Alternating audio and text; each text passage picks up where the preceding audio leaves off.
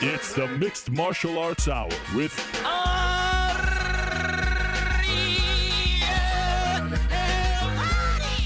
the Mixed Martial Arts Hour back in your life on this Monday, May 23rd, 2016.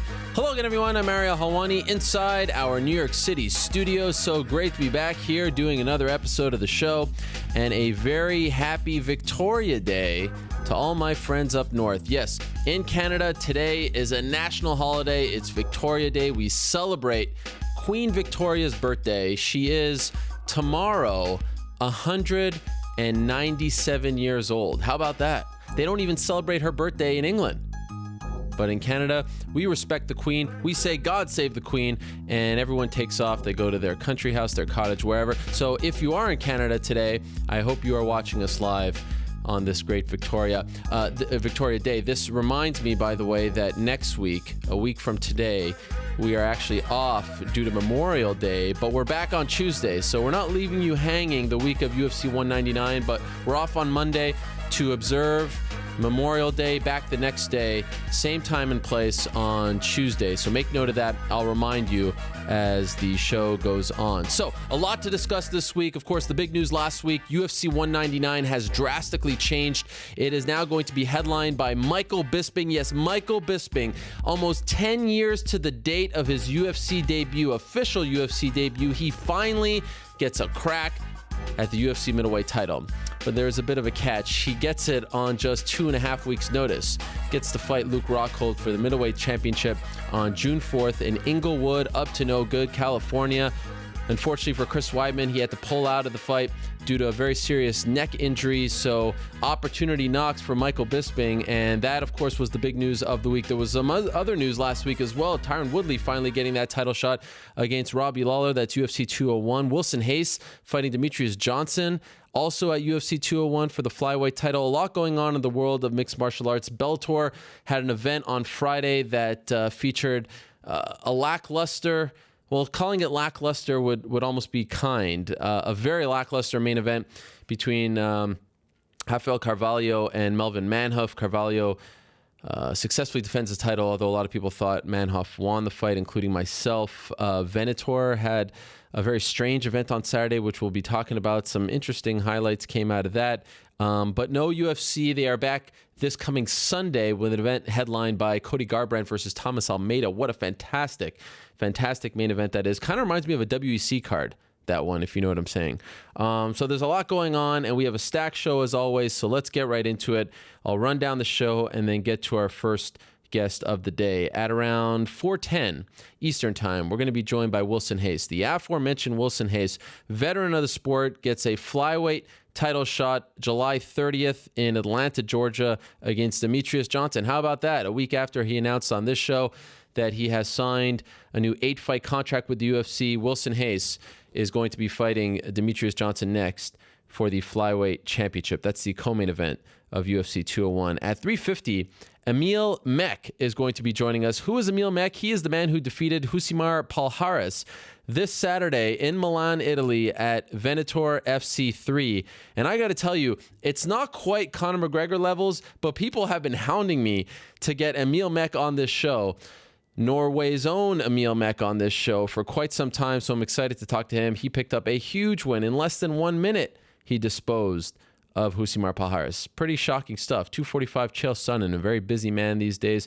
He'll be stopping by. Always good to talk to our pal, Chael P. Sonnen. Robert Whiteford shared some disappointing news Saturday morning. He has been released from the UFC. The flying judoka is now a free agent. We'll talk to him, one of our favorites, at around 225, 205. The aforementioned Cody Garbrandt will stop by to talk about his main event on Sunday. 145, Michael Chiesa, who's actually doing the color analyst job for that Venator card, but more importantly for him, he main events the UFC's debut in South Dakota in July against Tony Ferguson. He'll be stopping by at 145. And at 125, Tyron Woodley will jump on the show to talk about his big fight at UFC 201. But there was only one way we could start this show, my friends. The perfect way to do so is with the Count himself. He joins us via the magic of Skype outside. How about that? Michael Bisping in the house, the headliner, one half of the headlining act on June 4th in Inglewood. Michael, how are you, my friend? Ariel Helwana, it is always a pleasure to speak with you, but I've got to say, you know that my time is precious right now. Yes. And I have to sit there and wait for you to go through this lengthy intro. It's like, I don't care who you have on the show. Okay. Please, let's get this rolling, my friend. I got next to break. What is it? I don't know. Checks the cash. Checks the cash next to break. Oh, whatever it is. How you doing, buddy? Okay, I like the energy. How about this? Very exciting. And by the way, happy Victoria Day to you. Did you know today's Victoria Day?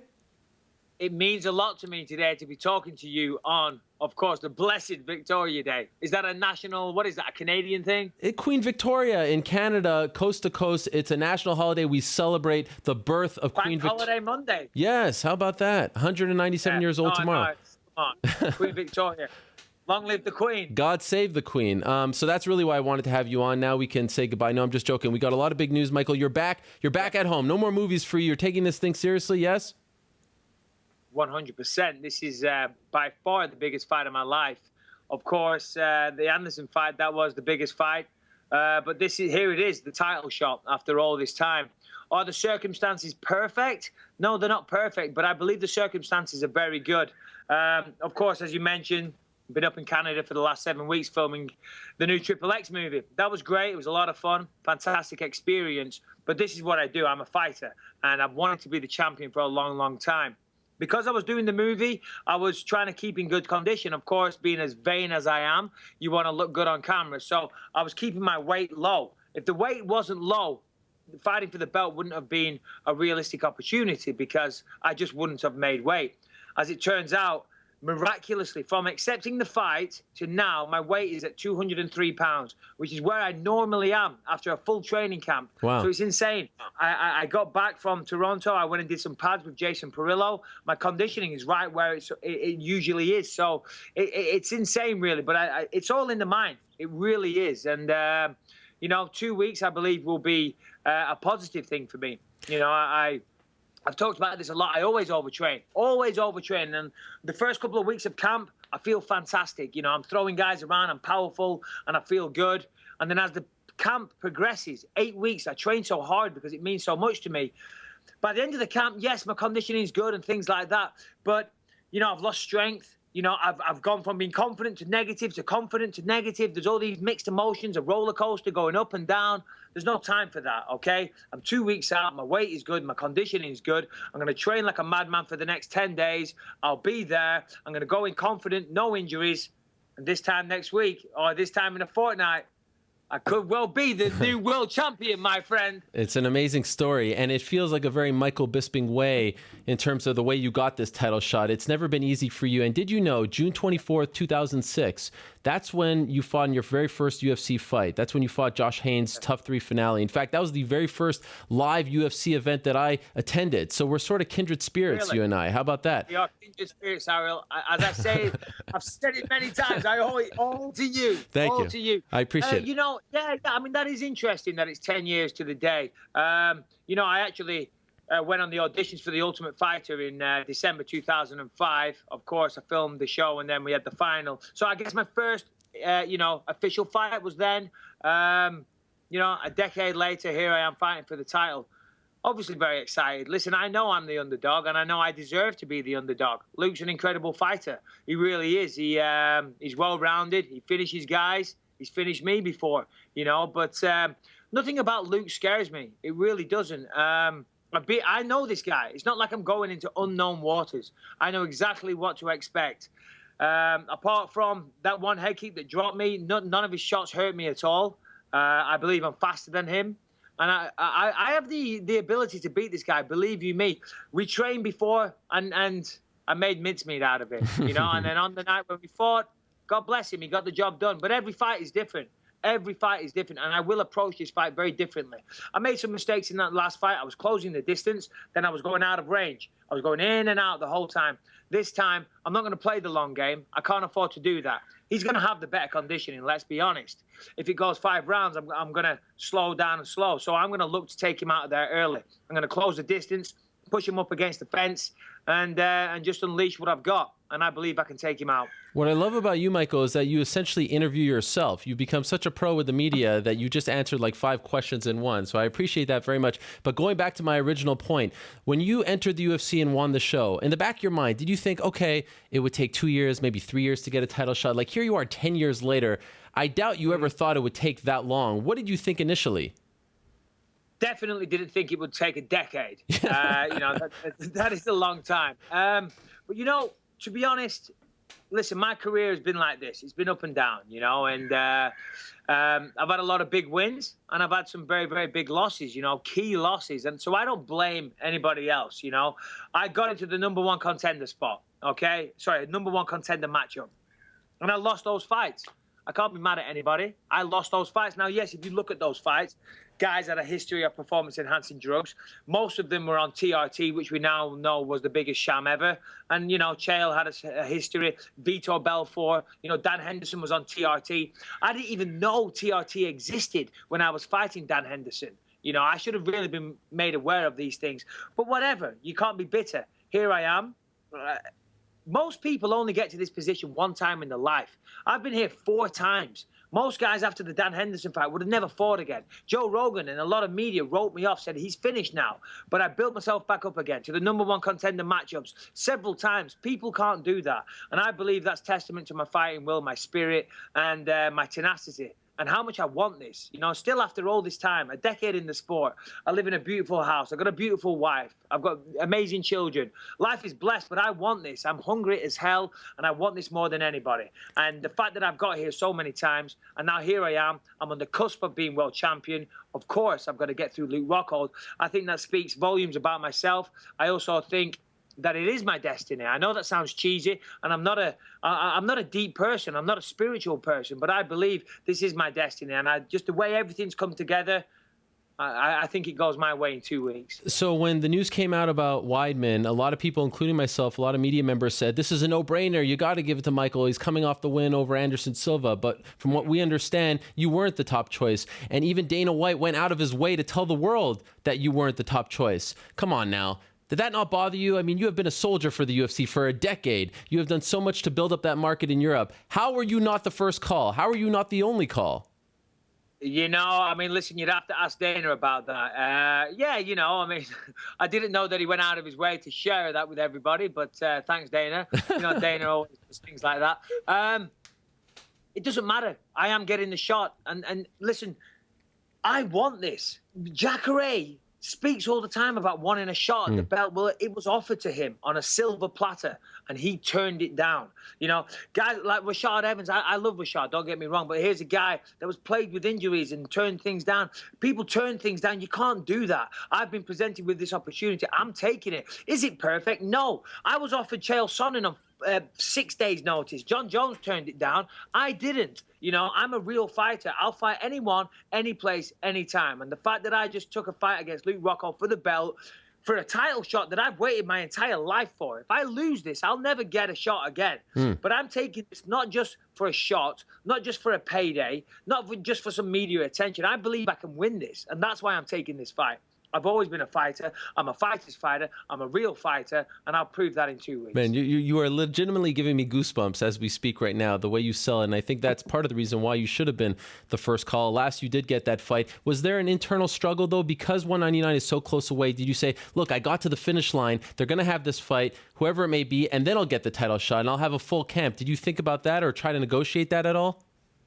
No, I didn't. I honestly thought what I'll do is I'll throw my name into the mix. Yeah. I want to get the shot, but I thought I won't get it. They're going to go with Jacare. So hopefully then I've positioned myself, after just beating Anderson, being on a win streak, hopefully I've positioned myself to get the winner of Rockhold and Jacare. I never thought Jacare would turn it down. Who turns it down? He just destroyed Vitor Belfort. He's in great shape. Yes, he might have a sore knee. Listen, I've got injuries all over the place, but you do it, you fight. The world isn't perfect. You wait for the perfect conditions. The perfect conditions never come. My master plan, that's what I thought. I thought I'd get the winner.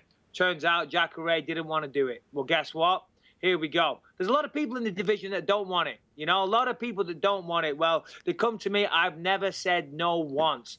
And as I say, I believe this is my destiny. I believe the universe is pulling it together. I've been slogging away for 10 years. Not only do I deserve this, I know I can do this. I'm a fighter. Listen, we're both human beings. Luke Rockhold has been knocked out before, okay? It's not like, and I know the guy. I'm not going into uncharted waters, as I said. Yeah. But we're going to go in there, and he knows damn well, right? If you watch that fight back, the first fight, at the end of the first round, he was panicked, okay? And I gave him some shit at the end of the first round because he was like, he said, I'm going to finish you in one round. And I said, hey, look, still here, buddy. What's going on? And when he sits down in his corner, you can see that he was panicked and his corner was panicked. Now, okay, the second round went out. He caught me with a beautiful head kick. God bless him. Well done, you know?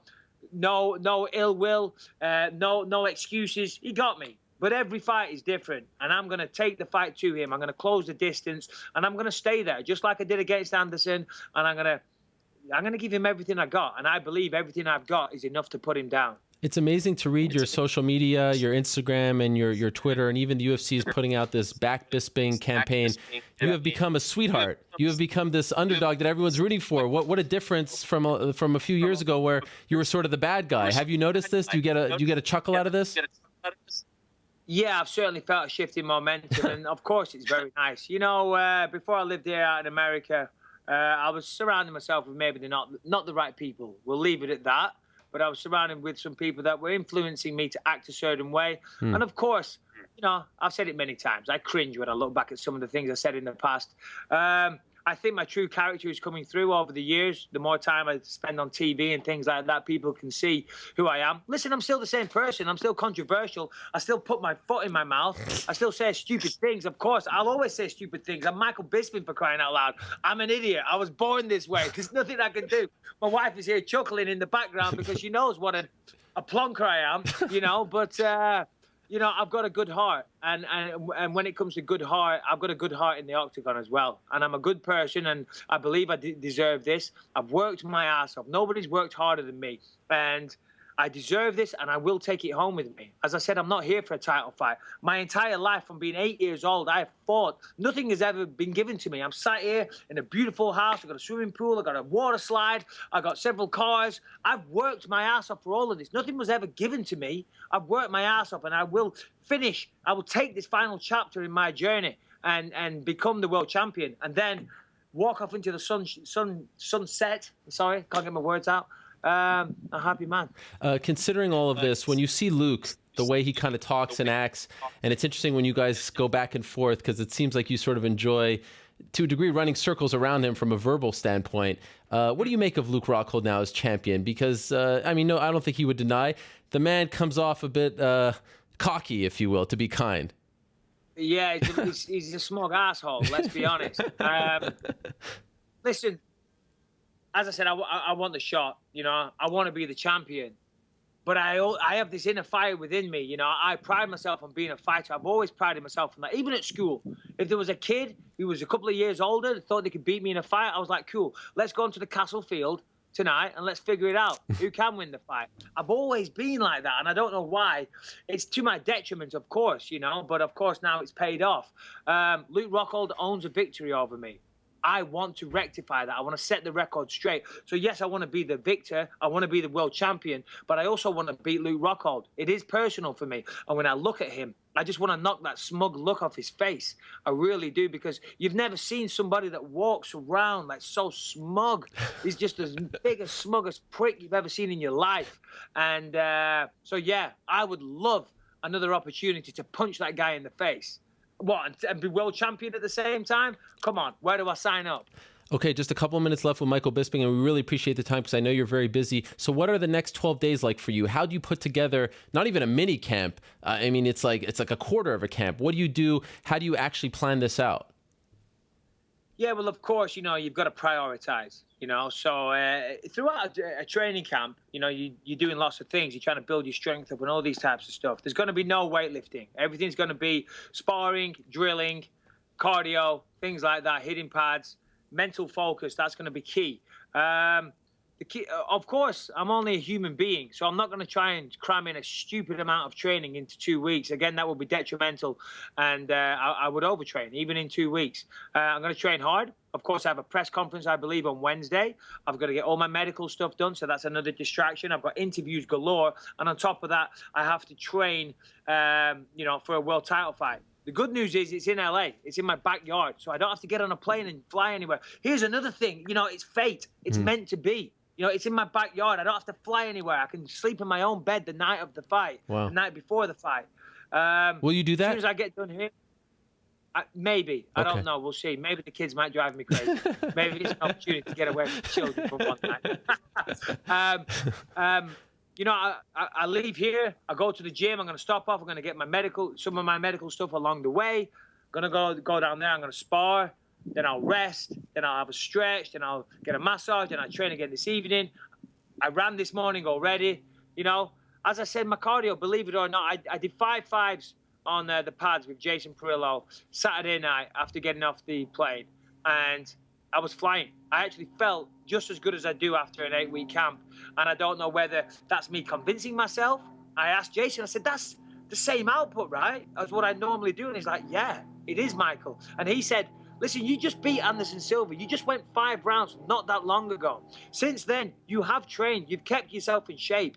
So the muscle memory, it's all there. The fact I've always been able to push myself cardio-wise, that's still there within me, and I'm bringing it out already.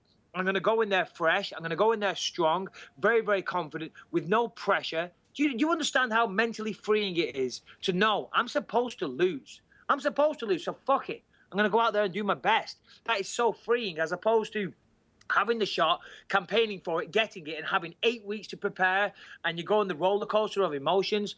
Listen, I know the world's expecting me to lose. Luke Rockhold knows, though, that I'm a formidable opponent, He knows that he can be as smug as he wants. But, as Christopher Walken says on Saturday Night Live, we put our pants on one leg at a time. He said, I go out there and take world titles, So, just watch this space, my friend. Watch this space. 2 last quick things. Have you watched the fight recently, the first one, or I should say the second one between you guys in November of 2014? And do you think he is a much better fighter since when you fought him in Australia? Of course, I've watched the fight back. That was one of the first things I did. I watched it back, see what went right, what went wrong. The first round went well. If you watch it back, I probably edged that first round. Many people don't win the first round against Luke. People don't get out of the first round with Luke. I think I won that first round. He did headbutt me, incidentally, which opened up a big gash, and blood was pouring into my eyes, and that was a factor as well. At the end of that first round, as I say, he looked very panicked because he's not used to that. Since then, he's gone on to become world champion. Of course, that does going to boost his confidence. He's fought twice. He beat Machida. Machida, come on, looked terrible, and since then he's tested positive. I believe, he came off the steroids for that fight, got his ass kicked, got beat off Romero, then went back on them, and then he tested positive. And he beat Chris Weidman. Listen, Weidman's a hell of a fighter, and he was a great champion, so good for him. I've had 3 victories against solid opponents. Holloway was ranked at the time. Talis Laitis was on a 7-fight win streak in the Foreman Challenger in the past, and I just beat Anderson Silva, so we've both improved. For me, though, I've improved mentally, and that's always been my downfall. I've always had the physical attributes. I've always been able to, a coach can only tell you how to punch a certain way so many times. When you get to my age, you know how to do that. But it's the mental side of things, and I talked about this in the Anderson fight. I can't believe it's taken me so long to make these strides, and it's not just the belief, it's the calmness of mind, If you're angry, if you're furious, if you're in a crazy, frantic state, you're never the best version of yourself at all. So how can you be the best version of yourself as a fighter? So I'm going in there cool, calm, collected, focused, not fighting on emotion, none of that. I'm going to go out there excited, happy to be there, and I'm going to fight with everything I've got, but I'm going to stay cool, calm, and collected. And final thing, I remember talking to you in your hotel room in Montreal prior to that CB Dalloway fight. This is prior to UFC 186, and you were coming off the Luke Rockhold fight. And at that point, you were sort of just a featured fight on the card. The card was hit with many different injuries and whatnot, and we didn't really know. I mean, I remember talking, would you ever get a title shot? Would you be content with never getting a title shot? That could have been the beginning of the end. That could have been where you took a left in the fork in the road, and you would have just been, a great fighter who never fought for the belt. Now here you are, a little over a year later, about to fight for the belt. And so I'm wondering, from that point and the eye injury and everything you've been through, have you allowed yourself to think what it will feel like when the belt is put around your waist? Do you have any idea what that will feel like? Do you even dream about that now? Do you allow yourself to do that? I don't. I haven't. You just said that there then, and I was overcome with all kinds of emotion. This means so much to me.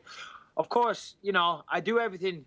I want to be world champion, but I do everything for my family. That's why I do everything, and that it would cement my legacy. It would cement that it would be a life's work. But I think it would also mean a lot for my family as well, and of course it would, there'd be some bigger paydays and things like that, and that's ultimately why I do it. But for me, a personal thing, I almost started crying then when you said it. I've never thought about that. I was on a run the other day, and it kind of creeped in what it might feel like, to have Dana put the belt around my waist, and then I thought, no, I'm not there yet. I can't think about these things. I can't, count my chickies before they've hatched. I've still got to win this fight.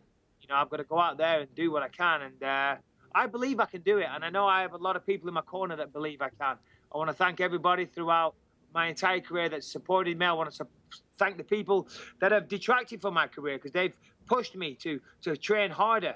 I want to thank the UFC for the opportunity. Yourself, Ariel, people like yourself that have always supported my campaign. And, this is a win for the everyman. I'm just an average guy. I'm more than average. That just proves that if you go out there with a bit of hard work and determination, you can achieve your dreams. I live in Orange County, California. Got a beautiful wife. I'm sat in a beautiful house. I come from very, very humble backgrounds in a small, tiny, working-class town in the northwest of England. But here I am about to fight for the world title in Los Angeles. I've just finished a movie, a $200 million budget movie. I was one of the main characters. It's amazing. I'm very, very thankful. As brash and as arrogant as I come across sometimes, I'm just having a laugh, and sometimes I'm misunderstood. But I'm going to go out there in 2 weeks, and I'm going to fight with every fiber of heart and soul and everything I've got. And I believe it's enough. And if it's not, well, God bless him. He beat me. But I believe I'll do it. Go on, Michael. You got a whole country behind you, a whole continent. Great stuff, my man. You are literally giving me goosebumps. Amazing. Thank you so much for the time again. I know how busy you are. This means the world. Appreciate it. Good luck to you. Can't wait for the fight. I'll see you out there. And best of luck with everything that you do between now and then. It's a beautiful thing, Michael. Go on. Get that title. Thank you. I appreciate it, Ariel. Thank you. There he is, Michael Bisping. Wow, what can you say about that? If that didn't fire you up, I don't know what in a million years could ever fire you up. I mean, this guy is just, that's why he should have been the first call. That's why he needed to be the first call. That's why I've always felt he was ready for this moment. And yes, he's had his ups and downs, but after beating Anderson Silva, I can assure you Anderson Silva would have gotten that title shot. I can assure you if Anderson Silva won in February, he would have fought for the belt. I have no doubt of that. How he was not the first call, I'll never know. But he is the call. He's the one they settled on. And in less than 2 weeks, he finally fights for the belt, almost 10 years to the date of his official UFC debut. If those words and that energy and just everything that he brought to the table in that interview doesn't just fire you up as a regular human being to go on and take on the world and live your dreams, I mean, I don't know what else to say. That was unbelievable. Tremendous stuff from Michael Bisping.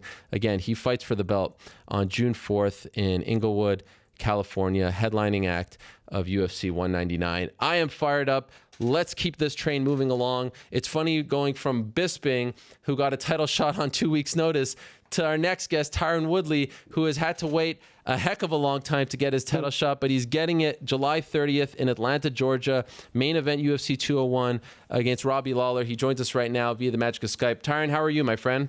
Well, I can't come in all low.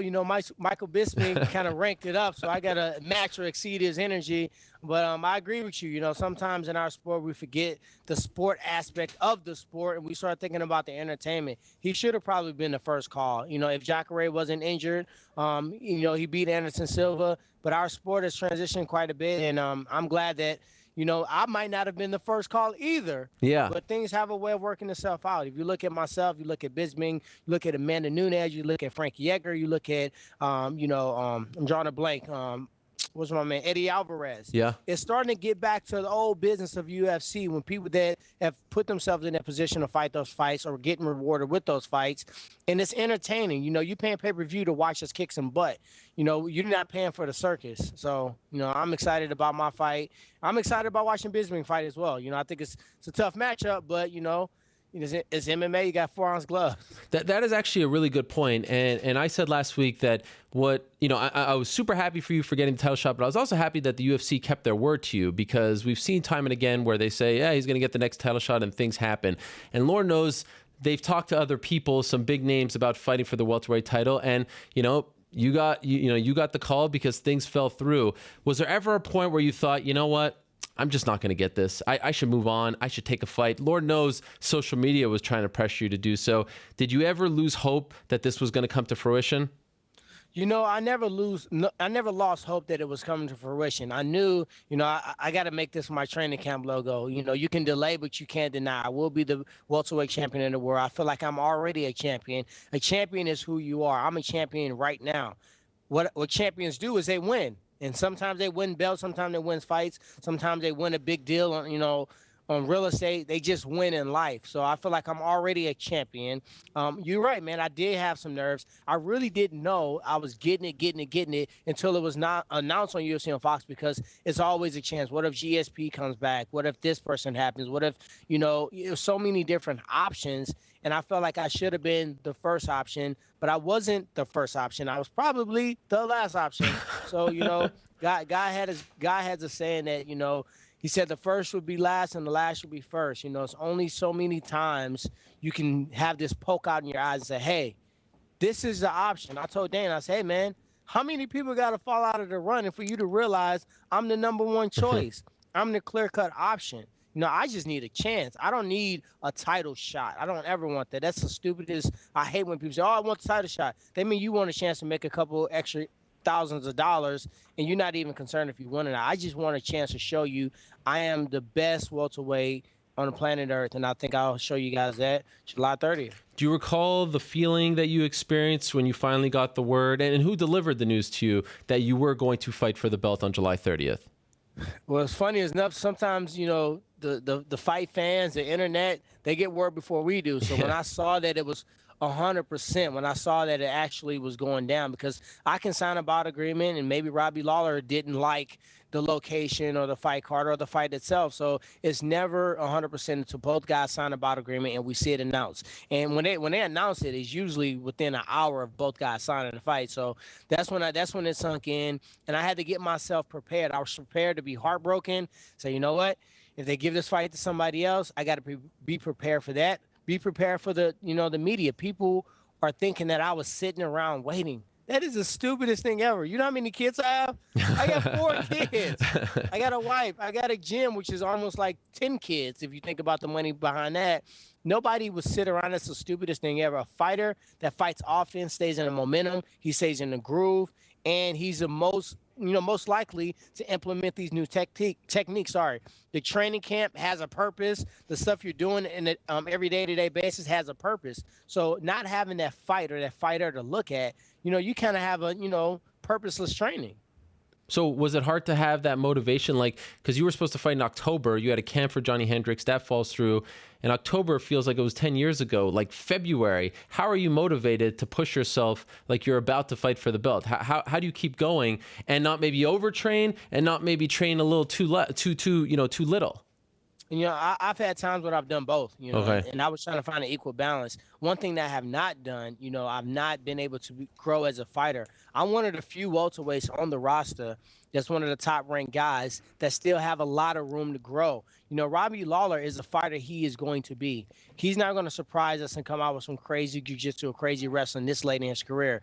I can name another 10 other guys, but this is my time for fame, so I'm not going to give everybody no extra credit. F them.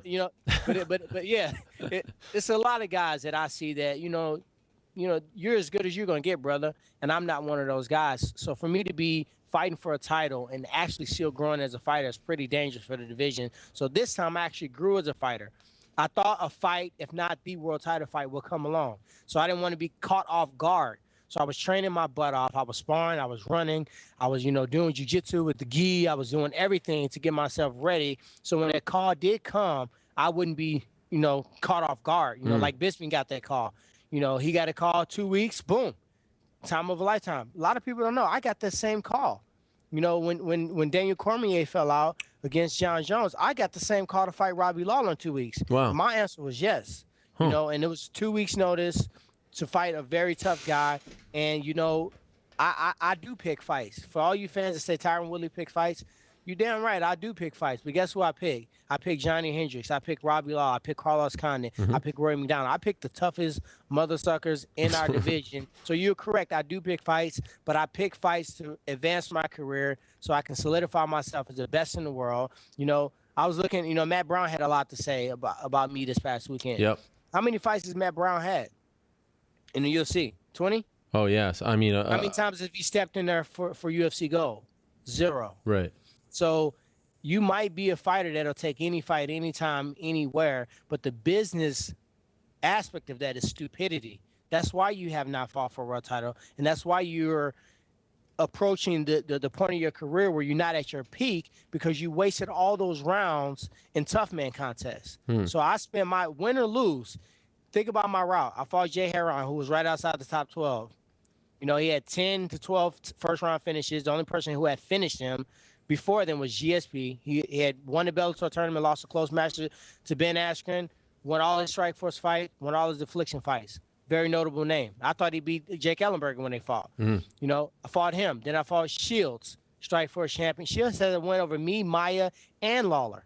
So did it not make sense for me to fight him? Or Rory McDonald, who put on a fight of the year with Robbie Lawler, or Carlos Condit, who at that time was the #1 ranked guy. So, yes, I have picked fights, but if you look at my map, within 7 fights, my 8th fight is going to be for UFC Go. So take a page out of my book and put down the haterade. The way you break it down, it's certainly hard to argue with that. So let's clear up the whole camp thing, the team thing. Obviously, you're both a part of ATT, but you don't train in the same gym. You're currently in Missouri. He trains out of Florida. But you did say a few months ago that you will go to Florida to train there. What is going on? Will you actually be in the same gym? Yeah, I'm actually probably going to leave today or tonight or tomorrow morning. Yeah, it's kind of weird, but I'm going to tell you this story. It was actually pretty funny. I've been American Top Team since an amateur. I will be the first world champion from American Top Team in any organization that started with them as an amateur in 2005 and has grown through the ranks and grown through the tradition of American Top Team and will bring home UFC Gold for the organization. I will be the first one to do that. Robbie Lawler was the first one to bring the belt home, which was awesome for the team. So I talked to Dan Lambert, and he said, "So when's T Wood coming down?" And I said, "Hey, it's kind of weird, man. Robbie brought home the first belt, and I don't know if I'm gonna get the same treatment, and I'm gonna feel like the outsider, and it's kind of awkward feeling." He said, "F that. Bring your A down here. I'll see you when you get here." So it's the first time ever in 10 years that Dan has really ever asked me to do something. Wow. So I can't really say no. So I'm gonna go down. Probably the next couple of days, I'm gonna fill it out, and it's such a big gym, so many different private rooms, so many different hours in a day where they can schedule the training. I can't really see too many guys trying to eavesdrop and trying to tell, hey, he's working on this, or he jammed his toe in sparring. You might want to toe stump him in a fight. You know what I mean? So I don't think that's gonna happen, and we are professionals, so we'll see what it is. So in your general career throughout your UFC run, you've never gone there at the same time. So why go there now? Like, why run towards that awkwardness when you're actually fighting the guy? That's the part that doesn't really compute. Part of me want to be like, no, I was there first, bro.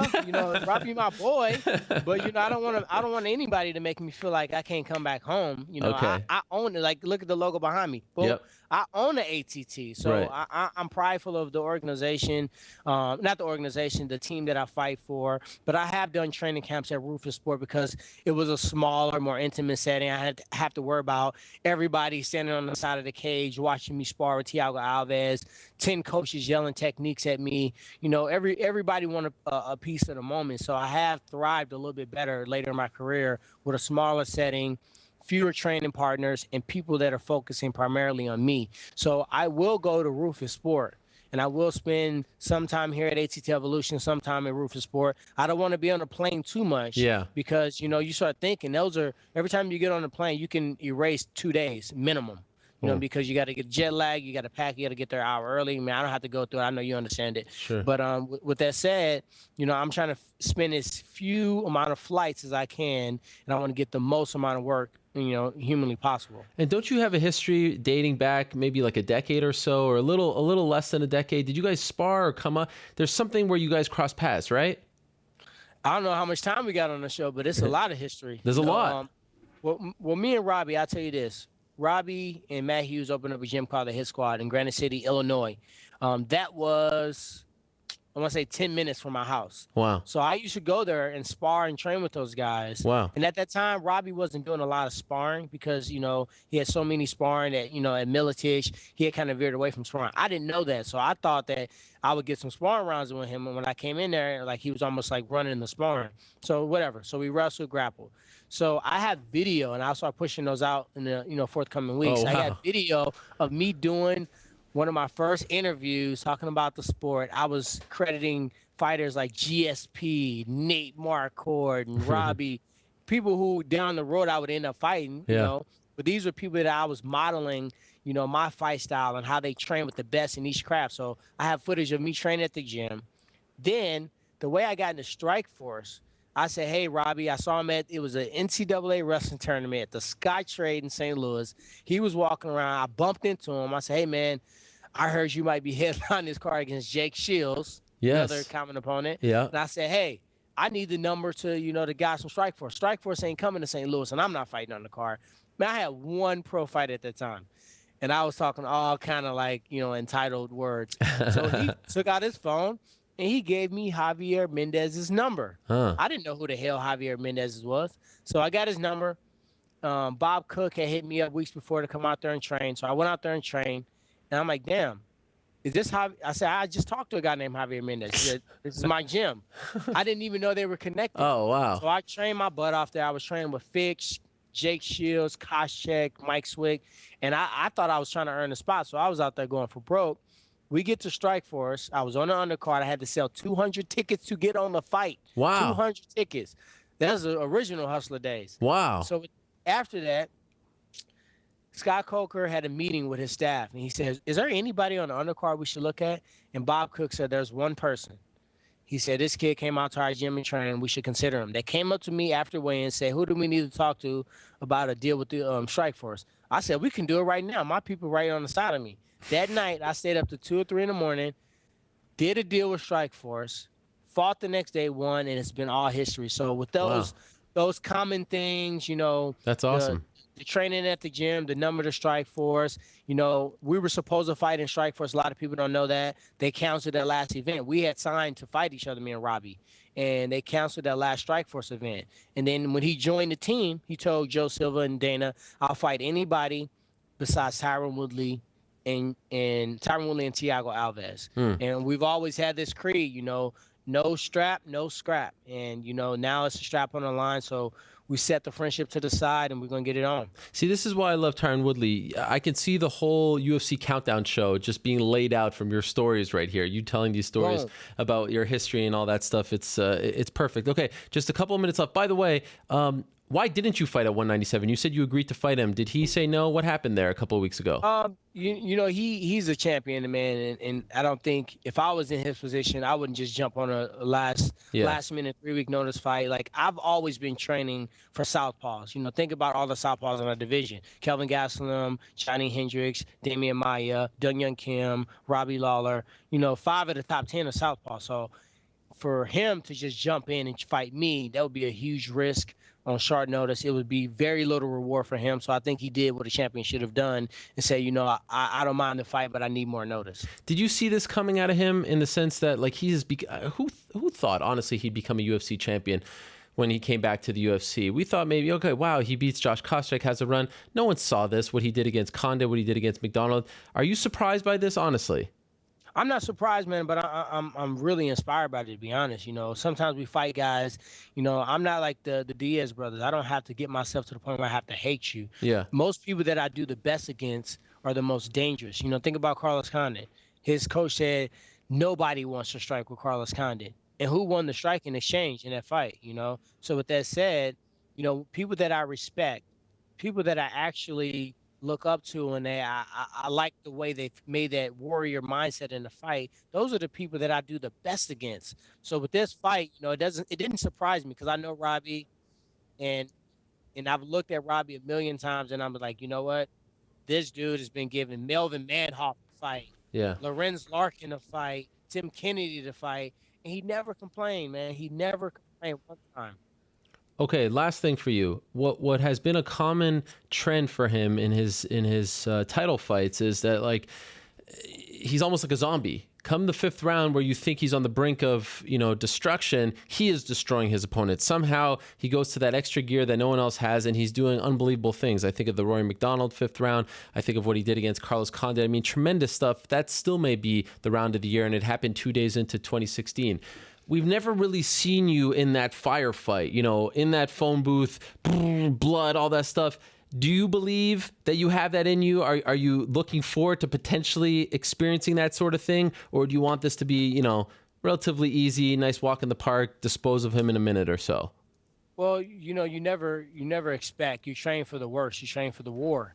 And one thing that me and Dean Thomas has done really great with planning for fights, look at the way Tarek Saffiedine looks against his opponents. Look the way he looked against me. Look at the way Paul Daly looked against his opponents. Look the way he looked against me. Look at Carlos Condit. Look at Kelvin Gastelum, who grinded the guy out. So we've done an amazing job of taking the tools out of their toolbox, leaving them empty, leaving them frustrated, leaving them with anxiety. So my goal is always to go out there, hit, not get hit, to dominate the fight, to take away all the strengths of the person I'm fighting and put them into my world and make them fight my fight. And I think that's what you're going to see July 30th. Beautiful.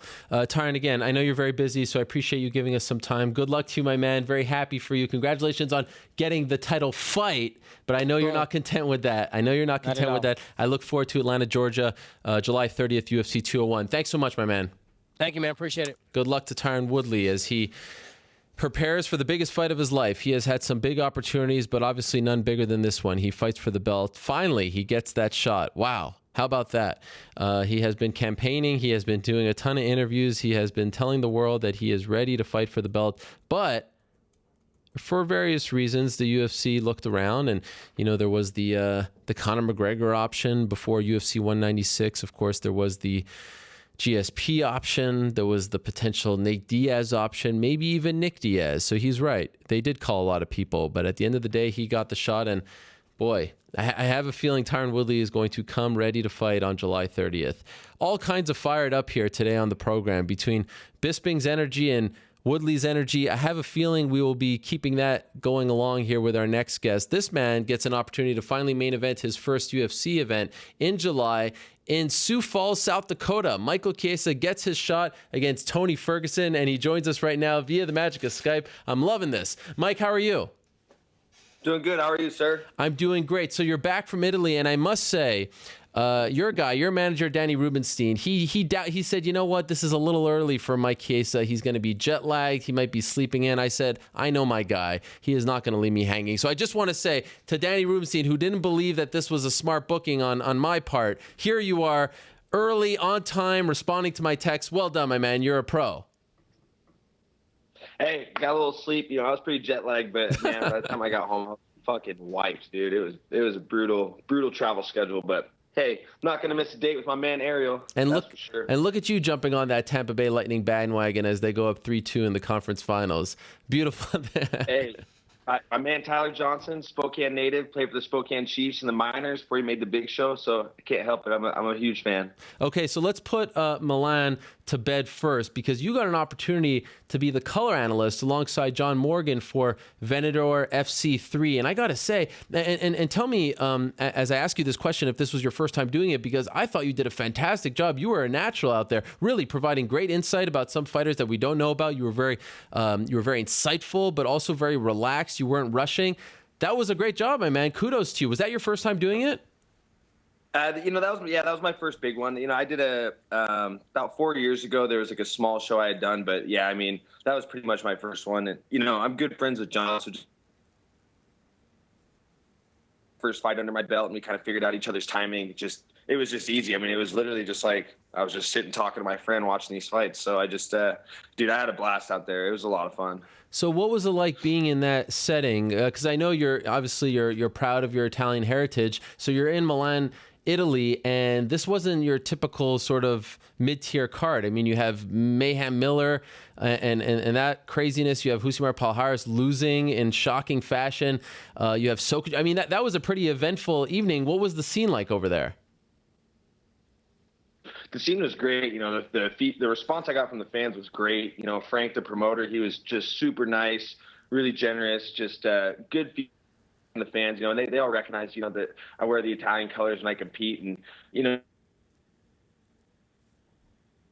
Mayhem Miller, and regardless of what controversy they bring to the table, I'm still a fanboy at heart. So it's just really humbling to be able to sit and call their fights. I mean, these guys probably didn't even know who the hell I was, but I definitely knew who.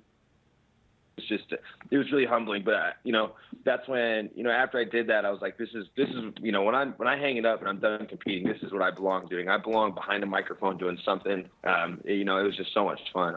It's something that I look forward to doing again someday. Will you be doing their next show whenever it is?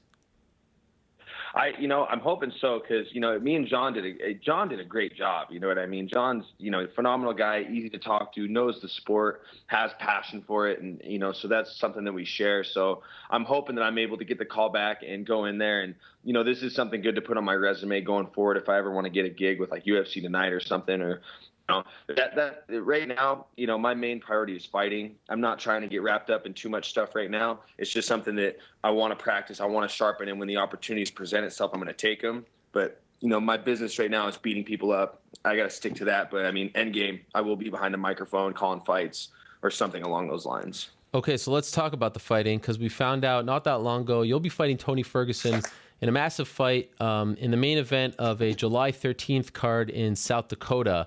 You've been talking about wanting a main event for a long time. You even said that they promised you a main event shot. When did that happen? And did you think for a while that it wasn't going to happen? Because it seems like you've been talking about it for a very long time. Well, what originally happened was when they called me to fight Jim Miller, I was on the phone with Joe Silva, and he's like, hey, this is the first time we're ever doing this. For me, at least, this is the first time Joe is doing this. And he's like, I came to Dana and Lorenzo and said, we need to do another event because I got this overfilled roster. And if we don't have another event before 2015 ends, these guys aren't going to fight until, the end of the first quarter of 2016. So he proposed a Fight Pass event, and and they're like, well, who are you going to do as the main? And before he had contacted me, he said, well, I like the idea of Jim Miller, Mike Chiesa. And they were like, boom, let's do it. You know what I mean? So when I initially got the call to fight Jim Miller, it was supposed to be Fight Pass main event during that huge week of fights at the end of 2015. So I'm like freaking out. I'm like, this is freaking great. I get this big fight, main event. Like, this is awesome. And then like a week later, it's like, oh yeah, you're getting bumped down. Paige is headlining. I was just, and I knew that wasn't Joe's call. I know whose call that was. And so, I have a good relationship with Dana. I can be straight with him. So, I had to call him out and be like, dude, you owe me, man. Like right when I got off the scale, when I weighed him for Jim, he went to shake my hand. Like before I even shook hands, I'm like, yo, you owe me a main event. You can't do that to me. You know what I mean? So, they're giving me what I want. And the opponent I want, and I feel like I'm making their job kind of easy for them. So you asked for this fight just a couple of weeks ago in Tampa Bay when you defeated, or after you defeated Beneil Dariush. I honestly cannot get over your story about having to go to the bathroom. I think about it all the time because this is like a thing. This is like a phobia of mine, being in a place where you can't. It honestly. I'm not joking. It has sort of scarred me to a degree. Like just thinking about you in that scenario makes me very anxious and nervous. Do you think about that as well? That you could. It's crazy. Danny texts me. He goes, "Hey, you're up with Ariel in 30 minutes? Are you awake?" I go, "Yeah." And he goes, "Make sure you go to the bathroom before. We don't need a repeat attendance." No, but do you honestly think about? I could go to the bathroom. I could just take Ariel with me. that would be great viewing. But you don't think of the fact that like on national TV you could have had the disaster to end all disasters. You don't think about that a lot? where I told people, I'm like, I would still be up in the Wasatch Mountains of Utah, just hiding out with no service, just disconnected. Like, that's like, you can't call it career suicide because it's not like I intentionally did something to myself. Sure. You know, you can't fight, you know, the way your body functions. But yeah, dude, I mean,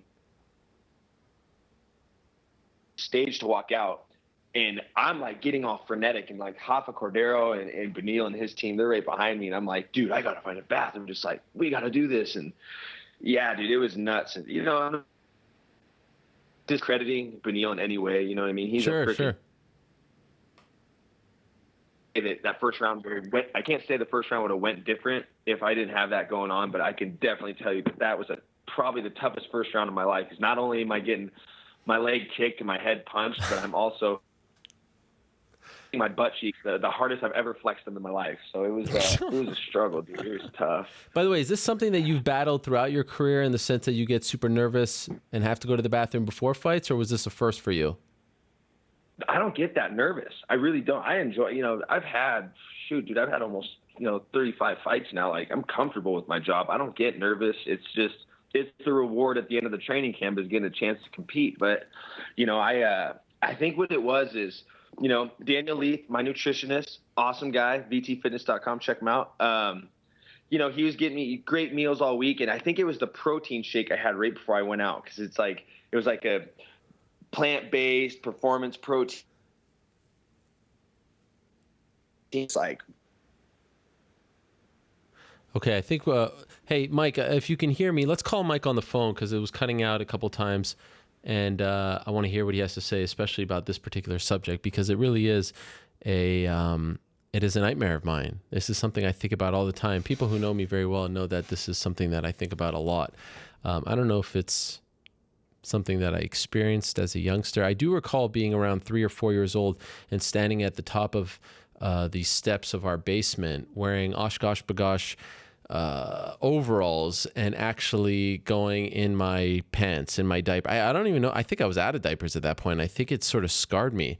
I was no older than 3 or so years old. And I remember this moment thinking, you know what? I made a bad thing here. This is a mistake.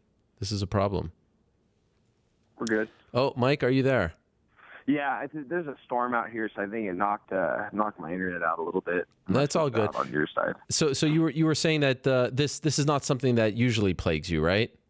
No, I don't get nervous. I don't get the shitting plague or barfing or any of that crap before a fight. I'm comfortable with my job. I get super excited to get out there and compete. What it really was is Daniel Leith, one of George Lockhart's guys. Yeah. He's my nutritionist and stuff. And so I think that it was the protein shake I had about an hour before I fought. He's like, hey, here's your supplementation. Take it, during your warm-up, after your warm-up. And it was a plant-based protein shake. And it's something I don't take regularly. So I think it just went right through me. And I mean, I literally got done with the fight and beeline to the bathroom. We're talking dead sprint. Joe Silva ended up coming in behind me. I'm just blowing this place up. He's just like, Jesus, that was going on during your fight. I'm like, yeah, dude. Amazing. You did have time though to tell the world that you wanted Tony Ferguson, and I'm wondering if there was something about Tony that made you want him or ask for him, or is it just you looked at the opportunities there, who doesn't have a fight, and thought that that's the best fight for you that gets you closer to that title fight? It's a culmination of a lot of things. Obviously, it has a lot to do with the title. I've been very vocal about how I want to fight the best guys in the world. I really want to. I truly believe in my heart I'm going to be a world champion. I mean, I've overcome a lot of adversity, and that's just not trying to pinch off a loaf during a fight. I mean, I've gone the whole thing with the Ultimate Fighter and everything, and I'm a very logical guy. I never look past an opponent, but as a fight gets closer, I start to think, okay, we're here, we're at the fight. What's going to be my next move? You know what I mean? I always like to kind of have an idea of where I'm going next. When I asked for Benil, it was because I knew that he had to pull out of his fight in January. He didn't have anything coming up. Perfect opportunity to ask for that fight against a tough guy, step up in the rankings. He doesn't have a fight. You look at where some of the guys he's fought and beat, look at where they lie in the rankings too. So, and then same thing with Tony, where it's if you look at the lightweight division, there's not a ton of fresh faces in the top 10. You know what I mean? It's a lot of these guys have all fought each other, and and then once Tony fell off the card, and I was like, well, that's the fight I need right there. You know what I mean? And not only do I want to fight Tony because it makes sense, but I want to test myself. You know, I'm not, you know, do I think I'm going to beat the guy? Hell yeah, I'm going to beat the guy. You know, I can beat anybody in the world on any given day, but it's just, I got a lot of respect for the guy. He's tough. I think he's going to bring the best out of me. The fact that we get to be a main event, the first UFC in Sioux Falls, South Dakota, I have a feeling that that's going to be a sleeper. You know what I mean? Like that, they have RFA shows there at this little venue called the Pentagon, and it sells out at 4,000 to 5,000 people, and that's just for RFA. So I think that this place is going to pack. You know, the house is going to be packed, and you know what Tony and I bring to the table. You know what I mean? It's just going to be a great fight. Nothing but respect for the guy. He's kind of taking some shots on me on Instagram, saying he's going to run a snap jiu-jitsu clinic on me and all this bullshit. And I'm like, yeah, I don't think you realize you're fighting one of the biggest, baddest lightweights in the world, buddy. You're not going to be running a snap jiu-jitsu clinic on me. Weren't you just there? Didn't you do some media there? And if so, like, what's the temperature there in terms of MMA appetite? Are they excited? Do you get the sense that this is a big deal that the UFC is going to South Dakota? I got first of all, the media tour was great. I had a lot of fun. It's good to finally, get a feel for what it's like. I know that when you become a champion, it's like that times 10 in terms of media obligations. So it's cool to get a feel for it. It was like a 13-hour day. But they're not educated on MMA. You know what I mean? Like, there was a lot of questions asked that were kind of bogus because you could tell they didn't have they weren't up to date with the standard, MMA knowledge that a lot of the rest of the world is. And, but I mean, they're just excited. I mean, they're just like, you think about it. This is a city, Sioux Falls, they have the lowest unemployment rate in the U.S. There's money there. There's no professional sports teams. So when something comes to town, everybody shows up for it. You know what I mean? And they're excited, dude. I mean, I had countless radio interviews, news interviews, and everybody was just like, dude, when we bring people on here, it's usually like a 30-second little thing, and then you're out. Like, every single person I interviewed with, it was like 10 minutes. Like, they had a lot of questions. They have a lot of interest, a lot of things they want to know. And I just think it's going to be an awesome event. And the venue, that arena is only a year old. It's a brand new arena. I mean, it's a really nice venue. The hotel is pretty much attached to it. It's like that arena, that city is tailor-made for UFC. What about the relatively quick turnaround for you? Because this is essentially 3 months after your last fight, and I'm assuming the training camp starts relatively soon if it hasn't started already. Does this time, did you like this timeline, or did you want a little more time? At first I didn't like the timeline. Right when I won my fight against, right when I got on the mic, I asked for Tony, but I did make a statement, hey, I'm looking to get in at the end of the summer. Just, for me, it's just it's not like I want to take a physical break. I love training. You know what I mean? Like, I grew up skateboarding. Skateboarding was my hobby. I'd grab my skateboard, go push it around the street, a couple hours a night for fun. That's how I am with training. I enjoy going to the gym, working out. It's just something I love doing. So it's never that I ever wanted a break from that. I wanted to get some more work done on my house, do a little bit of, traveling with the UFC. When I get done with the fight, I like going places like Rotterdam, like I was there, and, Venator, going to these places and traveling and not having that pressure of a fight sitting over my head. But, opportunities on anyone's schedule, you know what I mean? So when I got the call, it was, a little back and forth debate, but ultimately I'm really happy with the choice I made. I'm still in great shape. You know what I mean? I don't have to have a long 10-week camp because I've had 3 months off. You know what I mean? And my weight's good. Everything's good. I mean, every time I've worked out, I've gone into it expecting, like, man, I'm out of shape. This is going to suck. I'm like, man, no, I'm still in great shape. I just fought a month ago. You know what I mean? So, I'm really happy with the fast turnaround because it's just less work I have to do, and I can continue to make improvements without having to push myself to get in shape. You know what I mean? I'm in shape, little extra work with the 5 rounds. It was meant to be. And just like I said, opportunities on anyone's schedule. Yeah. So when it comes, you just got to take it. Well, kudos to you for taking it. Also, I got to say, and I know he's somewhat of a polarizing figure at times, kudos to Tony for taking it as well, because there aren't a lot of fighters who will say, according to the UFC's official rankings, hey, I'm number 3, this guy's number 9. I don't want to fight a guy who's, 6 slots below me. People have said that before. Clearly, he did not say that. So I give him props for doing that as well. well. But as you know, with Eddie fighting for the belt, and Khabib is, we're assuming he's going to come back around October. So is it possible you win this fight and then you're just essentially one fight away? Like maybe you can be the Khabib opponent. Like how are you viewing what does a win over Tony Ferguson do for you in the rankings, in your opinion?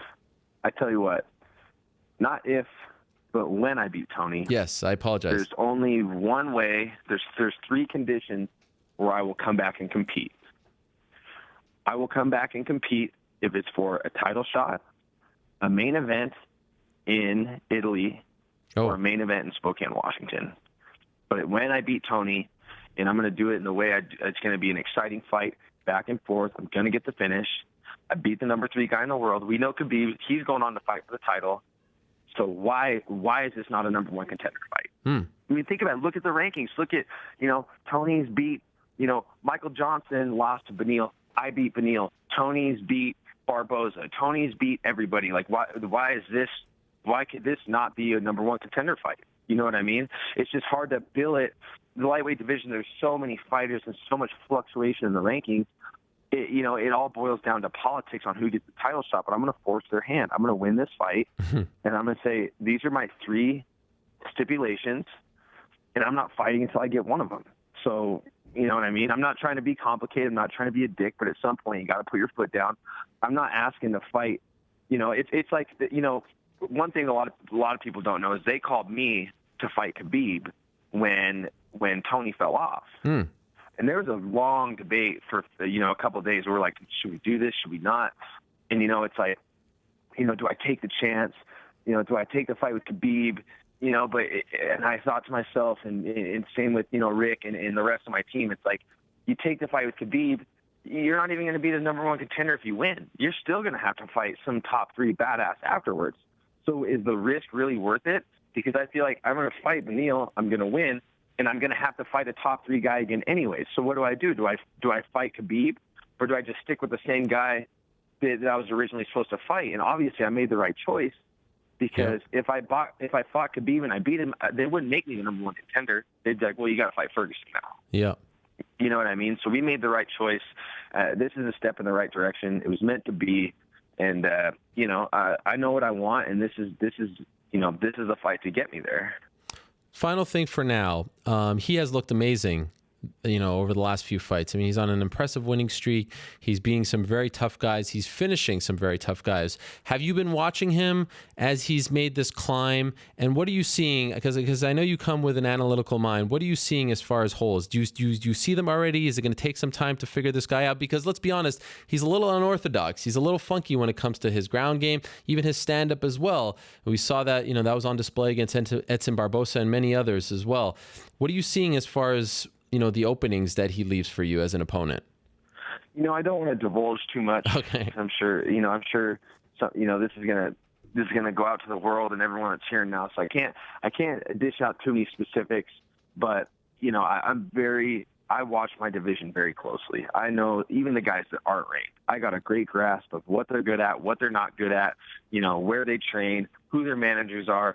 I mean, I pay really close attention to my division. And Tony, you got a guy who has amazing cardio. That's his best attribute. Number 1 is he always shows up in shape, great shape. He's willing to go for it. He's not a guy that fights safe, which I love, because I'm the same way. I don't like fighting safe. I like to get out there and go for it. He comes forward. He doesn't take a backward step. I think we have a lot of similarities. Versatile striker. He likes to switch stances and stuff, but I think that, his tendency to go for it could go against him. I just don't think it's of your best interest to go for Imanari rolls and stuff like that against a guy like me, because as you've seen, you give me one opening to get behind you and take your back, it's going to be a bad night for you. You know what I mean? Yeah. So, I with that being said, I'm sure they're already aware of that. So, whether he continues to do the same thing or not, that's great. It doesn't matter to me. I got a plan for however this fight goes. But, I didn't even get to go on full display for what I've been improving on in my last fight, given the circumstances. It's kind of hard to showcase your skills when you spent the whole first round flexing butt cheeks. So, but you know what? He's a super tough guy. This is going to be the biggest test of my career in terms of competition, and it's going to be a great night. Got nothing but respect for the guy. I didn't call him out because I think he's some weak link or anything like that. I know what he brings to the table. I know I'm a huge underdog, but, you know, I'm just excited that I got this fight and I get a chance to go prove my worth. Love it. Love this fight. Love everything about it. I hope it gets the attention that it deserves. And I love that it's the main event as well. Appreciate the time, my man. I know you had a long trip back, so thank you for waking up early and doing this. And again, great job on Saturday at that wacky Venator event. You brought tremendous perspective to the broadcast, so I really appreciate it. Great job. Hope to hear you do that a lot more. But for now, good luck in the training camp. Good luck in the fight. I'm sure I'll talk to you beforehand, but really great to have you on. Thanks, Michael. Awesome, Emil. Thanks for the opportunity. All right, there he is, Michael Chiesa. Big fight for him, July 13th, main eventing the UFC's debut in Sioux Falls, South Dakota. Next up for the UFC, big show this Sunday at the Mandalay Bay Event Center in Las Vegas. It's a special Sunday night Memorial Day card. It's a very WECS card, in my opinion. A ton of great talent, a ton of great fighters. And according to my friend Mike Bond on Twitter, it's the first time in UFC history that two bantamweights headline a card in the UFC when a title is not on the line. I said that in a very convoluted way, but it's the first time that we have a non-title bantamweight main event in the UFC. How about that? That's a big deal, and rightfully so, because it's a fantastic main event. It's involving two undefeated young studs, 20-0 Thomas Almeida against 8-0 Cody Garbrandt. I mean, there's nothing not to like about this. And we're being joined by Cody right now on the phone. Cody, how are you? I'm great. How are you doing? Thanks for having me. I appreciate it, my man. I know it's busy, so thank you very much for the time. How about this? Did you know that this is the first time in UFC history two bantamweights headline a UFC card when they're not fighting for the belt? That's a big deal. Yeah, actually, Mike told me that the other day when I was getting interviewed by him, so I thought that was pretty cool. You know, it just shows that what the UFC, you know, has in store for us and expects out of us to go out there and put on the show. So I'm great to have the opportunity to do it. 3-0 in the UFC. You haven't been there very long, but you continue to get better. And you know, I remember after your last fight in February, you know, we're kind of thinking, is it going to be John Lineker next? Maybe Thomas Almeida. But I remember saying to myself, nah, they're not going to do the Almeida fight next because you're both undefeated, and this is the kind of fight that I feel like can be for the belt in, you know, a year or so. Were you surprised when they gave you Almeida right off the bat after that win over Mendez? No, actually, I wasn't surprised. You know, there's a fight that I wanted for a while. You know, I asked Sean Shelby, I said I want John Lineker, Thomas Almeida, the title shot. So in my mind, you know, this is what I had planned for, you know, keep climbing that ladder and getting that title. So yeah, after the Lineker fight, obviously that didn't, you know, pan out. He got sick the week of the fight and had to withdraw, and Augusta stepped up. So in my mind, Thomas Almeida was my next fight. So I'm just glad that the call happened, you know, that they called me about the fight, and no better way to fight in the fight capital of the world in Las Vegas this week. Yeah, Memorial Day weekend, always a big weekend for the UFC. I've read in some interviews, and correct me if I'm wrong, that you sort of feel like he's doubting himself going into this fight. The fact that he has said that he's going to finish you in the second round makes you feel like he's questioning himself. Is that accurate? Yeah, oh yeah, definitely. If you're, you know, if I'm 21-0 or whatever, however, you know, how many ever cab drivers he beat, you know, to get to that record, you know, I would be very confident I would knock him, you know, definitely 8-0 guy out in the first round. Anyone I find out, you know, in the first round. So him saying that he's going to knock me out in the second round, I just feel like he has a little bit of doubt in himself, you know, and I'm going to make sure that doubt is shown early on in the first round. Interesting comment there about the cab drivers. Are you saying that he has a bit of a padded record?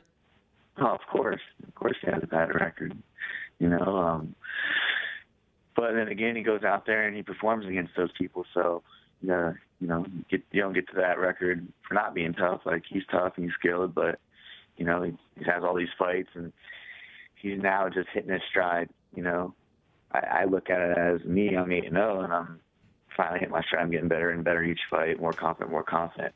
I can only imagine myself being at 21, you know, 20-0 or 21-0, whatever his record really is. You know, having all that competition and experience, as you call it. It just goes to show, you know, the level of competition that you're fighting. So how many, I mean, off the top of your head, do you even know, like, how many legitimate wins do you think he has? Really, I haven't even looked into his record or the people that he's fought. You know what I mean? Like, were they a lot of them in Brazil or what? You never know. Like I said, who just, Hay? Was it Hay? Just fought a cab driver. You know what I mean? So, out here fighting cab drivers, man. You know, if I fought 21 people, I'd be 21-0 too. Right. I just haven't had the fights yet. So, you know, of course I'm not an underdog when you have someone that has an unblemished record like that, you know, in the sport so young. But really, let's look at the people that he's fighting. Let's stack that up. You know, he's just now hitting his stride. And he has 21 professional fights. That's a lot of fights. You know, that's a lot of damage. That's a lot of training camps. That's a lot of miles on your body. Amazingly, you look at his record, he's actually 20-0. He's gone the distance once. 20-0. Yeah, he's gone the distance once. He's gone to the fourth round once. Otherwise, it's a bunch of first round finishes and a couple of second round finishes. Can you say, though, from at least his UFC career, you've been impressed? Are you impressed with him or not really? You know, yeah, I'm impressed. I'm impressed with the guys that he's fought against. You know what I mean? Anybody can do that against people that stand there and let you, you know, bomb on them. You can hurt me, you know. Anyone that could say, look at angles, Pickett cut angles on and countered on and was in the fight. You know, Brad Pickett, I've been a fan of Brad Pickett since WC days, and you know, he had I made it hurt. You know, just got caught up in the fight. You know, got caught up in the knee. You know, yeah, it's good. You know, he got to show a lot of stuff in that fight. He came back. He's got heart. He's got toughness. You know, but in this game, you really don't want to be known for having to do that. You know what I mean? Having to be tough, have to show your heart, have to come back. You know, that's great. So I know that he'll be there and he's coming to fight. So that's what I'm looking forward to. You know, I respect him on that level that he comes to fight. He's got heart. He's tough. You know, he's going to need all that. He's going to need all that and his skills. No secret, of course, you're a proud member of Team Alpha Male, but back in the day, you used to train at Strong Style in Ohio, correct? Correct, yeah. Seeing Strong Style's own Stipe Miocic win the belt a week or so ago, did that give you an extra boost of confidence going into this? Oh, yeah, definitely. It was, you know, to see Stipe Miocic, you know, win the heavyweight title, you know, just exactly how I knew it was going to be. I knew he was going to knock him. We were doing him out. I said early on, in the first round, like that. It's great to have the, you know, the Strong Style, old school boxing fight team, you know.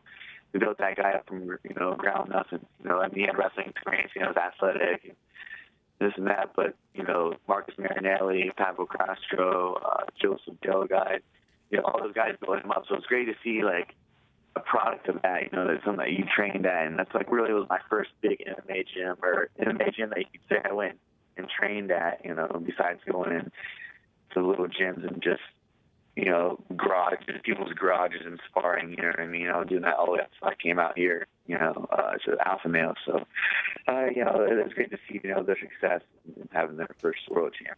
Cody, if you don't mind, I just want to call you right back because the line is sort of cutting in and out. And obviously want to hear what you're saying. It's sounding a little distorted, if you will. So let's try calling Cody right back and then get him right back on the horn, because obviously want to hear what he's saying. This is the big main eventer for this Sunday show in Las Vegas. Again, what a card this is. And it's one that, you know, obviously with 199 coming up and 200 coming up and even Ottawa coming up, flies under the radar a little bit. But top to bottom, I mean, Renan Barão is making his featherweight debut on Sunday against Jeremy Stephens. Now, Rick Story was supposed to fight Tarek Saffiedine. I reported yesterday that Saffiedine injured his knee at the end of his training camp. He's actually meeting his doctor today in Las Vegas, the UFC doctor, to see if he'll be able to fight. He told me yesterday it's not looking good, and so they're looking for an opponent for Rick Story. I've been told that they have located one. I'll tell you more about that in the second half of the show. But that was a great fight. Who else? Jorge Masvidal against Lorenz Larkin. Joshua Berkman against Paul Felder. How about Sarah McMahon against Jessica Ai? I mean, it's amazing. Cody, I believe, is on the horn again. Cody, are you there? Yes, I'm here. Oh, yes. That sounds a lot better.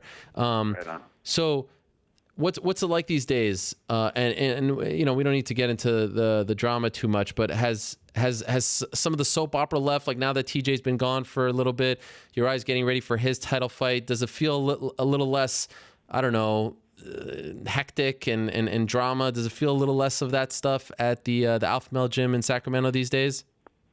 Oh yeah, it's business as usual. Okay. Yeah, training camp's going great. You know, it's been great. It's great training out here. Chris Holdsworth, Danny Castillo, Justin Buckles have been running a phenomenal gym. You know, success rates through the roof.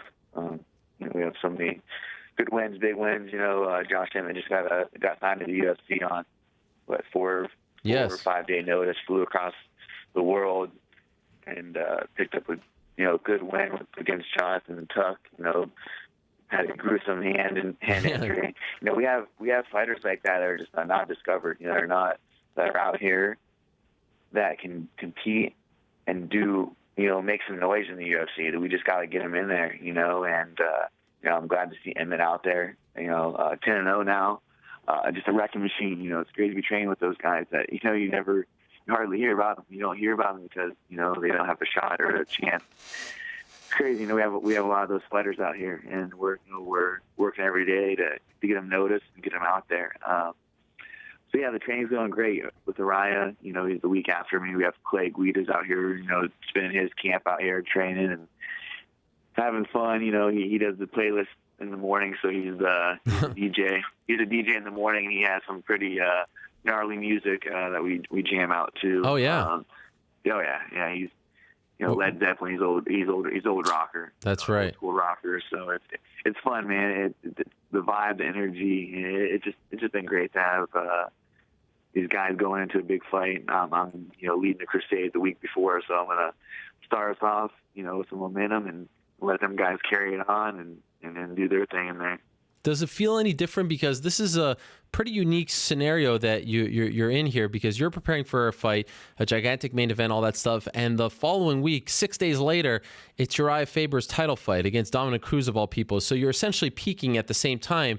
And oh, by the way, you're in the same weight class. Have you noticed that that's helped you at all as you prepare for your fight as well? Yeah, I mean, it's great to be able to go with a lot of guys that are that high caliber, but the guy that's fighting for the title in your weight class, you're right there with him. You're training with him every day. You're putting extra work in. You're doing this, he's like, hey, we get done with practice. Hey, let's do a sprint tread. Let's get on the treadmill and do a 25-minute sprint workout, on the treadmill. Just me and him, running that treadmill into the ground, let's do this extra drilling. It's great, to see him that, he just turned 37 years old, and to have such a successful longevity career, fighting the top guys in the world is basically his whole career since he got to MMA. To see him still doing the stuff that he did when he was 24, training and just being obsessed with the sport, being obsessed with getting better, being in the gym constantly, and fighting for the title. It's great to be peaking with him, be on the team, be training with him, learning from him. It's amazing just to be out here and be on a team. Like I said, the first time I came out here, felt like this is somewhere I needed to be, and I made all the necessary arrangements to move and to better my life, and it was the best decision I made coming out here. Obviously, going into my fourth fight and main event with Thomas Almeida, so my decision to move out here and join the team has been the best one so far. Not to get ahead of myself too much, but I got to ask, he wins the belt in 2 weeks. You win this fight, maybe you're next, maybe you're a fight away. Would you fight Uriah Faber for the belt? If I fight Uriah, I don't think that would ever happen. I don't know. I don't know. I probably would never fight Uriah, to be honest. I don't know. We fight every day. Yeah. I mean, there's not going to be a money thing for me that would give me that fight. I don't think I've got a lot of respect for him. You know what I mean? I really do. Very humble dude. He's been nothing but honest and real to me ever since the first time I met him. So, I want him to win the belt and whatever he's going to do. So kind of be, if I got to wait, take another fight and beat someone up and do that, I'm willing to do that. I'm willing to fight, earn my shot, and go from there and kind of see how everything falls into place after, he gets the belt and do all that. I got time. I'm 24, about to be 25 in July, so I'm a fighter. I hope I have, a successful longevity career like himself, so I have plenty of fights that make sense, besides him for the title. And I know you've been focused on this big fight, but out of the corner of your eye, have you been following your old friend Paige Van Zant's run on Dancing with the Stars? It's the finals this week. Wow, what a big week for her. Have you been watching that show as well? Oh, yeah, the guys on the team and some of the girls on the team, the coaches, we've all been, supportive and watching it, dialing in every week, voting for her. And, I'm glad that she's having that success that she's had. And, in the finals, that's amazing. She's an amazing dancer. She's, a very hard worker and very dedicated to when she gets something in her mind to do it. So very happy for her and her success in the Dancing with the Stars. And so, yeah, I'm very happy for her in the finals. So I'm excited to see how it goes this week. Yeah, it's amazing. In the next 2 weeks, we can have Dancing with the Stars champion coming out of Alpha Male, main event winner, giving Almeida his first loss, and Uriah Faber becoming the bantamweight champion of the UFC finally. That's a pretty good, 10-day or so stretch for the team. Final question for you, Cody, and appreciate the time. So he says second round. What are you saying as far as Sunday's result? I'm a first rounder, man. I'm a first round. When I'm firing and I find that chin, I'm definitely gonna, I'm gonna test that chin early. Find it's a first round. It's that's what's gonna happen. I'm gonna find his chin, hit him hard. He's never gonna be hit hard like that and be able to come back. He's gonna get dropped. He's gonna show his heart here and his toughness here. No, he's gonna be hurt and he's gonna be out. And I'm gonna give him his first loss, first round this Sunday. So. Expect fireworks. It's Memorial Day weekend. I got to put on for, he's a outsider. He's an invader coming in, and I know our responsibilities on Sunday, and I'm going to go out there and do them. And by the way, SureDog says he's 20-0. UFC.com says 21-0. So tomato. You were right. I'll say. Yeah, tomato. I know he's going to be 20-something-1. So that's all that matters. And by the way, one last thing. What about our old pal Maddox Maple? Is he going to be there? Oh, yeah, definitely. He actually just texted me today. He's flying out in a few days to Vegas, and he's super excited.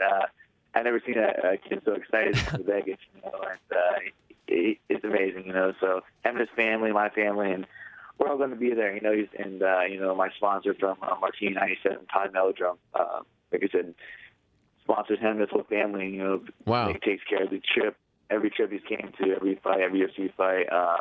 So he said that he'll constantly keep, make sure that he's there. He knows how important it is to me having Maddox there and how important it is for Maddox to be there. So give me more thanks for Todd Meldrum and, helping us out and making, his dreams come true.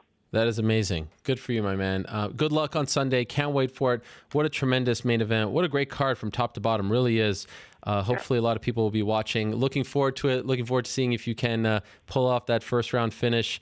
And again, I know it's busy now as you get ready to go to Vegas, so I appreciate you coming on. Thank you, Cody. Good luck. No, thanks for having me. It was an honor. All right, there he is, Cody Garbrandt. No love in the house as he prepares for his very first UFC main event against Thomas Almeida. First time in UFC history that two bantamweights headline a UFC card when it's a non-title fight. I keep not really saying that in the most proper way, but you get the point, right? Two bantamweights, main event, non-title fight. This is a first for the UFC. How about that? And certainly worthy of your time. Really, top to bottom, great card. And it's a little earlier, I believe. Main card's at 9 p.m. Eastern on Sunday. Usually, this is the first time that I'm not in Vegas for a Memorial Day weekend card since, I believe, 2007. UFC 71 I watched from home. That was Quinton Jackson versus Chuck Liddell. It felt like that was a new chapter for the UFC. ESPN started covering it more. Rampage knocks out Liddell after he was on Entourage. Joe Rogan's on the 6 p.m. Sports Center the night before, debating against Lou DiBella. That felt like a new chapter for the organization. I went to 84. I went to, 98. I went to 114. I could probably go through them, but you get the point. This year, they're doing the pay-per-view the following week, 199. So I won't be at this card this Sunday, but certainly will be watching from home. I really love it. I love everything about it. We'll talk more about it a little later on. For now, let's move along. Some sad news early Saturday morning. I went on Twitter and I saw that our old pal Robert Whiteford had announced that he has parted ways from the UFC. No longer with the UFC. So we had to talk to the Flying Judica, Scotland's own, to figure out what the dilly. And there he is. Robert's here. Robert, how are you? Yeah, I did. What is that? Is that a native calling or something that you guys do in Scotland? That's like a yodel hello. Oh, wow. That was nice. Well, I'm sorry to hear the news, my friend. Were you surprised when you got it? Shit happens, doesn't it? Yeah, it does. Fuck, what can you do? Life goes on. Very surprised when I heard it, but are you ever surprised with anything the UFC does these days? Oh, wow. Not really. Was that a rhetorical question? No, but it could be if you take it that way. but really, they do strange things day in, day out, whether it's for good or for the bad. You can never take it as... You take everything with a pinch of salt with the UFC. That's the way I look at it now. When did you get the news? Saturday morning. It was strange how it happened. I was away for the weekend with my girlfriend. She booked it for my birthday. And my manager phone called me on Saturday morning whilst I was away for the weekend. I couldn't believe it. I felt like wringing his neck. Wow. That's and what was the reason given?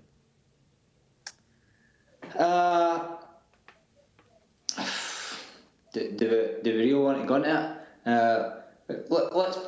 The main reason is I've lost 2 in a row.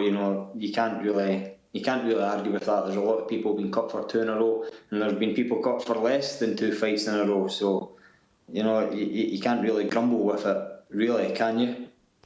No, but a lot of people haven't been cut for 2 in a row, especially ones who are very popular in their home country, who had a great performance in the first event in their home country. I don't know. I feel like you haven't really scratched the surface. A little bump in the road, yes. Last performance, obviously not your greatest, but I was surprised to hear the news as well. Yeah, exactly. That last fight was shit, top to bottom. As I said before, sometimes it's just not your night to fight. And I made that walk out to the octagon. My Flower of Scotland traditional homecoming music get cut short. I get into the octagon. My Bruce Buffer announcing my name cut out short. Things just weren't adding up. Sometimes it just doesn't go your way, and then I get fucked over by a judge that scored at 30-27 for Martins, which I don't know what planet he was on. Maybe he was trying some of the Amsterdam local brew. So are you the kind of guy, like when that stuff happens with the music and all that, does it mess with you? Do you think about that in the moment? No, it didn't matter fuck to me. I can fight right now. I'm ready to fight. Fighting's not a hard thing for me. I've been doing it that long, one way or another since a kid. I've been fighting all my life. So when it comes to throw down, it's easy. I can switch on and switch off. As I told you, it's like drinking a cup of tea. Sure. But I believe that things happen for a reason in this world, and when bad luck comes, it usually comes in threes, and that judge was just my third bad luck in the night. So I can see, just from your demeanor, the look on your face, your posture. I mean, you're obviously disappointed. You're a little bummed out about the news. It's been 48 hours or so since you got it. How are you handling it now? Like, can you describe the emotions right now that you're feeling? I mean, obviously, I'm fucking devastated. I got into fighting as a dream. Really, there was no one from Scotland in the UFC. It was a dream. It was like pissing in the wind if you asked anybody in Scotland about a Scottish guy fighting in the UFC. So my dream was always to fight in the UFC, and I managed to do that. God knows how I done it, but I done it. And then once I fought in the UFC, I thought, I can win fights here. It's easy enough to win fights. Then I won fights, and then it was a case of let's win some more and let's bring the UFC to Scotland. How fucking great would that be in my hometown, winning a fight? And I dreamed big, And I done it in Scotland. It was amazing. It was one of the best feelings of my life. It chokes me up now talking about it. So it's never been a money thing for me, fighting in the UFC or fighting in general. So I'm just glad that I got to fulfill the dreams I had, and I can take those memories with me, nobody can ever take them away. You don't need me to tell you this, but a lot of people have left the UFC and come back. They've left the UFC twice and come back. It happens all the time. And I know it's fresh, but do you have it in you to build yourself back up in order to get back to the UFC? Do you want to do that? Well, that's one of the things I've been speaking to my manager and Sean Shelby about. You know, like, as I said before, I've been fighting all my life. And at some point, you've got to let it go. So you don't want to fight anymore? It's not a case of fighting, you know. I'm fucking losing my mind over this game. Yeah. I'm 33. It's not like I'm 23. I'm getting married next year. Want to have kids. Can't do it forever. Do you have any idea what you would do? Scotland's a beautiful country, Ariel. I could quite happily turn my Wi-Fi off and my phone off and live here quietly. Have you thought about that for the last couple of years? Like, did you know that, you know, come 33, 34, 35, that you would stop fighting? Is this what you've wanted, or did this happen sooner than, you know, obviously you didn't expect to get cut now, but, you know, was it always the plan to get out in your mid-30s? You always have a set plan. You want to get out of something. You know, I can remember I started fighting in 2009, and I thought I would be doing it for a year or two and I'd be out. And then it just snowballed and it just kept snowballing. You know, I enjoy fighting, I love fighting, I enjoy the life. I've created another life over in Florida as well. That's the thing. I've got friends over there that I class as family. Yeah. You know, not getting to see them is tough if I quit fighting, because that's what it entails. Retirement at 33, it's never something I thought I would do. If I was still fighting in the UFC, hell no, it wouldn't be happening. I would like to retire fighting in the UFC. 35, 36, as long as your body can take the damage. We've had discussions with Shelby, you know, the UFC's coming back to Scotland next year. It's a huge thing on my side, you know. I've got a country behind me over here that the UFC Scotland wouldn't be the same without me on it. And if the UFC are what they say they are, what the fans want, they couldn't put that show here without me being on it. So it's a possibility of me getting another couple of wins and getting in a position where I could get signed again and getting back on the UFC Scotland card. But as I said, Ariel, how long do you keep it going? You know, how long can you fight for? I'd like to put that switch off at some point. Right. And how long do I keep it going for? You know, like, do I keep it going another year, another 2 years? At some point, you've got to call it a day, and it's just trying to figure out when that day is. What has the reaction been to the news from, you know, I know you put it out there from your fans. Have promoters reached out? What's it been like the last couple of days? I mean, I never realised how many fans I had until I put that news out, because I speak that much shit and drivelling on Twitter and Facebook and Instagram. I don't usually get a reply because it's just a lot of bullshit. Usually I speak or fans having a laugh and a joke, but when I put that tweet out, I've never been so humbled in my life. The reaction from the Scottish support has been unbelievable. Does that make you say, like, you know what, I could keep going here? I got a lot of people behind me. Would it be fair to say that now you're very emotional and you're kind of just weighing everything? You haven't really decided what you're going to do? Yeah, well, that's the thing. Like, people have told me not to make this decision so soon while I'm emotional, you know, because I'm an emotional guy. I wear my heart on my sleeve every time. So they've told me to give it a few weeks and weigh up the options. One of my managers actually told me to have the full summer off and just relax and chill out, because they know what kind of guy I am. Yeah. You know, Ariel, there's not one doubt in my mind that I couldn't put together another couple of wins and get back in that UFC Scotland card, you know. But as I said, that next year I'll be 34-year-old next year. They'll go another year without making money and fighting for nothing, just to get back to where I've just been from. you know, the UFC was fucking great to me. I had a great time, great experience, great memories with it. But you know, it's not giving me money to retire on, basically. So that I worked that hard, that I just fucking busted my ass off to get all the way there, then to get there for next year again, for it just to happen again. You know, it's because it doesn't last forever. It happen. Everybody gets cut or retired at some point, you know. And as I say, I'm going to be 34 next year. So that's the options I'm looking at. You know, UFC definitely want me ready for next year. Sean wants me in a position where he can get me in that card because he knows that the following I have here in Scotland. But they want to put myself and my girlfriend through that. Right. And that's what I've got to ask myself. You know, looking at your record, when you entered the UFC, you only had one loss on your record, and that was your very first pro fight. You went on a very long streak. You took your UFC debut on pretty short notice and dropped that one, but then won 2 in a row and have since, stumbled in this 2-fight losing streak, as you said. Do you have any idea why this happened? Like, why 3 out of your last 5 fights didn't go your way when you had the streak? Like, is it just the competition? Has something changed? What do you think? Well, I've been looking at that as well. You know, the first fight with was at Hettis. 5 days notice.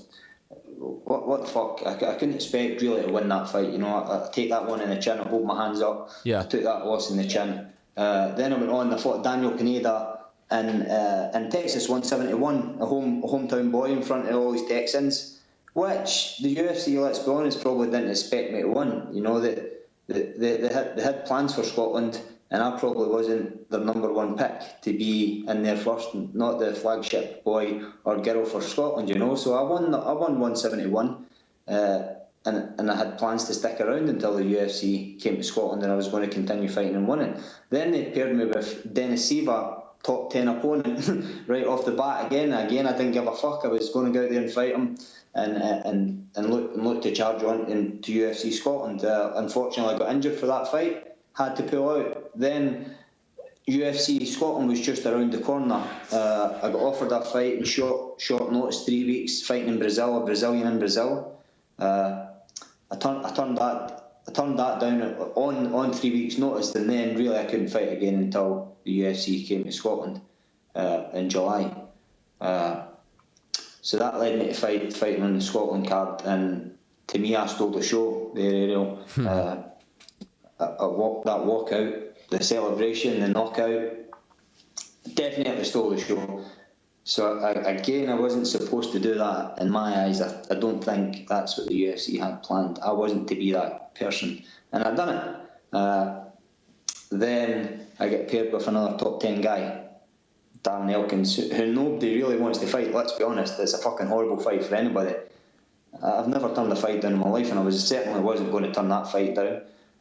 The fight planned out 95% of the way people in Elkins probably thought it would plan out. I was going to try and knock him out. He was going to try and take me down and grind out a decision. That's life, Then I got offered a Brazilian in Croatia. It was coming off a 2-fight losing streak. I'd been in the mix at the top 15 at least. So the competition was high. I never get an introductory UFC pack, did I? Yeah. No. I mean, it's all tough guys, and you obviously lay it out, pretty well. If you don't get back to the UFC, considering you had that moment last summer against Paul Redmond, knocking him out, stealing the show, as you said, can you leave content? Do you feel like you got that moment, or will it always feel like you left with unfinished business? Like, was that enough, or do you feel like you wanted more? Well, this is the question I'm saying to you. When do you call it a day? When do you choose to switch it off? Because if I don't switch it off, I'm going to be fighting on my days. Right. I'm a born fighter.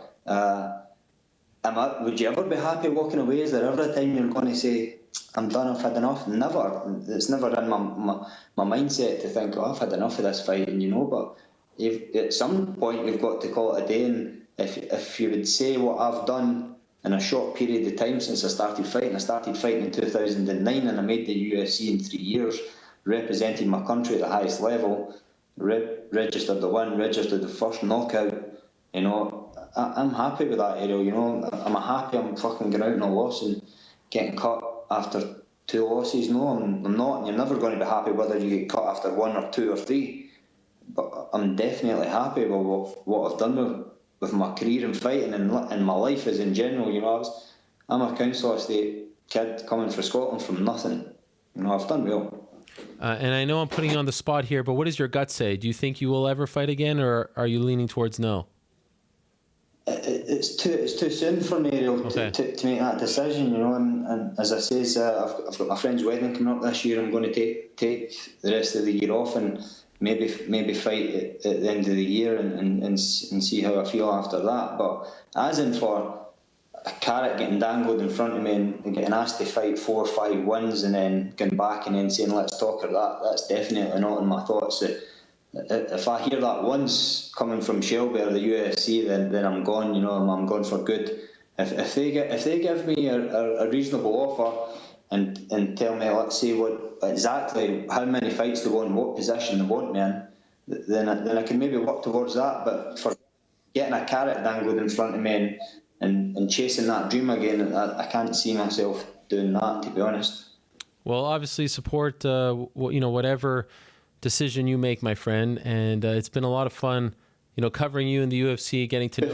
Before we go off, yeah, can I just tell you a story that just happened, because you won't believe this. Please. Do you want to hear it? I would love to. Got time? Yeah, of course. So my friend phoned me up from his work and says, could you come and pick me up? He's the lift's let him down. I said, of course. I said, I'll be there 10 minutes. It's 10 minutes from my house. So I drives down to the guy's work to pick him up. We're driving out the work area and we see a guy standing at the side of the road with 2 rucksacks. So I always like to fuck with my friend and pick people up and stuff, right? And he gets nervous and shit. So I say to him, listen, I'm going to pick this guy up. He obviously works in where you work. He's needing a lift home. And he says, no way, don't fucking pick him up. So I pull in at his side, so the guy needs to speak to him. So I say to him, hey, where are you going, buddy? And he says, we're going 15 minutes up the road, and it's not far from my house. I say, okay, jump in. So I say, stick your rucksack in the boot, and the other bag, just keep with you, jump in the back. So my friend's like, fucking hell, you picked up a guy. So he lets him in the back seat. So he jumps in the back seat, and we're driving along, and I say to him, how's your day at work been? And he gets all weird about it. He's like, don't really want to speak about it. So I'm like, fucking hell. So I'm looking at my mate and he's like fucking getting all weird about it. So I say, what's in the rucksack? It's in the boot. If you've just came to work and you've got 2 bags. Because why would you take a rucksack? It's like an IT place. And he's like, none of your fucking business. So I'm like, fucking hell. But at this point, my friends are whispering me, I fucking told you not to pick this guy up. So we're driving along and he's just not saying nothing. He's sitting like stone cold silent. So I'm like, going to need to ask him again, what the fuck's in this bag? So I'm like, mate, what is in this bag? I'm kind enough to give you a lift. I'm not want fucking any trouble or any bullshit. What's in the bag, in the boot? And he's like, none of your fucking business. Again, like that. And I'm like, right, fuck this. I was like, mate, I'm going to need to pull over and let you out the car. And he's like, right, just pull over then and let me out. So I fucking pull over, my friend jumps out the passenger seat. He jumps out with his little fucking bag, slams the door shut, and I drive off. Okay. So we drive off, and the bag's still in the fucking boot. Yes. Fucking crazy. Oh, and that's it? That's it, yeah. Well, the bag's still there? Bag's still there. What do you think's in it? None of your fucking business.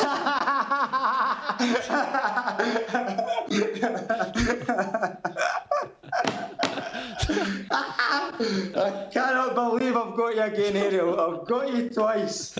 So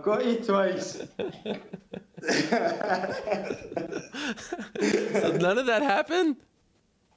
None of that happened. What an asshole. Oh gosh. You're teasing. All right. You're teasing. It's good. I'm happy to see you still got your sense of humor, my man. Hey, how about this? On me, go grab some haggis out back, throw it on the Barbie, cook it up for me, and have yourself a nice dinner. Robert, a pleasure as always, my man. Keep in touch. All the best to you. Thank you for coming. I'm actually crying right now. I'm crying. Thank you, Robert. All the best. Wow. He done did it again. What a guy. Robert. Oh, gosh. Unbelievable. He went to those lengths to get me again. Remember last year, he told me some crazy story about where haggis comes from. And then he actually sold. I mean, that was a pretty good job. Wow. Okay. I thought it was going to be some moral of the story. The guy had no job, lost his family, something. And that's the freaking story. Let's move along. Let's go back to the Skype machine and welcome in my good friend.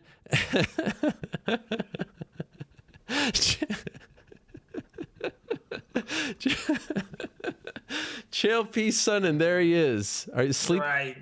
Yes, none of your business. Right. Yes, thank you for putting it. You played along with that really good, better than most of your guests did. That was a terrible story. How are you? Let's liven things up now. I'll tell you things that are your business, which is the whole reason I came on the show. Thank you, Chael. Good to see you as always. Thank you for the time. You're a busy man. There's a lot going on, as always, in the world of Chael Sonnen. Now, let's talk about the news, but let's also talk about how everyone, including, I believe, your own employer or the team that you teamed up with, got it wrong. A lot of factual inaccuracies last week, and I know you're a man who can appreciate this, but I'll save that. Let's hear it. Let's hear it. Well, first things first, you're launching your own submission grappling promotion, correct? Sunday, none of your business. Sunday, July 17th, Submission Underground, Chael Sonnen in your backyard, Portland, Oregon. You have stacked the deck. Why'd you do this? Why did you team up with Flow Combat to put on this event? Yeah, we loaded up. Hey, I still don't know what your point, what factually was incorrect. I still want to hear that. I'll talk about it in a second. Oh, we're going to get to it. Oh, okay. Yeah, as far as Submission Underground, yeah, July 17th, man, it is loaded. A lot of guys are coming out to compete. It's going to be fun. Okay, so this is where it's factually inaccurate. A lot of people said Chael Sonnen, fighter extraordinaire, broadcaster extraordinaire, podcaster extraordinaire, is now adding the title of promoter to his resume. But no one realizes that you've been promoting events for over a decade in the Oregon area. That you're no stranger to promoting events. This is old hat for you. You just don't publicize it as much. Am I not right here? Am I not right that you've been promoting long before you've been doing broadcasting, all this other stuff? You are right about that. As a matter of fact, we had our first show on January 17th of 2002. We produced 15 UFC veterans, 2 referees, 1 judge, and a timekeeper, for that matter. But yeah, we've been at it for a while. So I mean, this is pretty cool that you're going from MMA to grappling. Why? Why are you doing this? Like, why not just stick with the MMA? I appreciate that. Thank you. We're still doing MMA, but we had a show last weekend, and we have another one coming up on July 16th. But as far as the grappling goes, it's really just something. When my MMA career ended, I got into grappling, and just speaking for my teammates or even for myself, there's nowhere to do it at. There's just a lack of opportunity to go out and compete. Every time my phone rings and somebody asks me to grapple, I say yes. And with that said, I've only grappled 2 or 3 times in the last couple of years. There's just not a lot of opportunities. So, like I said, stack the deck. Jake Shields, Benson Henderson, King Mo. That's a good match. Great match. King Mo against Vinny Magalhaes, the biggest troll in MMA as far as Twitter is concerned. Vinny, there's no doubt about that. Kenny Florian, your old pal, is on the card as well. Rico Rodriguez, Jens Pulver. Is this the card, or are we adding more to it? You got the card right, minus Jens Pulver, who pulled out about 4 minutes ago. He got hurt. And, what a bummer. Yeah, he tried to do it. He was hurt. I will tell you, of everything you just mentioned, by the time it all rolls out, the match you will most be looking forward to is Kenny Florian's. Why? He's taken on Felipe Costa. There's a backstory to that. We'll tell it as time comes and the promotion comes. But I'm telling you, this Felipe Braga Costa, he is really into it. I guess we would just leave it at that for now, but mark my words, you'll be intrigued. And you want to know something? So you got Vinny. Vinny's the best grappler alive. He won Abu Dhabi to win it. He beat Weidman on his way to the finals and beat Fabricio Verdum in the fight. He's the best. King Mo's the first one to sign up followed by Babalu. Babalu was supposed to be part of this. His opponent had to pull out because of a wedding of all things. But at any rate, everything that we've talked about, Rico Rodriguez is the one where everybody's saying to me, wait a minute, that's the same name as the guy that used to be the UFC champion. I'm going, no, it is the guy. And so many people have stared at that and gone, you got to be kidding me, Rico's back. And who knows where it's going to go? Who knows? Does he come back and he has some fun? I don't know. Does he come back all the way to MMA? I don't know. But surprisingly, that's been the talk of the town. Then you got Shields and Benson. That match is crazy, particularly when you factor in the World Series Bellator aspect of it. But yeah, the whole card's fun, man. It's loaded up from top to bottom. But Rico, of all people, Rico is the one that has been stealing people's the attention. Not surprised. I actually saw him at the UFC gym in Hoboken in January, and he looks super slim. I don't know if you've seen him recently, but the man has lost a lot of weight. So I'm curious to see how he competes. As you know, no secret, grappling events have been, popular these days. EBI, Eddie Bravo, Metamoris, you competed. Do you feel, though, that they're not doing it right? Like, why are you going to be different? Why are you going to dominate them? Because I also believe you're on either the same day or same weekend as the next Metamoris, right? Yeah, no, I don't. I don't feel that they're doing them wrong. I wrestled in Metamoris a couple of times. I loved it. I would go back right now if I had a chance. Eddie Bravo has the most premier set of rules, and he's introducing guys. He's got a great format with the tournament he got on Fight Pass. Where we ended up was we got the right partner too. We got Flow to get behind it. Flow Combat's going to be doing it. It's live and free. We're not selling anything. It's just part of all members. We'll get the grappling events. We adopted Eddie's rule set, the EBI rules. I talked to Eddie about that, and he said, "Listen, you got the MMA rules, the unified rules as we call it." He said, "We got to do this in grappling. Every show has their own rule set. Some have a point system." And he says, as far as going into a gym and training, everybody at the gym needs to be able to train for the same thing alongside their partners, like the unified rules. I went, man, you're right. You're exactly right. If we're going to do something to help the industry, it's got to be universal. So we actually went with the EBI rules, which is interesting, Errol, because I can tell you from my own combat experience, I only wrestled in things that always had, if you went to a time limit, they just called it a draw.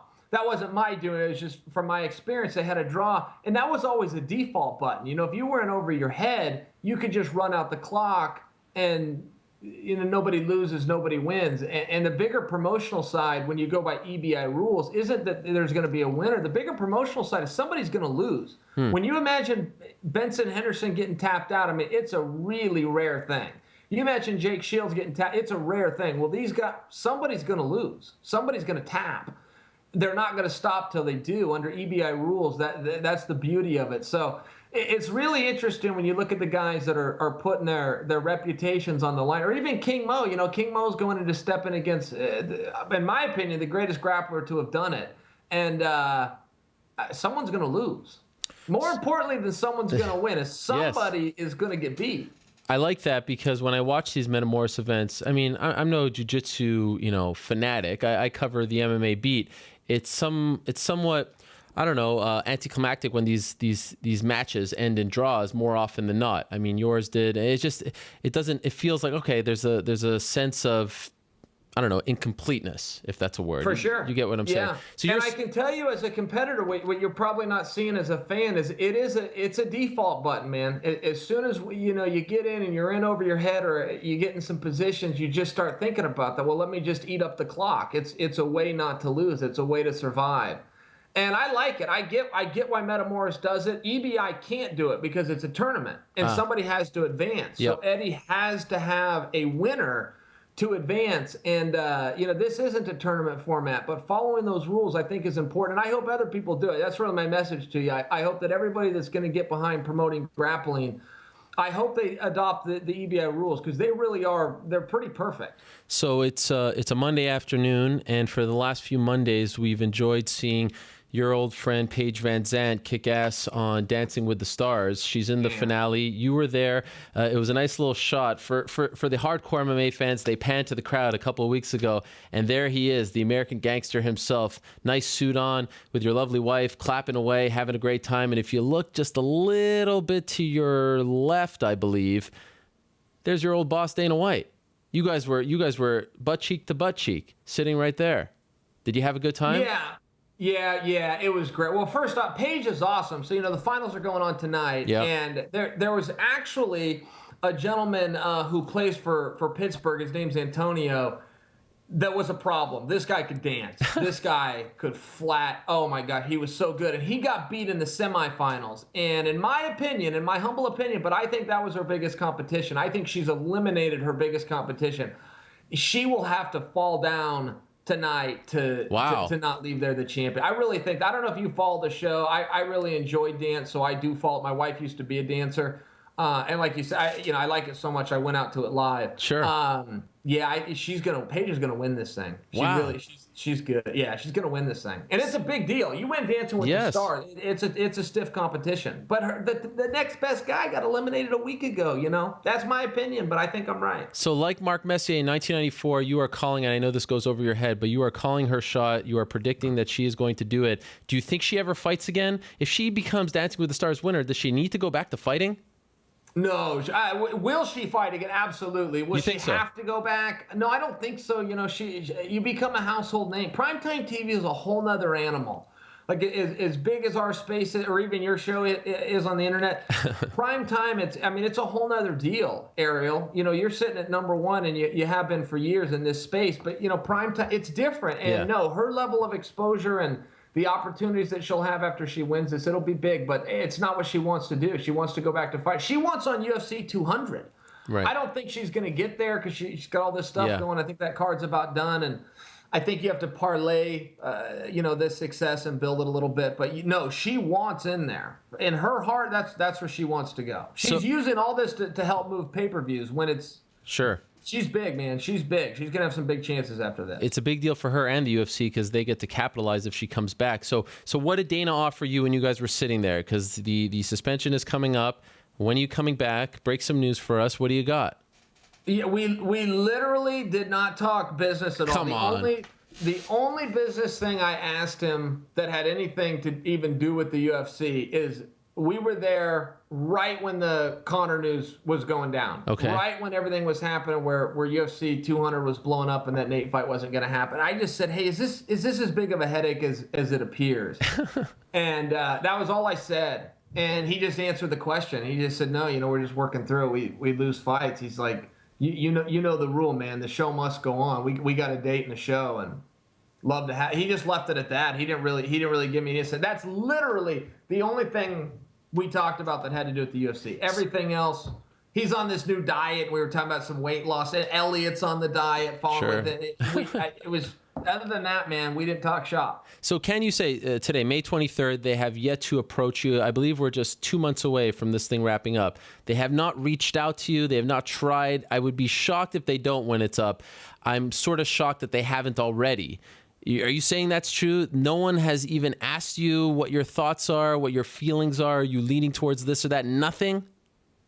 I have literally not had that talk with Dana White, no. Wow. What about your manager, who continues to say that you are coming back? No. Wait, he did it, and I'm not skating your question. No, we have not. No. Nope. I wouldn't come back anyway. I could tell you the answer now. The answer is no, but you're done. To your point, no, we never discussed. I'm all done. What about this talk that the UFC is potentially up for sale? Do you think that happens? I believe it. I believe it myself with no insight. I mean, you got to understand. You have to understand. It's not like it's not exactly breaking news. If you start a business, one of your initial hopes the day when you go to investors and raise capital and start getting your plan together is that you create something so good that somebody else wants to buy it. Yeah. So it's not all that breaking news in that regard. The other side of it is, usually where there's smoke, there's some fire. And I know people have come to the UFC a number of times. I mean, every day somebody comes in the UFC and they want to buy a part, or they want to feel it out, or they're with some big hedge fund and they want to buy the whole. I mean, it happens all the time. If they finally found somebody where they go, yeah, I think we've got some traction here, good for them. If they change management, I think I'd short the stock. It's a unique industry. There's not a lot of people on the face of the earth that can run a fight organization, but let those guys writing the check figure that out. So do Dana and Lorenzo, in your opinion, have to stick around in order for the sport to continue to grow and thrive? I don't know. I don't know. I don't know. Dana would have to stick around to know how to run it. Lorenzo, for what he does, I mean, it certainly helped. It certainly helped, but he's not. A CEO isn't going to sell and stick around. Historically speaking, sometimes you can get the president to stay around or work some kind of a deal there. But I'm just speculating at this point. I mean, I read Forbes magazine. I can tell you what some other Fortune 500s have done, but on that level, I don't know. But it is a management issue. Don't forget, Errol, you can't go to any college in the country and major in fight promotion. You can't go down to a library and check out a book on fight promotion. You either know how to do it or you don't, and there's very few human beings that have that skill set. It's a rare thing. Are you interested in doing that on a big scale, like outside? By the way, do you have problems putting the earbuds in your ear because you have cauliflower ear? Because of the conflict, you see me trying to hold the darn thing in. Yeah. I can't really, and it drives me crazy. When I go out and run, it's the same thing. Wow. What about putting both in? What about putting both in to give you a little bit of equilibrium as far as the weight? I've tried that as well too, but then you watch me do this the whole time. I mean, I might as well be the knucklehead telling the terrible knock joke about it's none of your business. Yeah, why'd the duck cross the road? It's like, well, I mean, I guess we can tell jokes that have been around for 100 years, but I'd like to bring something to the area. So. Are you interested in that job? People have said for a long time, you could be the next Dana White. You could be a promoter for a big organization. Are you interested in that? I'll tell you this: anybody that wants to do what Dana does, you got to be willing to work as hard as he works. It's as simple, and you know him. You've been down that road. You've had plenty of checks signed by Dana White, man. If you want to work 20 hours a day and you want to go 7, well, were you not at Fox? I never know. I was at Fox with you, and I never fully understand did we work for News Corp or did we work for Zuffa? I wasn't trying to be funny there. It was so intermingled at times. I don't know why that's funny. I'm being serious right now. The point is, I mean, if you want to try to go head to head with Dana or go into that spot, man, you better be willing to work as hard as he does, and it's tough to do. It was a great subtle jab. I appreciated it. So on your network, the network the Fox thing? Yeah. Hey, man, we're in the same boat. I honestly wasn't taking a jab. We're not. I really meant that. I never knew who we worked for. And you'll get this, but, you show up in the avocado room, you got Candido and Becker there. I don't know who I don't know. It's like some days the check came, it was from Fox. Some days it was signed by Zuffa. It's like, I don't even know whose show we're doing here. And I'm not trying to be funny about that. Sometimes it was hard to tell. It felt like the same thing. Well, we're not in the same boat because there is no jab, by the way. You work for the worldwide leader now. You're doing great. You're on ESPN. And yesterday, Sunday Conversation on ESPN with Conor McGregor. Did you see it? No, there was a link online on one of those hack sites. I only go to the hack sites. Right. I went to one of those hack sites, and the link was taken down. I heard he was candid. I read about it. I heard he was candid and just answered the question. But I didn't get to see it. I tried to. Okay, well, you read the comments because initially you were one of the first people who came out and said, you kind of messed up here. You overplayed your hand, Conor. You should have done this differently, that differently. After reading his comments, do you still feel that way? Do you still feel like he messed up by not going to do that press stuff in Vegas and then being taken off the card? Yeah, he did. Now, you got to understand, Conor does everything right. Conor's the guy that you want to study and then go and copy him. So to find a critique of Conor isn't always that easy. Here's the big mistake he made, Ariel, is when he got into the Piston match, in his mind, he was going to go tell his story on ESPN, and he was going to go tell it on Fox Sports 1, and he was going to come on the MMA Hour. What he didn't realize is they all go hand in hand. If you're not fighting in the UFC, there's no reason for us to have you on ESPN. You're not going to get to tell your side. You're going to be taken out, and that's just the way it works. It's a promotion company. You promote the guys that are with you. The second that guy leaves, you don't waste any space on him. That's just a reality of it. That was a mistake on his part, but it is what he makes a good point. You got to understand the definition of insanity is doing the same thing over and over and expecting a different result. He agreed to fight the same guy in the same town at the same weight class he's got to put the brakes on and go, look, I have to change something. I just got cleaned up by this guy a few months ago. Something has to change. I'm done doing the press. I'm buckling down in one gym, and I'm going to try to give it a different result. I get that point. Overwhelming is the contract. It's a promotion company, and saying he's not paid to promote is not true. He's paid more than Brock Lesnar was paid.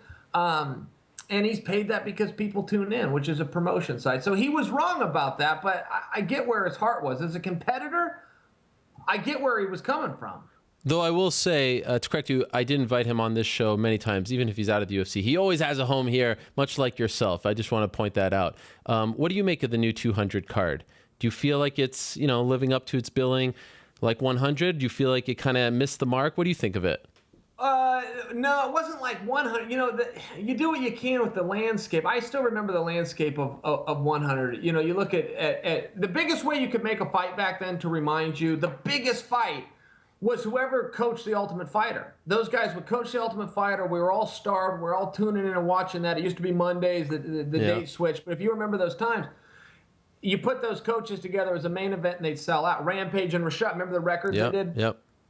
That fight was number 3. So The Ultimate Fighter was still the driving force back then. Henderson versus Bisping, and they fell into the number 3 spot. You had George on top of that and Lesnar on top of that. So just to remind you, the landscape was a little bit different. 200 is going to do great. But I get your point. Yeah, I mean, look at the last WrestleMania. Vince loses all of his talent, and the show's got to go on. You do what you can. I think that they tried to get GSP. That was the worst kept secret in the world. You try to get George. If you fall short, look, it's a great card. Is it as good as 100 with all the vehicles and mechanisms that they had then? No, I don't think so. 100 was a special night for me. As a fan, I loved it. Does Cormier have a shot? Yeah, Cormier's got a shot. So here's how history works. And again, this is boxing, but we take everything from boxing. If two boxers box and they rematch, and the younger guy won the first time, the younger guy will win the second time, only easier. That's the rule. And I think that rule applies to MMA too. John Jones looked terrible in his last fight by John Jones standards.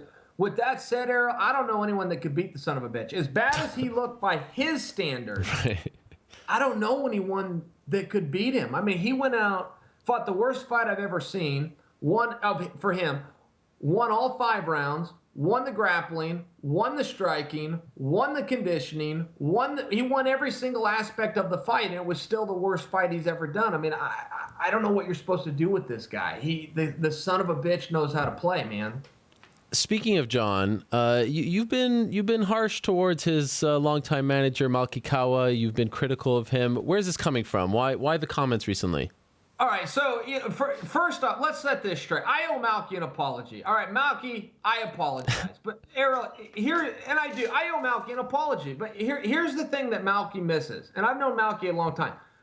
Malki's not only one of the most successful managers out there, he is by far the most famous. And as you know, Errol, when you become famous, okay, it's a different set of rules, man. Guys are going to take shots at you, and it's fair game. When you start making a bunch of money and your name's out there and you become a public figure, people take shots. The rules just change. Malki doesn't take that into consideration. It's like, Malki, I took some shots at you, man, and maybe they weren't all accurate. But the bottom line is you're the only manager anybody's talking about. There's a bit of a compliment here, but he's a real dude. He called me on the phone. He goes, hey, you said I'm not doing John's deals. You said I'm his drinking buddy. This just isn't true. He goes, I'm working my ass off over here. We've stubbed our toe. Things have been hard, and we're still moving the ship forward. And you came out and you roughed me up, and I went, man, you're right. I'm wrong. I owe you an apology. And it's not accurate what I said. But the other side of it, Malki, is, hey, man, don't get lost in this. We're still in the entertainment business, and you are literally the only manager. You've had him on air. You have the number one show. You've had him. I've had him on my show. It's like, Malki, don't get lost in this. You're now part of the show. It's one way or the other. You want to be protected and everything's true and accurate, or do you want to be part of the show? And the good news for you, man, you're highly paid, you're highly respected, you're part of the show. I owe you an apology. Wow. I'm sorry. I'm officially sorry. But the truth is, you know, he called me on the phone. It made me feel bad. He was making these points. I'm like, Malky, what you're saying is true, but look, man, I'm in the entertainment business. I don't always go fact check. All right, I'm not always reporting. Some days I'm just entertaining. So, and I chalk that up to entertaining. You know, the bottom line is, like I said, I had it wrong and I owe him an apology. But he's part of the show now. Malky, you're part of the show, man. Welcome to the club. It sucks on this side of the fence. I'm getting deja vu. Weirdly enough, from this story, it sounds. When I had to give you an apology, it sounds weirdly familiar. By the way, before I let you go, I got to ask. I owed a few apologies. You are. What do you mean before you go? You just had some guy telling knock jokes. Now you're gonna take Chael P and run him off. By the way, I'll have you on for an hour. I got the sense I like to read people's body language. When you did the whole tap on the table, I got the sense that you wanted to wrap it up. No, it's a mannerism. Okay. Man. It's a man. I'm looking at myself in this. I barely fit in this era. Look at the size of that arm. That's clean. That's off the juice. That's basically clean. It depends on your definition of clean. But listen, man, I can barely fit in this screen. Imagine if I put both of them up. You asked me about coming back to the UFC. Who am I going to fight, man? I couldn't get any to fight, but nobody would fight me back when I left. Wow. Oh, interesting. What am I going to do? What am I going to do? I'm going to come. What am I going to do? Come back at 185? I was the king of 185, man. They still don't have anybody that could go with me there. What am I going to do? I got to be an analyst. My job now is to put guys over. Do you know how hard that is to do? To watch some of these scrubs that are coming in playing cleanup when I've left and then put them over. Man, it's a tough thing, but I got to pick my side. I pick that side. Wow. I feel something. I sense something. This is very exciting, Chael. This is a reality check, man. This is a shoot. No equal. This is a shoot. I had no equal at 185. I remember when I was coming through my run, beat up this guy named Paulo Filo. In fact, I got Paulo. Paulo's on a picture here behind me. That's right. I wish Paulo nothing but the best. In fact, some jerk shot Paulo. Paulo's okay. I wish him nothing but the best. But the bottom line is he was 16-0 and I whipped his ass. So they say, oh, he's got a broken arm. You got to do it again. I whipped his ass again. Then I go to the UFC. I make my run through there. I never have a single close match. I had to leave the division just to get competition. You want to know if I'm going to come back? Who am I going to fight, Ariel? Come on. What arena is going to be big enough? Did you see what I just did? That's basically clean. And look how big that arm is. I mean, relatively. Out there, right. But you get the point. By the way, how much do you weigh right now? I weigh right now this morning. I can tell you exactly. Please. It's the first time I've been under 220 in 2 years. Whoa. I weighed 219.8, and I had a huge goal. I had a big goal to get under 220 pounds, so I made it this morning by 210. Mazel tov. So this is big because you mentioned basically clean. Can you believe that? You mentioned the 2 years. You're exciting. I see there's a different Chael here on my screen. There's a pep in your step. Something is happening here. You know, when they do the countdown show, and I'm calling it out, I'm breaking. Could you imagine walking in the octagon and seeing this monster? Could you even imagine what that would be like? I used to watch these guys, the fear in their eyes. I was getting announced. I was facing somebody. I can't remember who it was. And Buffer was in there, and this guy and that guy. It's like, hey, Bruce, man, they get it. I sold out the arena. I mean, you can tell them what the size and the weight, but they're all wearing my T-shirts for a reason. And I said, Bruce, wrap it up. And he looked over at me, and I said, shut up. And I gave him the thumb. Get out of here. And I was just working, right? It was like when I bring Malky into the routine. I'm just working. I think we got cameras on. I'm doing the whole bit. And Bruce's face was like, and I remember feeling bad, like wanting to do with him what I just did with Malcolm. It's like, slap him on the shoulder and go, hey, man, this isn't real. but seriously, zip it up. Zip it up. I got business to attend to. When they do the countdown show for your return, and like I said, I'm breaking the fourth wall here. They're going to cut to this clip right here. This is when it starts. There's a big difference between this Chael and all the other Chaels that I've seen. This is sort of the second coming of the black and white interview with the Carrots and the Bus and the Nogueira brothers. There's something different brewing in front of our eyes here. Am I wrong? Man, I'm just shooting with you straight. I have no tickets to sell. I got no pay-per-views. The facts are the facts, man. I'll come and build these other guys up as much as you want. The truth is, I will sell out these arenas faster than anybody, the same as I used to. I will sell out the T-shirt. I will sell them all out faster than I look. it's the reality of the situation. A comeback fight is a tremendously big fight, and you only get one of them. I'm not coming back. But if I were to do it, I would know how to do it. I would pick an opponent. I would know what to do. I would have the whole thing built up. There's not very many people that can do this business very well. It's a unique business. Conor does a really good job. He read the playbook, he gets it, and then he's added to it. Conor's got stuff where I would look, oh, I see what you did there. But there's just not very many guys that get it. And as far as competitively goes, man, come on. Who are you going to take over Chael P? At 185, look, at 205, man, I tried my hand. I got some problems at 205. At 185 pounds? Vitor. Come on. Vitor. Sure, Vitor. Any one of them. I wasn't actually looking for a name to line them up. I'd run through them all. What I'm saying, what are you going to do? You're just going to throw me right back into a title? I'll go take the title at 185. I mean, come on. It's nothing personal, but that was my weight class until I decided to leave that weight class. Yeah, you checked out of it. No doubt about it. You gave them that opening. There is no doubt about it, Ariel. There is no way to doubt that statement. Does your good friend Michael Bisping, does he get it done in less than 2 weeks? Man, I would love to see it. It's kind of important that you don't pick. I'm sorry about that. That's going to go until it stops. I don't even know how to reach over and undo it. Why can you not pick sides? Here's the thing. Okay. Let me tell you this though, because this is true and this is relevant. If you go watch their first match, Rockhold and Bisping, I get it. Rockhold finished him. He had the choke. I get it. But if you go back and you watch that fight and tell that last sequence, it was very competitive. And some people, I'm not one of them, but some people even thought that Bisping won the first round. I don't agree, but some people thought that. Bisping Bisping never makes excuses. He is a legitimate tough guy. For nothing else, he is a legitimate tough guy. Bisping quietly did say, look, that fight, he headbutted me, and that fight changed. And some people went to Rockhold, expecting Luke to go, he's making excuses. And Luke comes clean and goes, yeah, I did. I headbutted him really hard, and it did change the fight. I felt him change after I headbutted him.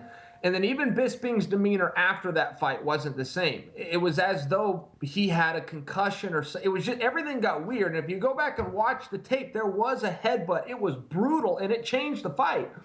And Rockhold said as much too. So I think that there is some interest there, and there's also something to be said for momentum. Bisping coming back and dealing with the adversity and beating Anderson, particularly the way he did, getting knocked out and coming. You remember that? Yeah. Were you impressed by that? I think there's a match. Oh, I was very impressed by that. Yeah, I was very impressed by that. You didn't think he could pull that? And I was happy the referee did it. I was happy the referee did it. It's like, Anderson, you can't call your own shots. You can't. There was all sorts of problems with that. A lot of fans don't know that. You cannot crawl on top of the octagon. It's a 10% fine in most states. In a state like California, it's 20%. Wow. Now, those commissions never take it. They'll take it in Connecticut. They'll take it in. There's a couple where they will, but they never do. But there's a good reason why they have that rule. You cannot do, nothing good is going to happen on top of that octagon. You're going to fall off. You're going to get hurt. There's insurance, but there's a lot of reasons why you can't do that. And, so Anderson had broke a lot of rules in doing that, even some of these silly ones that people don't know about. He knew what he was doing. He was acting. He tried to convince the referee, and it didn't work. I was glad it didn't work. It shouldn't have worked. What about Jacare turning down the title fight? What'd you think of that? I don't like it. Yeah. Man, I don't like it. You get these opportunities. Everybody says they want these opportunities. You can pump the brakes on the Jose Aldo bus, too. He wants this rematch with Conor, which he was probably going to get. He did 10 years on top. He gets stopped, in a weird shot in 13 seconds or whatever. He was probably going to get the rematch. But he comes out and he says no. He goes, I'll fight him anywhere, at any weight class. We're going to street fight next time I see him. He says all of these tough guy things except for the word yes when they actually said, do you want to fight? Well, then I'm done, man. If I'm a Jose fan, and I was part of that, hey, let's see this one part, I'm done. I'm out. The same thing goes with Jacare. The guy is great. I would never make believe, but he's not. But the bottom line is, the word is yes. If you want an opportunity in America, when one comes, you need to know one word, and that is yes. The difference between Michael Bisping and everybody else is one word, yes. When the opportunity came, that's what he said. Jacare is hurt. Look, fine, I'm sure he is hurt after that long, drawn-out war he just had with Vitor. You think Michael Bisping isn't hurt? Of course he's hurt. Whether he advertises or not, he goes in and fights men every day. Of course, there's no way to not be hurt. Who gives a damn if you're hurt, man? You're either a tough guy or you aren't. Don't forget, that's what this is really about. We're not worried about who the best fighter is. There's no way to know. It's too speculative. All we're trying to find out is who is the toughest guy in the world at this weight class in these set of rules on this specific day. If you come forward and you go, I can't even make the walk. I'm not even tough enough to make the walk. Fair enough. But you're now out of the conversation. They should take you out of the ranking. You can't hold a number 3 spot in the world when you're openly telling everybody, man, I'm not even tough enough to walk out there and try. Fair enough. People get hurt. I get it.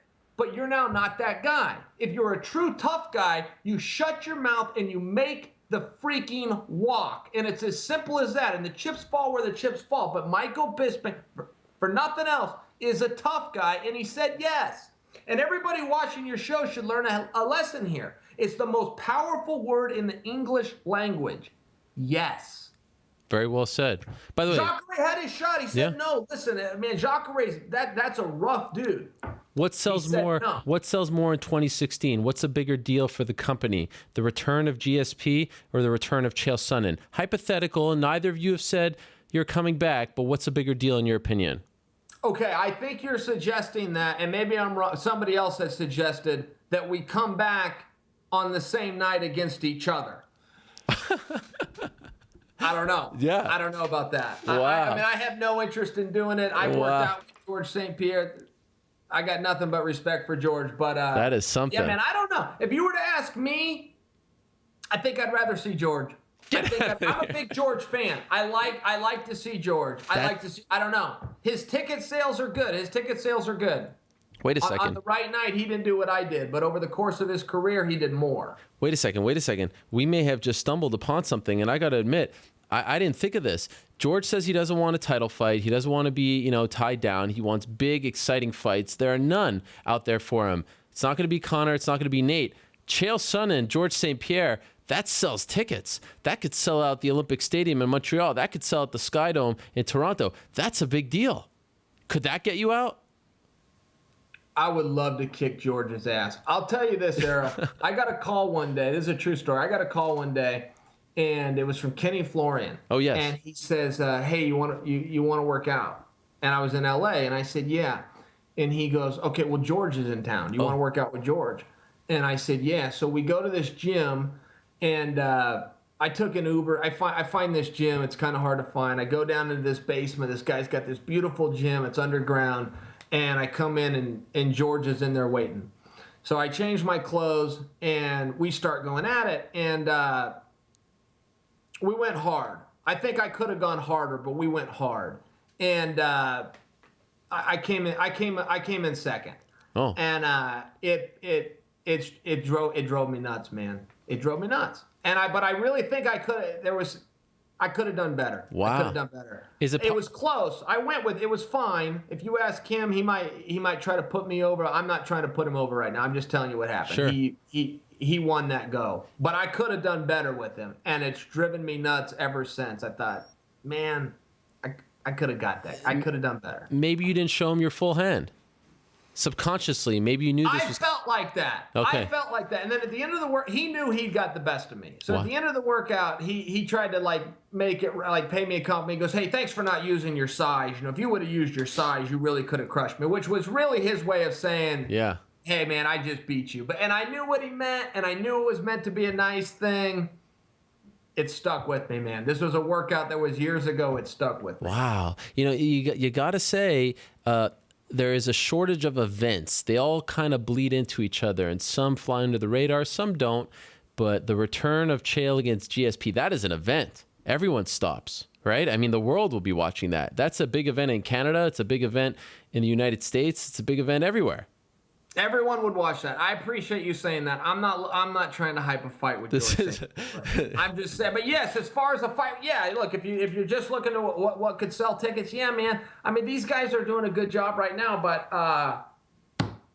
they're really not. I'm being nice, man. These guys are terrible. It's so hard. It's so hard sometimes. Like I could come. What do you guys want to do here? You guys you're just terrible. It's got to kill you inside. You could put on a seminar for these guys, right? Teach them. I mean, you're not done just yet. I maintain you will come back very soon, but you could almost put on a seminar for these guys. They should bring you out to those summits. Why don't they do that? There's a lot of mistakes made, man. These guys, Ariel, there's so much to it. There's just so much to it, and there's so many misses. And it's so weird. You know, I'll get guys that critique me sometimes. I'll tell you this, and you'll think less of me. You go, well, you're a dick for doing that. I get that I'm a dick for doing it. But I was in a dust-up with Vanderlei, and we were in Brazil. And the first day of the filming of The Ultimate Fighter, he quit. He quit the whole show. He goes, I'm done and I'm leaving. And that was real. They didn't show very much of it when they did it, but it was a mess. We couldn't leave the set. You had to get Vanderlei back. Man, we had Dana on the it was a mess. It was an absolute mess. We had Vitor on the phone wondering, hey, if this guy really walks, will you get on a plane? It was that. We thought the show was over. So we end up in a back room, and you know, I tell him, well, let's just talk. Just you and me. So he clears everybody out. Now, there's 6 cameras on us while I'm telling him, hey, let's just talk, you and me. So I'm trying to be real with them. I'm trying to be as real as I can because this whole thing is about to blow up. And I go, Vanderlei, here's the script, okay? I'm the bad guy. I insulted this entire nation. You wear the white hat. You get to come in and be the good guy. When you're bullying me, when you're physically starting fights with me, when you're quitting and walking off set and leaving this whole thing hanging, you're now making me vulnerable. If I'm vulnerable, then I become the good. I don't want to be the good guy, but you do. So enjoy being the good guy. I'll keep being the bad guy, but stay with me on this because you're ruining everything. And, you know, he goes on and on about, you know, sportsmanship and honor. And it's like, dude, this isn't Little League Baseball, man. You can take all of those great little sayings that your coach told you or you got in a fortune cookie and you can shove them up your ass when I'm around because I don't care about any of it. This is a fist fight in a steel cage, and there's nothing about honor and sportsmanship, man. This is about an applause and a paycheck. That's what it is. So I'm explaining this thing to him, and he's telling me how to do it, and you've got to do this, and you've got to do that, and I just stop. I go, Vanderlei, stop. Between us, just stop. I am the highest paid fighter in the history of the sport. I'm the biggest draw in the history of the sport.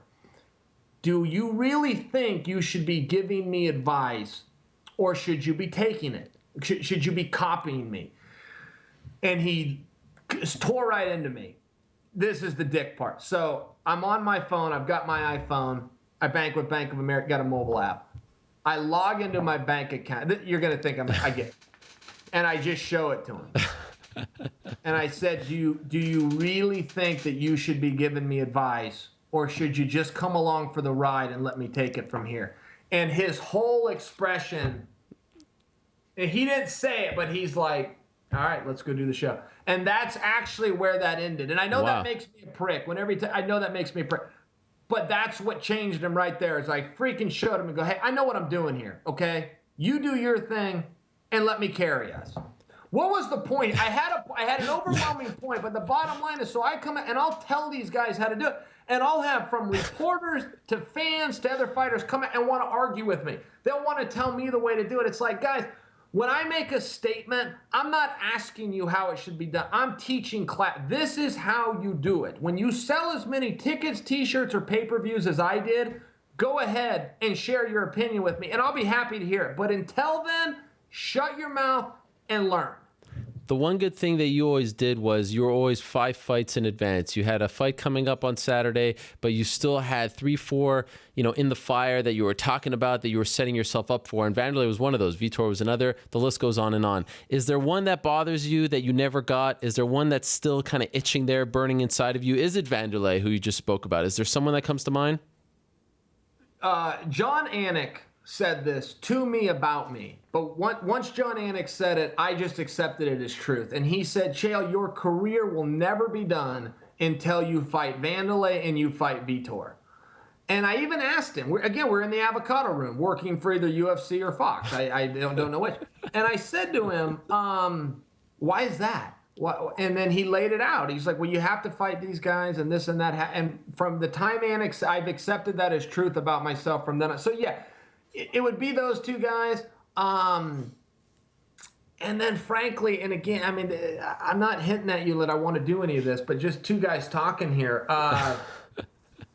I mean, it'd be real hard to not go in and whip Anderson's ass a third time. You know, that's a tough one. Anderson was never a hard fight for me. It's hard to get my hand raised. That son of a bitch always knew how to get his hand raised. But that would sell. That guy, man. I whipped that guy so easily in my opinion. I've had 3 10-8 rounds in my entire. I fought 49 men. I've had 3 10-8 rounds. They're all against him. I tip my hat, man. That guy, he beat me fair and square, and he got his hand raised. I don't mean anything about it. Good for you, Anderson. But we were just talking about that main event, 117. It's hard to not want. You know, it's hard. When's the last time you watched that one, the first one? Never. When I got ready to fight him the second time, they made me watch it. Wow. For one of those countdown shows, and then they get your reaction when you break down, and I still couldn't do it. I'm like, guys, I'm not watching it. And I almost had a shot at him 2 weeks ago. It was through Uriah Hall. It was vicariously, but I'd have taken it. And Uriah Hall could have won that fight. He would have beat him. Uriah Hall was ready to fight. Did you help him prepare for that? No, I didn't specifically in that camp. I mean, I like to think I'm involved in his career as a whole, because it is a colossal effort. It's not just a 7 or 8 week camp. But sure. Clayton was with him. Coach Clayton was with him the whole time, and I sure felt part of it, man. I wanted him to get that chance, and none of that's meant to knock Anderson. It's really not. But if you're asking me what eats away at me, man, there were some opportunities there. There's big opportunities. You're not given those a lot of times, and I missed them. And people can relate, man. That stuff hurts. You miss a shot, man. It hurts.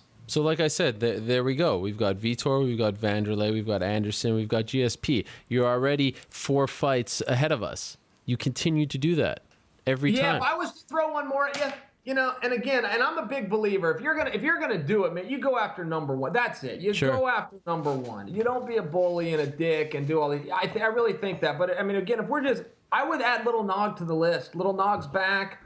I don't know how he's back from the dead. He looks like he's dead, but he went out there and he won. He beat Patrick Cummins, who's a former teammate of mine. Patrick Cummins is a tough guy, and he beat him.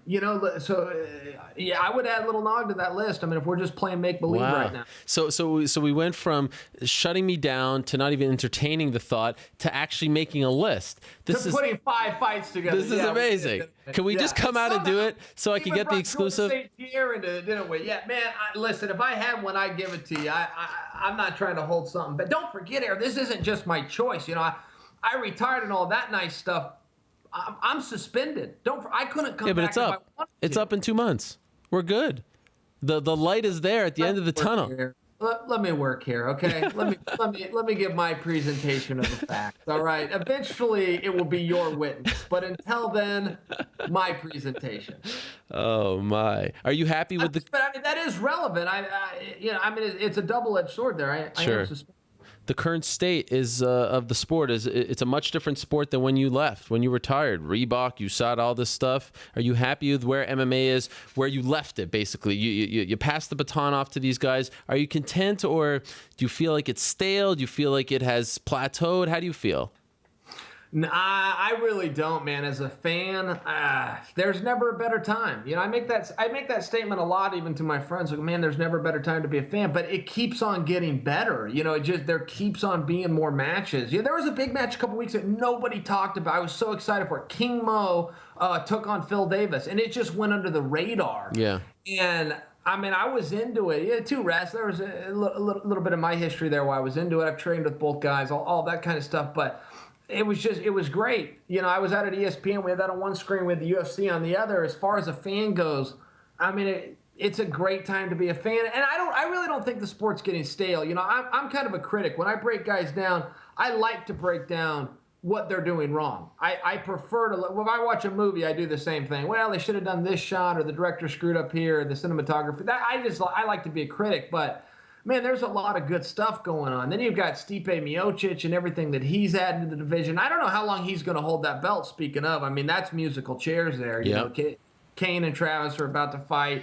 Verdum could grab that one right back. That's just a tough division. And the heavyweight division usually isn't. If you look at boxing, the depth it's always been missing historically. Big guys don't go into fighting. They go into basketball and football and some of these other sports. And, man, it's just not true. There's some heavyweights out there right now, and Stipe is just one of the few good guys that do this sport.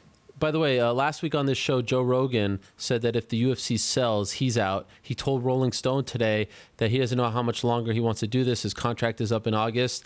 Do you have your eye on that job as well? You could do both. No, as far as commenting, no, I sure don't. But I would feel that if Joe Rogan left, I would feel that blow. You know, I really would. He's a major staple, and I can tell you, he's not trying to negotiate through the media by acting like he's gone. Joe has never loved the fact that people tell him what he can't say. You know, he's pretty wide open. It's part of being a comedian. You have free reign. He's never really loved that, and they're pretty loose with him. But he's got this fight companion thing going where he can come on and go loose and still participate. I don't know. I think we might lose Joe. I think that there's some truth to that, and I think that would hurt. You know, there's some good commentators though. Look at Brian Stan. Even look what he's. There's a few names I could drop, but you know, he's as professional as they come. He shows up on time every time. There's some guys that could do that, but I think there'd be a void there with Joe, man. I'm no Joe Rogan. I appreciate what Joe does. You did a great job with World Series of Fighting with. Fantastic. That's just fantastic. Are you still doing that? Do they drug test? Yeah, I'm still with World Series. You know who's with World Series now? Who? You know who's the COO? Mike Marsh is with them. Yes, Mike Marsh. I loved when I turned it on one day. It was a late night. Sometimes their times are very strange, but it's late night, and it's you and Kenny Reis calling the action. I mean, I just love that. That one went over 99% of the audience, but it was great. What was that like behind the scenes? Well, and I saw your tweets on that. You know, it didn't go over your head. Kenny was cool. Look, Kenny was cool. He's like, look, I know we've got a beef, man, but I remind me what it's about. And I did remember what it was about. I did know what it was about. But I was like, yeah, it's been a long time. Yeah, that's kind of how we buried it.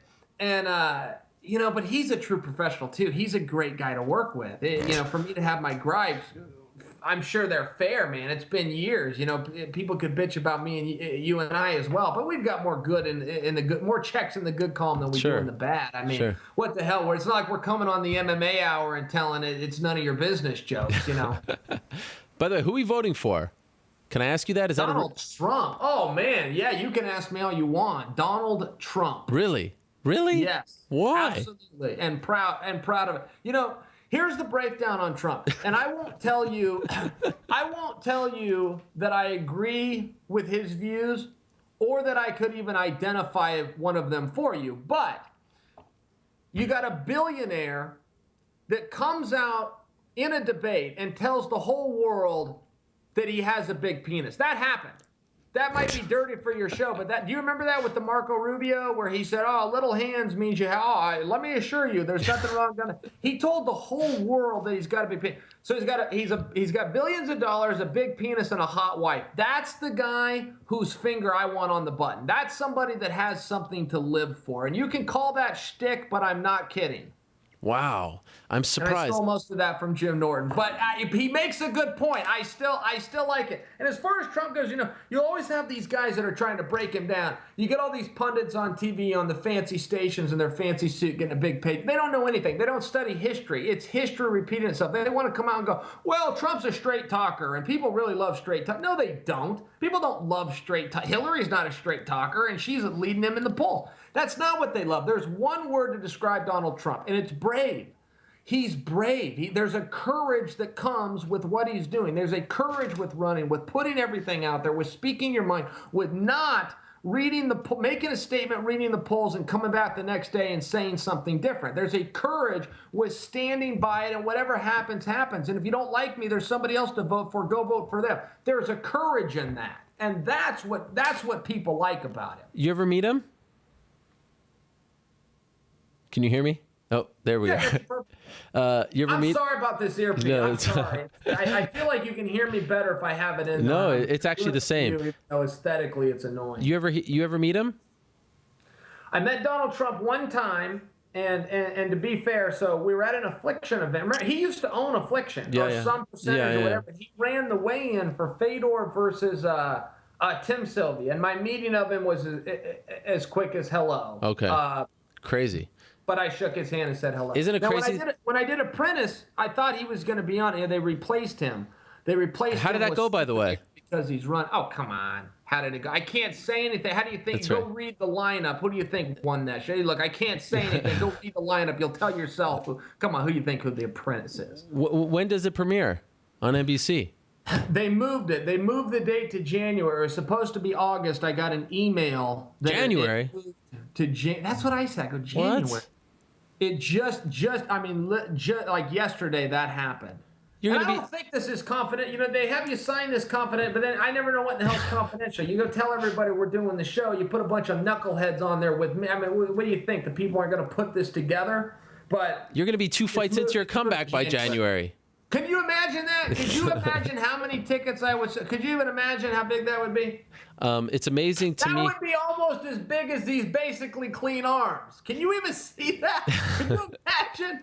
Could you imagine? By the way, I know you've been out for. What's imagining right now is George St. Pierre. George St. Pierre is staring at that going, man, I never considered that one. That's a tough son of a bitch, old Chael Sonnen. Wow. But I want to tell you something. I know you've been out of the game, so I want to give you a friendly piece of advice.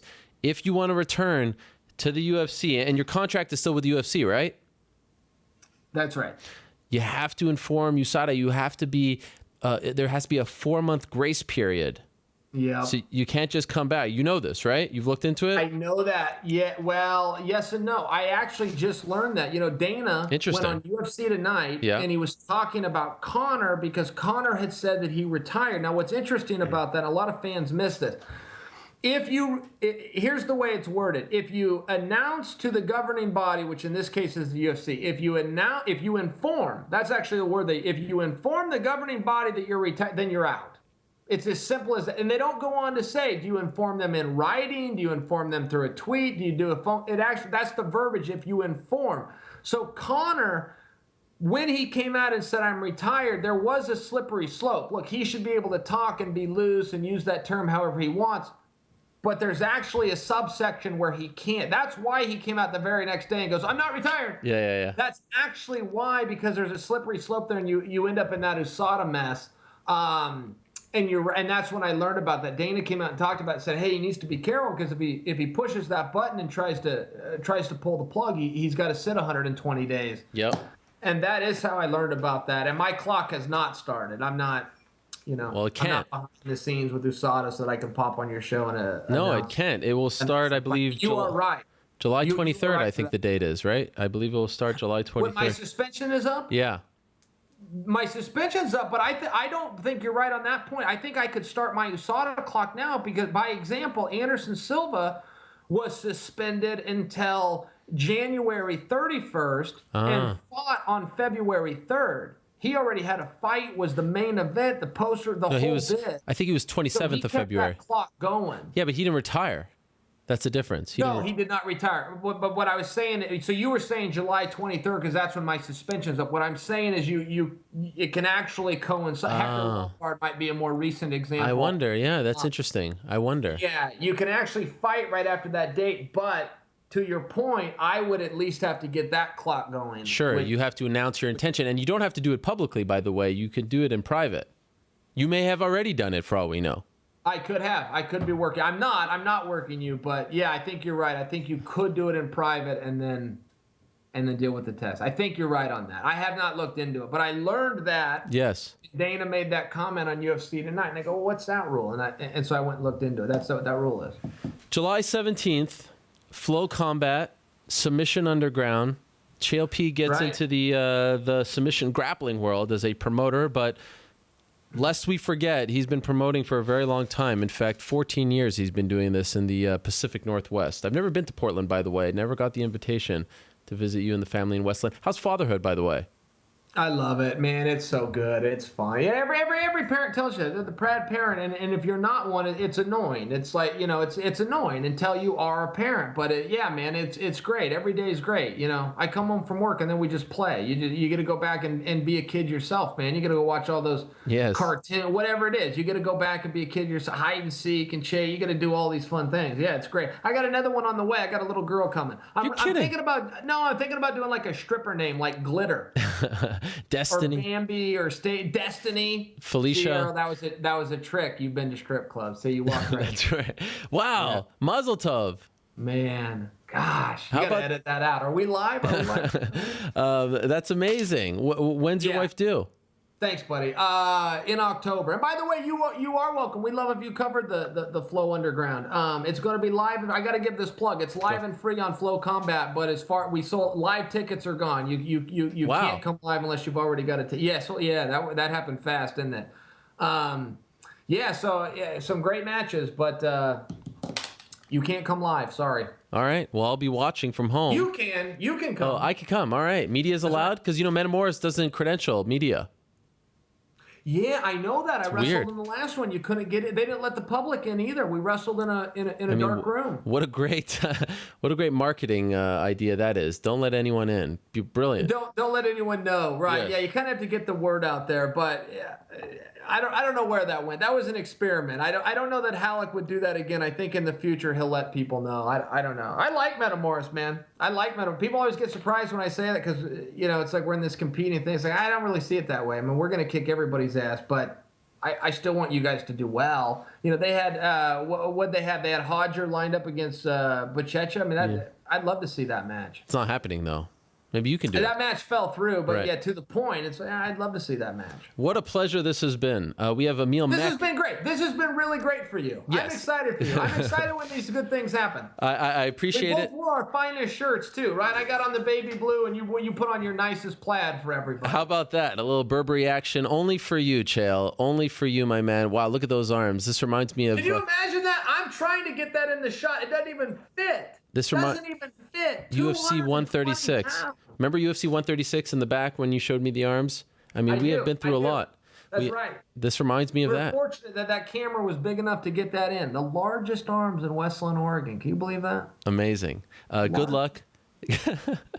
What a pleasure. Thank you for the time. I don't need luck, my friend. I'm famous and rich. Luck finds me, but I appreciate you saying, I do have one final thing to tell you. Just for the fans. This is for the fans more than it is for you. Kaboom. Oh my, there is only one Chael Sonnen. Wow, that was amazing. What more can you say about that? Going an hour with Chael Sonnen, you can't beat that. I think we got something there, my friends. Go back and look at my other interviews with Chael since his suspension, since he left the game, since he left the sport. Go back and watch them. Watch what he said. Watch his demeanor. Watch his inflection. Listen to what he's saying. Study it.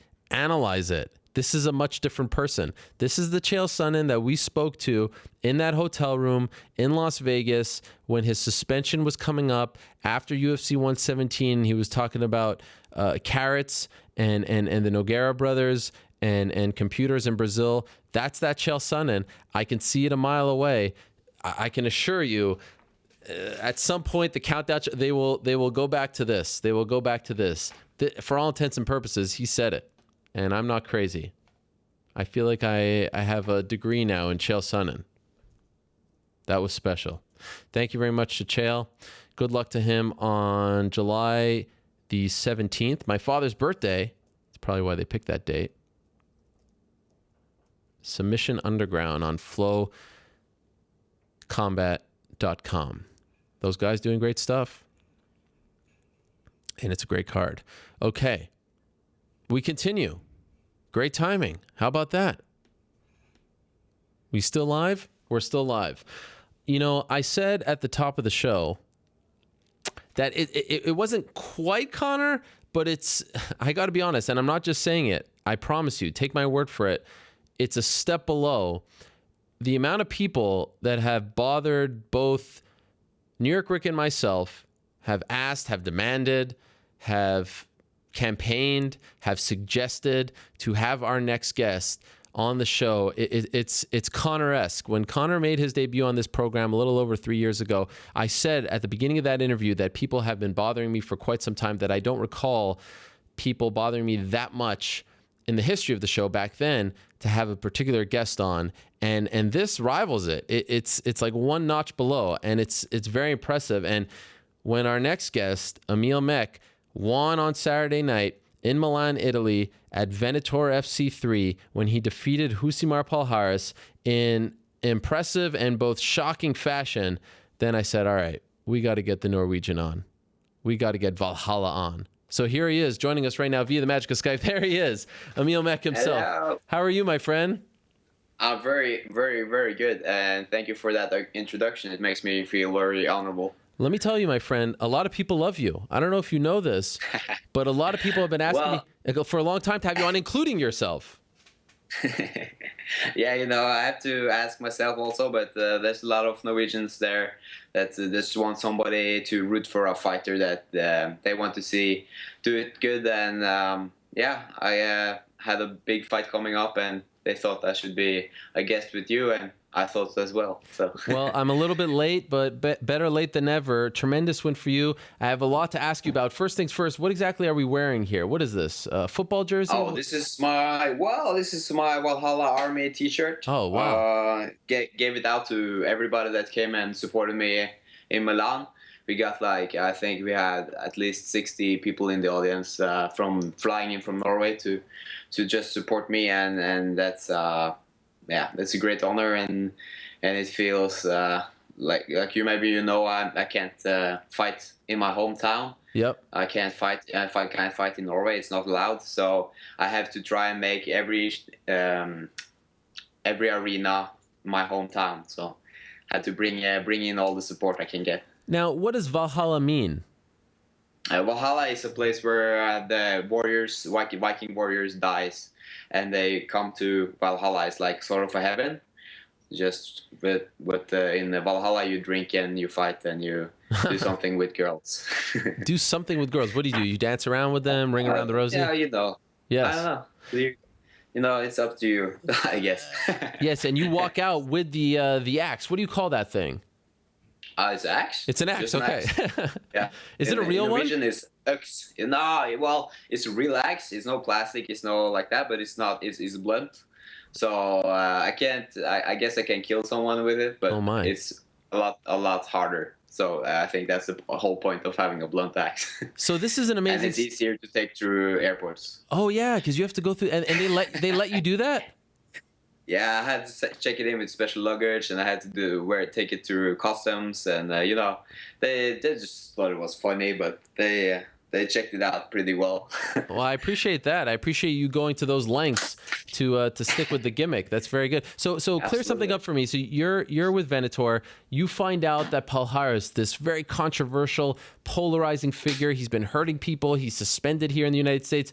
You find out that he's coming and he's going to fight for them, and you say to them that you want to fight this guy. Is that true?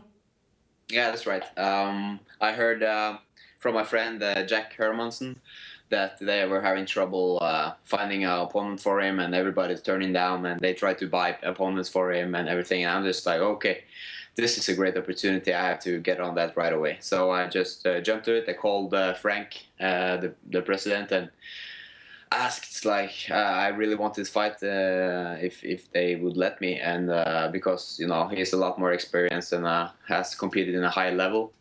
So I wasn't sure if he would take the fight or not. But they asked, Polaris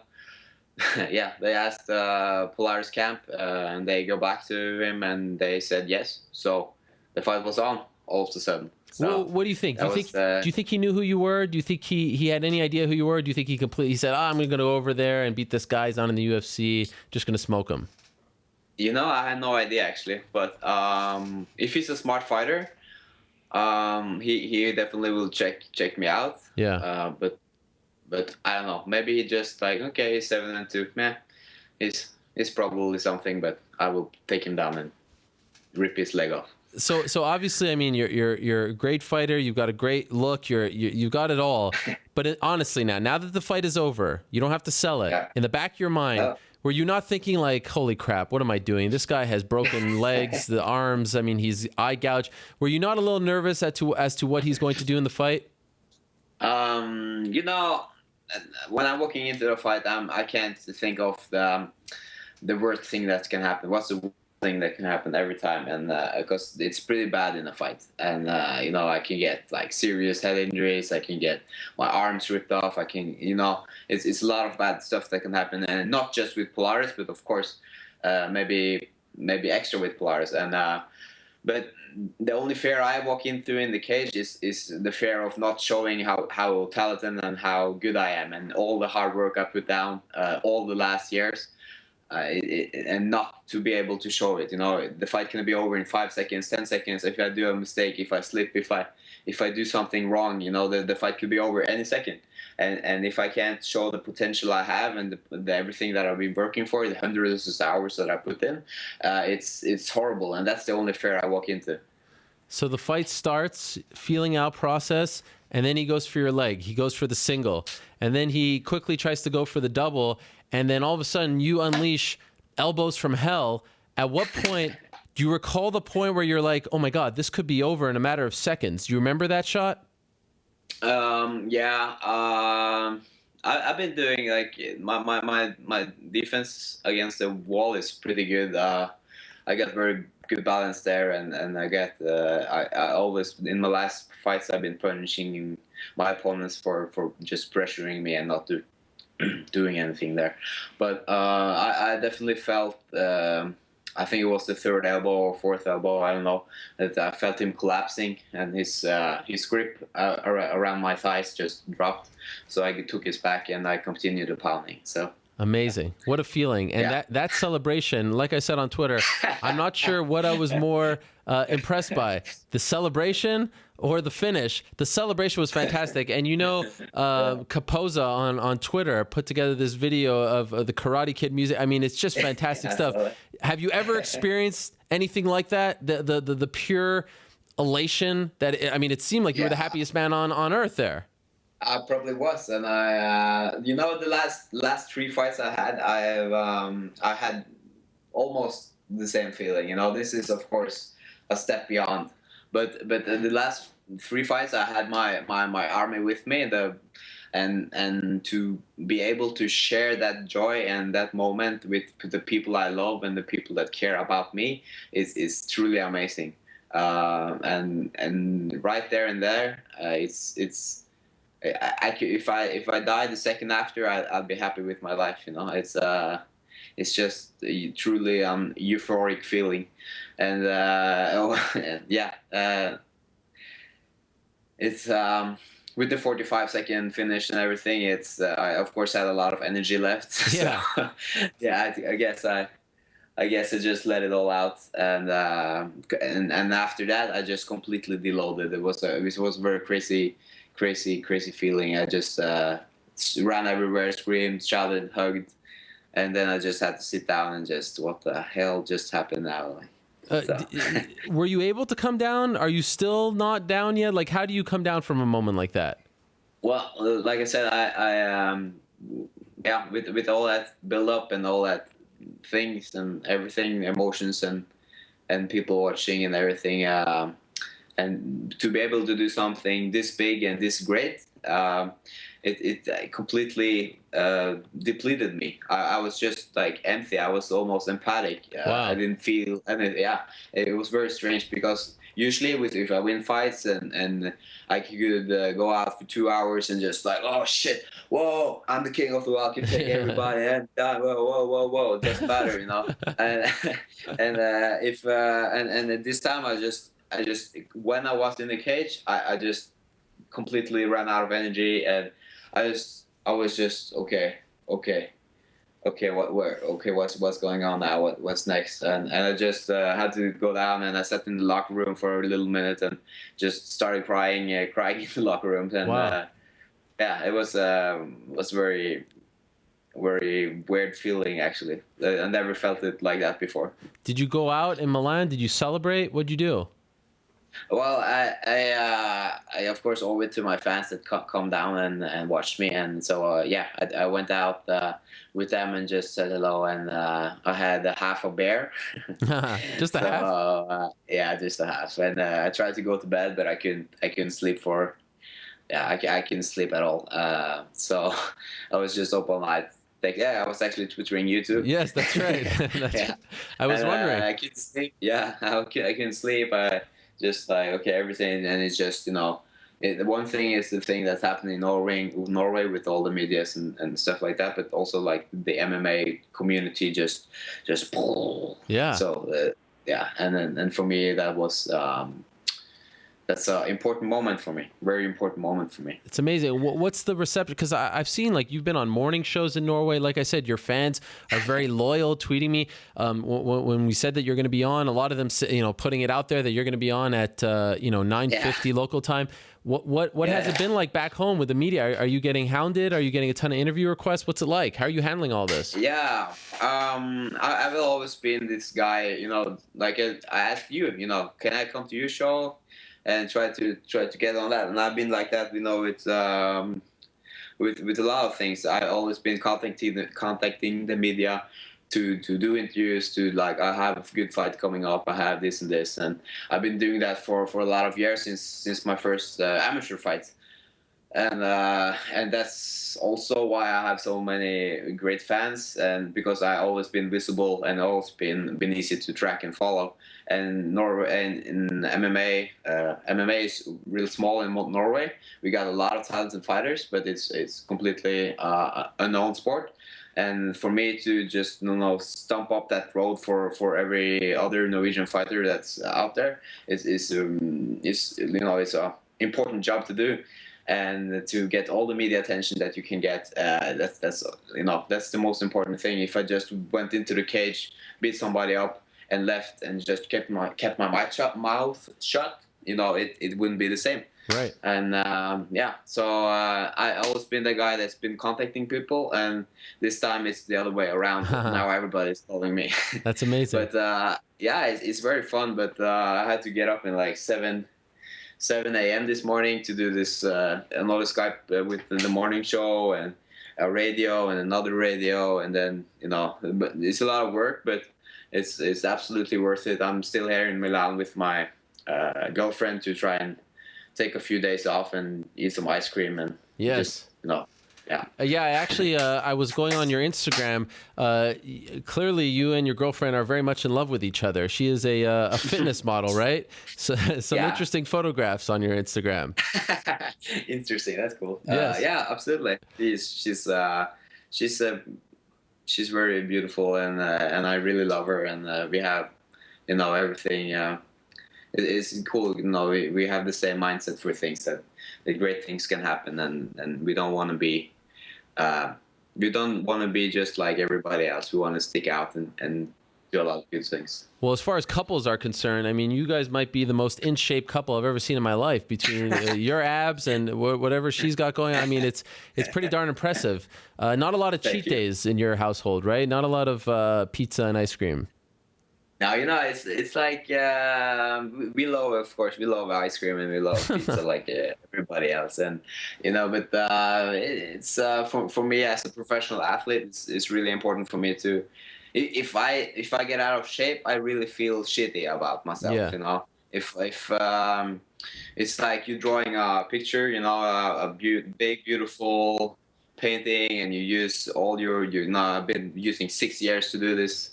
It's really good or really nice details, and everything is beautiful. And then after a fight, you just take a trash of painting and just throw it on it, and then you fucking ruin everything. And you don't want to do that all the time, because then you feel like shit.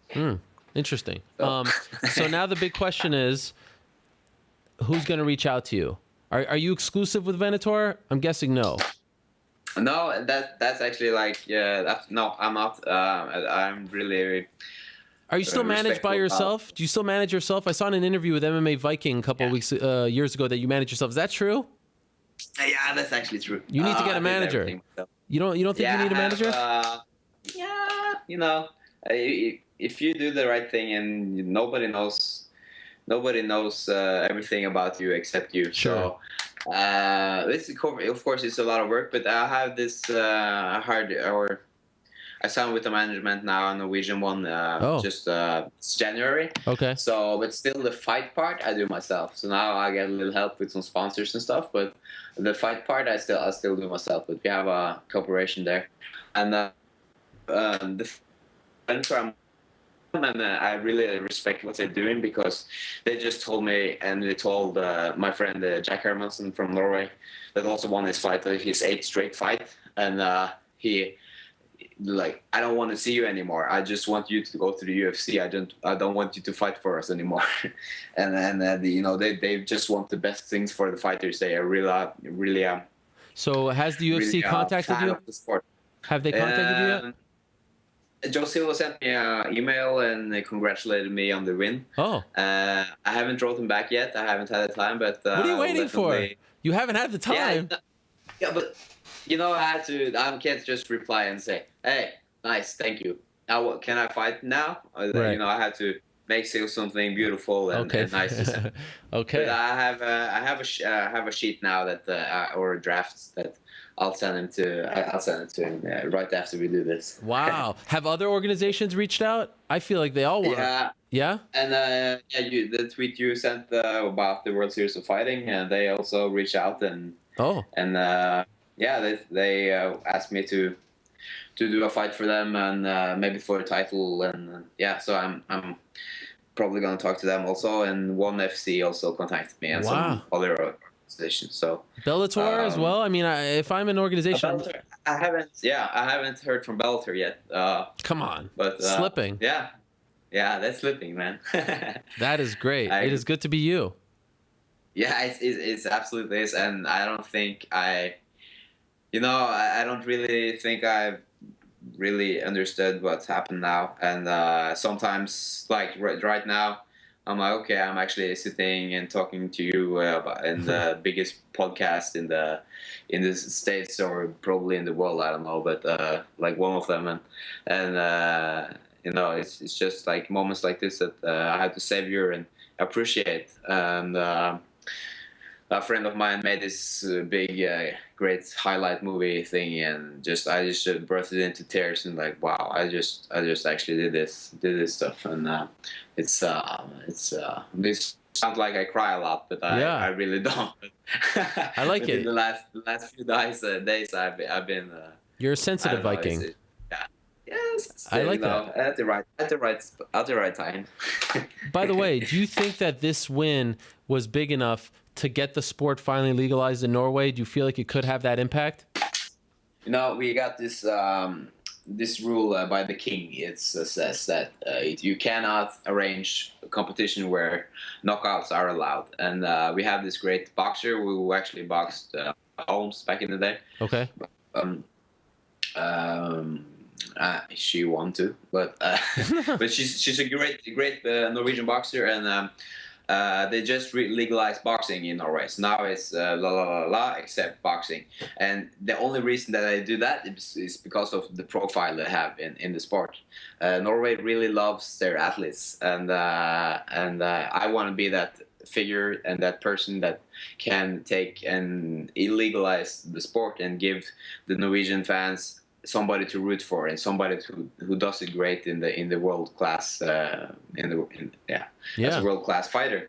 And I think when I do that, and now I'm definitely in the right track of it, I want to be that guy, and I definitely think that not this fight did it, but a few fights more, absolutely. I think it's possible. And by the way, did you ever think this way? Like, he has been very controversial. He has hurt people. And some say it's, subconscious, whatever. Those are the facts. Did you go into this fight saying, like, I'm going to do this for all those fighters. I'm going to prove to this guy that you can't be this type of fight. Like, did you think of it that way, or is that too big?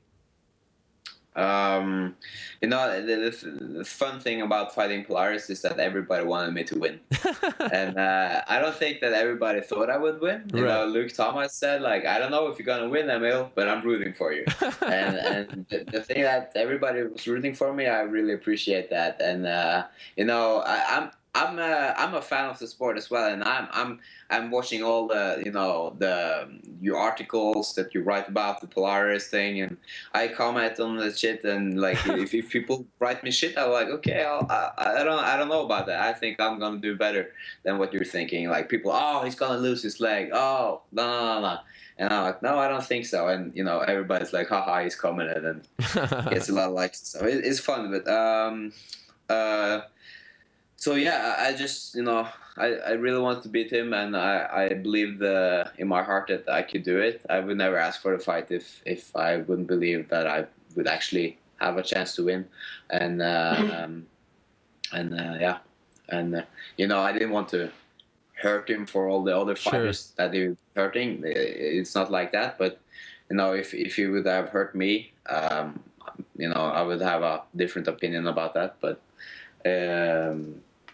you know, I stopped the fight when the fight's over. I didn't have like, okay, he's gonna get 3 extra punches because he hurt somebody else. But I guess that would be fair, though. By the way, he's saying that you hit him in the back of the head. That's why he got knocked out. That's what he's saying in Brazil. Have you seen this? There was some. No, I haven't seen that thing that you were talking about. But right after the fight, he was complaining, and the referee checked him out, and he said that it was fine. And was it? Oh my God, what's his name? Was it Chiesa that commented? Yes. No. Yes. Oh, was it? Yeah.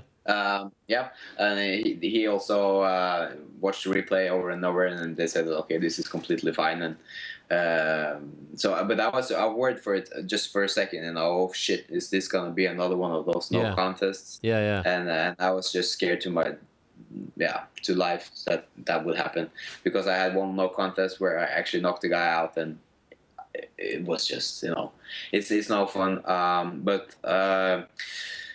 No, it's completely legal, and I've seen the clips myself, and it's just at the spot where you're supposed to hit, and there's no 9 to 12. No, was it 6 to 12? Yeah. No, 6 to 12, and it's no behind the air, and you know, I did everything I did everything right. Well, congratulations, my man. I'm happy that we finally got you on. I'm happy that we got you on after the win. What a great story this is. And by the way, Emil Meek, right? I said your last name. Some people call you Meek. It's Meek. Yeah, you know, it's actually Meek. It's completely right. It's Norwegian. So that's right. That's good. Yeah. Congratulations to you in the Army. Very happy for you. I'm looking forward to seeing what you do next. And again, enjoy the win. Try to enjoy, smell the flowers. You deserve it, my man. Very, very nice. I'm very happy that we had the opportunity to have you on, and I got to meet you for the first time. So appreciate the time very much, Emil. Appreciate it. All right, there he is. Emil Meek, Valhalla, joining us. What a happy man. The happiest man in Milan, Italy right now. Beautiful stuff from him. Picking up a huge win, a shocking win, an unexpected win over Husimar Palhares in the main event of Venator FC3. Great stuff. If you haven't seen the clip that I was talking about, the clip from the very active and insightful Twitter user Kapoza, it is fantastic. It's him celebrating to the tune of the Karate Kid and jumping in the air. It's just great. Do go out and check it out. It's amazing. So a great moment there for Emil Meek. If I'm the UFC, I sign him right away, especially with what they're doing in Scandinavia. So we'll see what happens. Okay, one more guest to go. Like I said at the top of the show, what a fun show this has been. And we end with Wilson Reis, who is going to get the opportunity to fight Demetrious Johnson for the UFC flyweight title on July 30th, UFC 201 in Atlanta, Georgia. We end with the former Elite XC champion, Wilson Reis. There he is. Wilson, how are you? What's up, Ariel? Great. Very good, definitely, happy, so I think it's great. So, and by the way, thank you for the time. And you look great, by the way. The internet connection over there is fantastic. So well done, Alliance MMA. This news kind of came out of nowhere. A lot of people weren't sure what's going to happen next for Demetrious Johnson. What was your reaction when you got the call that you're going to fight him next? Of course, I was super happy. It was definitely huge, opportunity. I wasn't so surprised because I looked at the top 10 division, and in my mind, like they're going to have to figure out who they're going to give him next.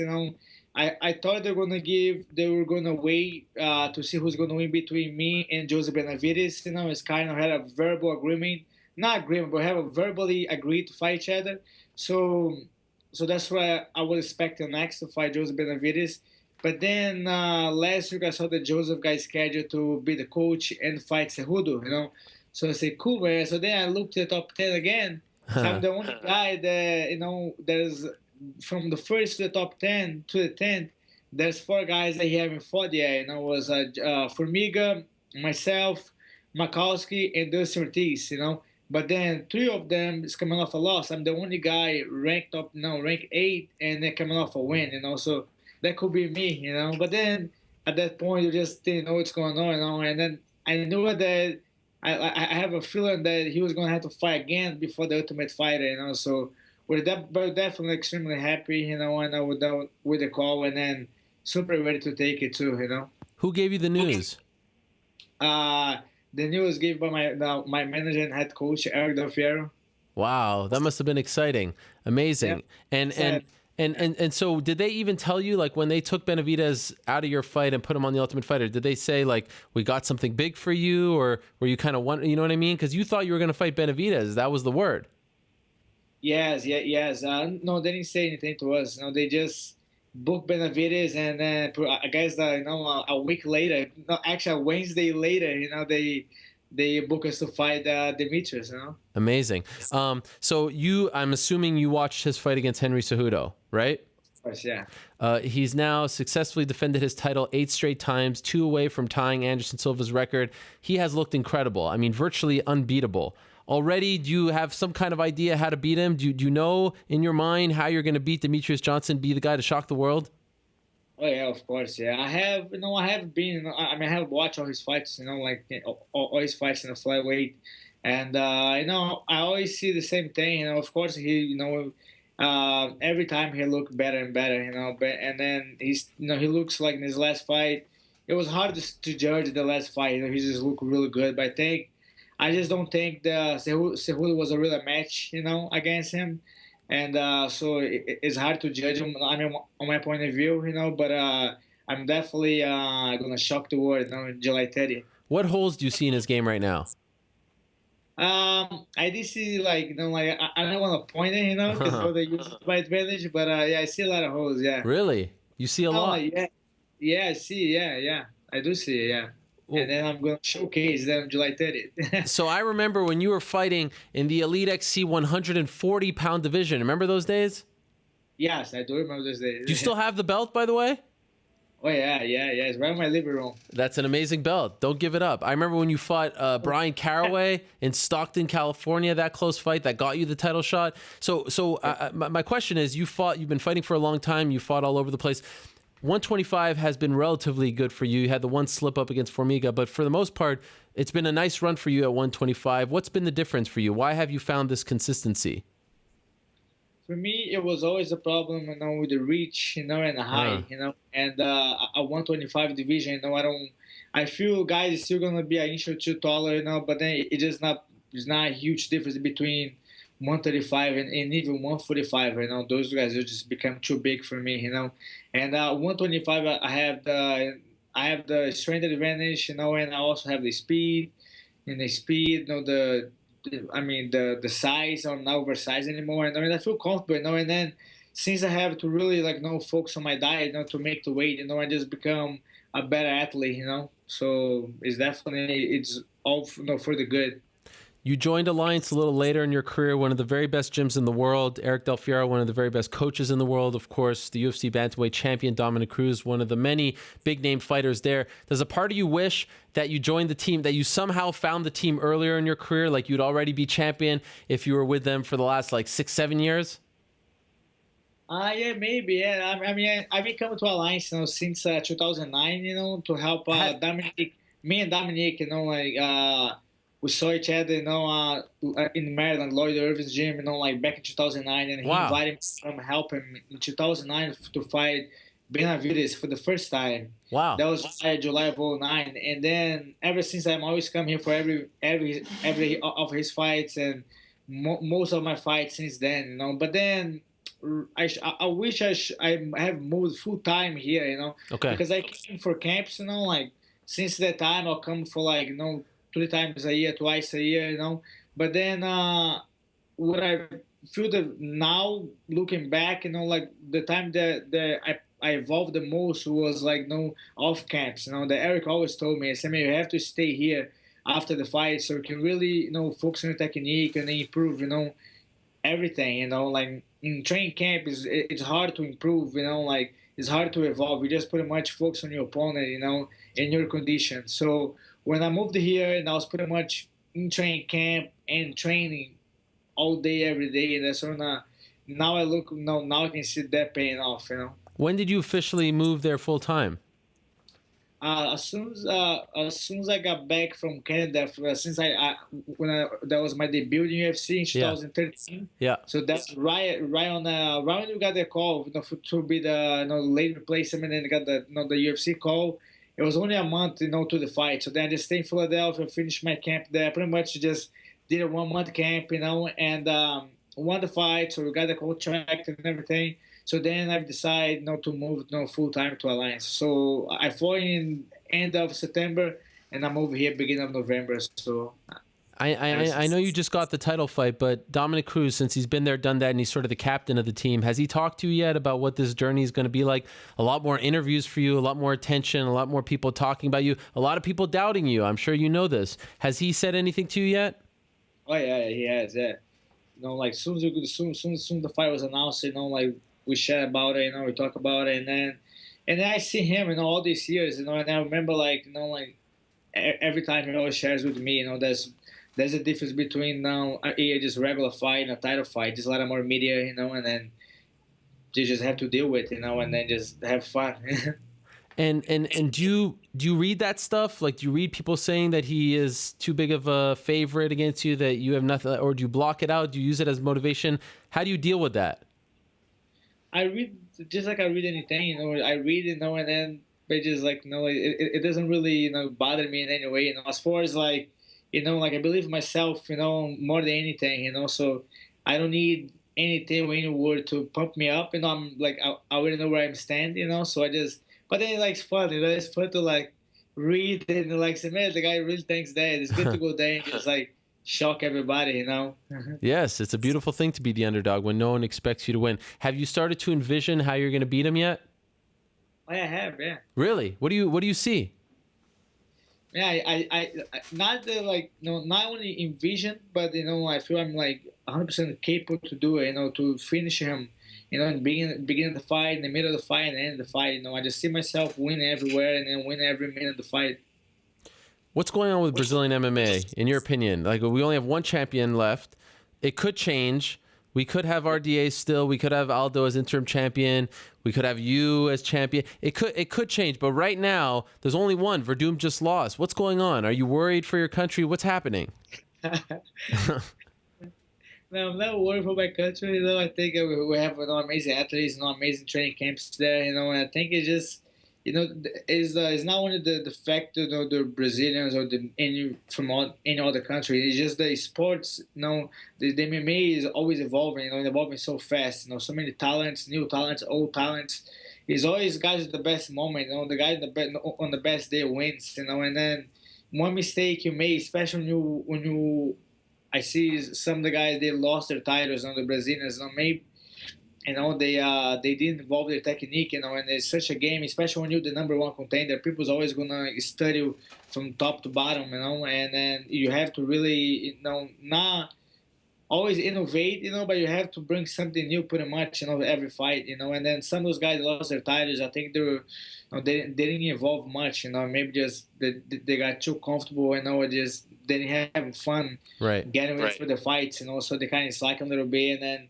But I don't think it's just I think Brazil has amazing fighters, amazing talents and athletes, and then July is a big month for us as well. We got like 5 title shots, and then we wish all my countrymates the best, 5 titles. So we have RDA, we have Claudia Gadelha, right? We have Jose Aldo, we have you. What's the 5th? Amanda Nunes, of course. Wow, that's amazing. Wow, Yep. It is a very big month for you guys. All right. So, by the way, I got to ask you about this because I love that period. The Shaws, Jared Shaw. Remember Jared Shaw, Gary Shaw? How crazy was that Elite XC? I mean, that was a crazy place. Those guys are nuts, right? Yeah. Those guys But they had good fighters. Oh yeah, they had good fighters. They have good shows. I remember when I fought. When the Kimbo was in the card, it was the first CBS card in I think it was like end of May. It was like sold out, Prudential Center in New Jersey, so they got like huge crowds. I felt it a little bit like from going from Elite XC with every event that I fought was pretty much sold out. They had a good business, they're on CBS, they were on Showtime, you know. And then when I went to Bellator, I think it was like my first fight in Bellator, it was like 200 people there, and it was like a little bit of shock, you know, because expecting Bellator to be big, but I didn't know that it was a Bellator second event, you know. Yeah. So it was a little bit shocking as far as like, you know, crowd, because the Elite man, they really put in a big production, you know, like I guess it does. Gary, the other guy, just boxing, you know, like more like bigger shows and stuff like that. But I had fun, man. They really took care of me, you know, like those guys in LXC, like from the matchmaker all the way to the girls assistant. I was doing a fight week. It was fun. I was definitely like, you know, like I was sad and happy when they ended, because, you know, I was sad because, you know, I have just won the title and I was looking forward to defend the title, you know, and you know. But then I was happy because my contract, it wasn't too good, so I was able to get out of my contract. Oh, wow. How come you never went over to Strikeforce? Did they ever talk to you like about taking your contract? No, somehow Strikeforce bought my contract over, but then they never signed. I guess they didn't have my weight class. Right. Because then they actually sold my contract to Bellator. Oh, wow. I never knew that. Yeah, they did, yeah. Did you get a piece of that? I don't think I did. What the hell? That's messed up. Yeah, they did between them. Yeah. Oh, I knew there was a Bellator. Like, we talk about Strikeforce, and then my manager at the time started talking about this new event called Bellator. Yeah. And right away, my contract would just kind of like switch over to them. And by the way, you are the very first Brazilian to ever fight for the belt, the flyweight belt, the 125-pound belt. So on July 30th, you can make all kinds of history. First Brazilian to fight for the belt. First guy in the UFC to beat Demetrius Johnson, become the second flyweight champion. I mean, there's a lot at stake here. I don't know if you know this. I'm not sure if it's... Yeah. You realize this? Yeah, I do realize. Yeah. It's even like, you know, and to me, it's another fight, you know. But then, of course, I know it's like this is a huge fight, you know. But then to me, just a big fight as far as, like, you know, like him himself, you know, like he's a very talented athlete, you know. Like, you know, well-rounded and stuff like that. So I'm getting ready for the best Demetrius Johnson, you know. But, yeah, so that's, to me, it's good because, you know, having a title shot, you know, is huge. And so I'm super happy about that. Now I have 2 months of training camp, you know, and I get all this good resource for it. And then afterward is all party, you know. So I'm just happy. That's amazing. Well, I'm very happy for you, my friend. Good luck to you in the fight. I love the fight. I think it's a great story. You've been around the game for a long time, and I think you deserve the shot. So I'm looking forward to seeing the fight, seeing if you can pull it off, and seeing if you can become the first Brazilian to ever be the UFC flyweight champion, but more importantly, be the first guy in the UFC to beat Demetrius Johnson. Certainly one of the most dominant champions in UFC history. So thank you very much. Good things happen to good people. I congratulate you on getting the title shot, but I know you're not content. So good luck in training camp, and of course, good luck in the fight, Wilson. Hey, thank you very much, man. I appreciate it. You know, I just want to correct you quick. You know, I'll be the second guy because Dominic already beat him. I mean, it was a bantamweight. You know. Oh, I'm in flyweight division. You're right. Look at you defending your buddy. Yes, you're right. I will be the first one, of course. Yes, you're 100% right, and you're a good teammate. You're a good teammate for noting that. Yes, I was thinking flyweight division, but you're 100% right.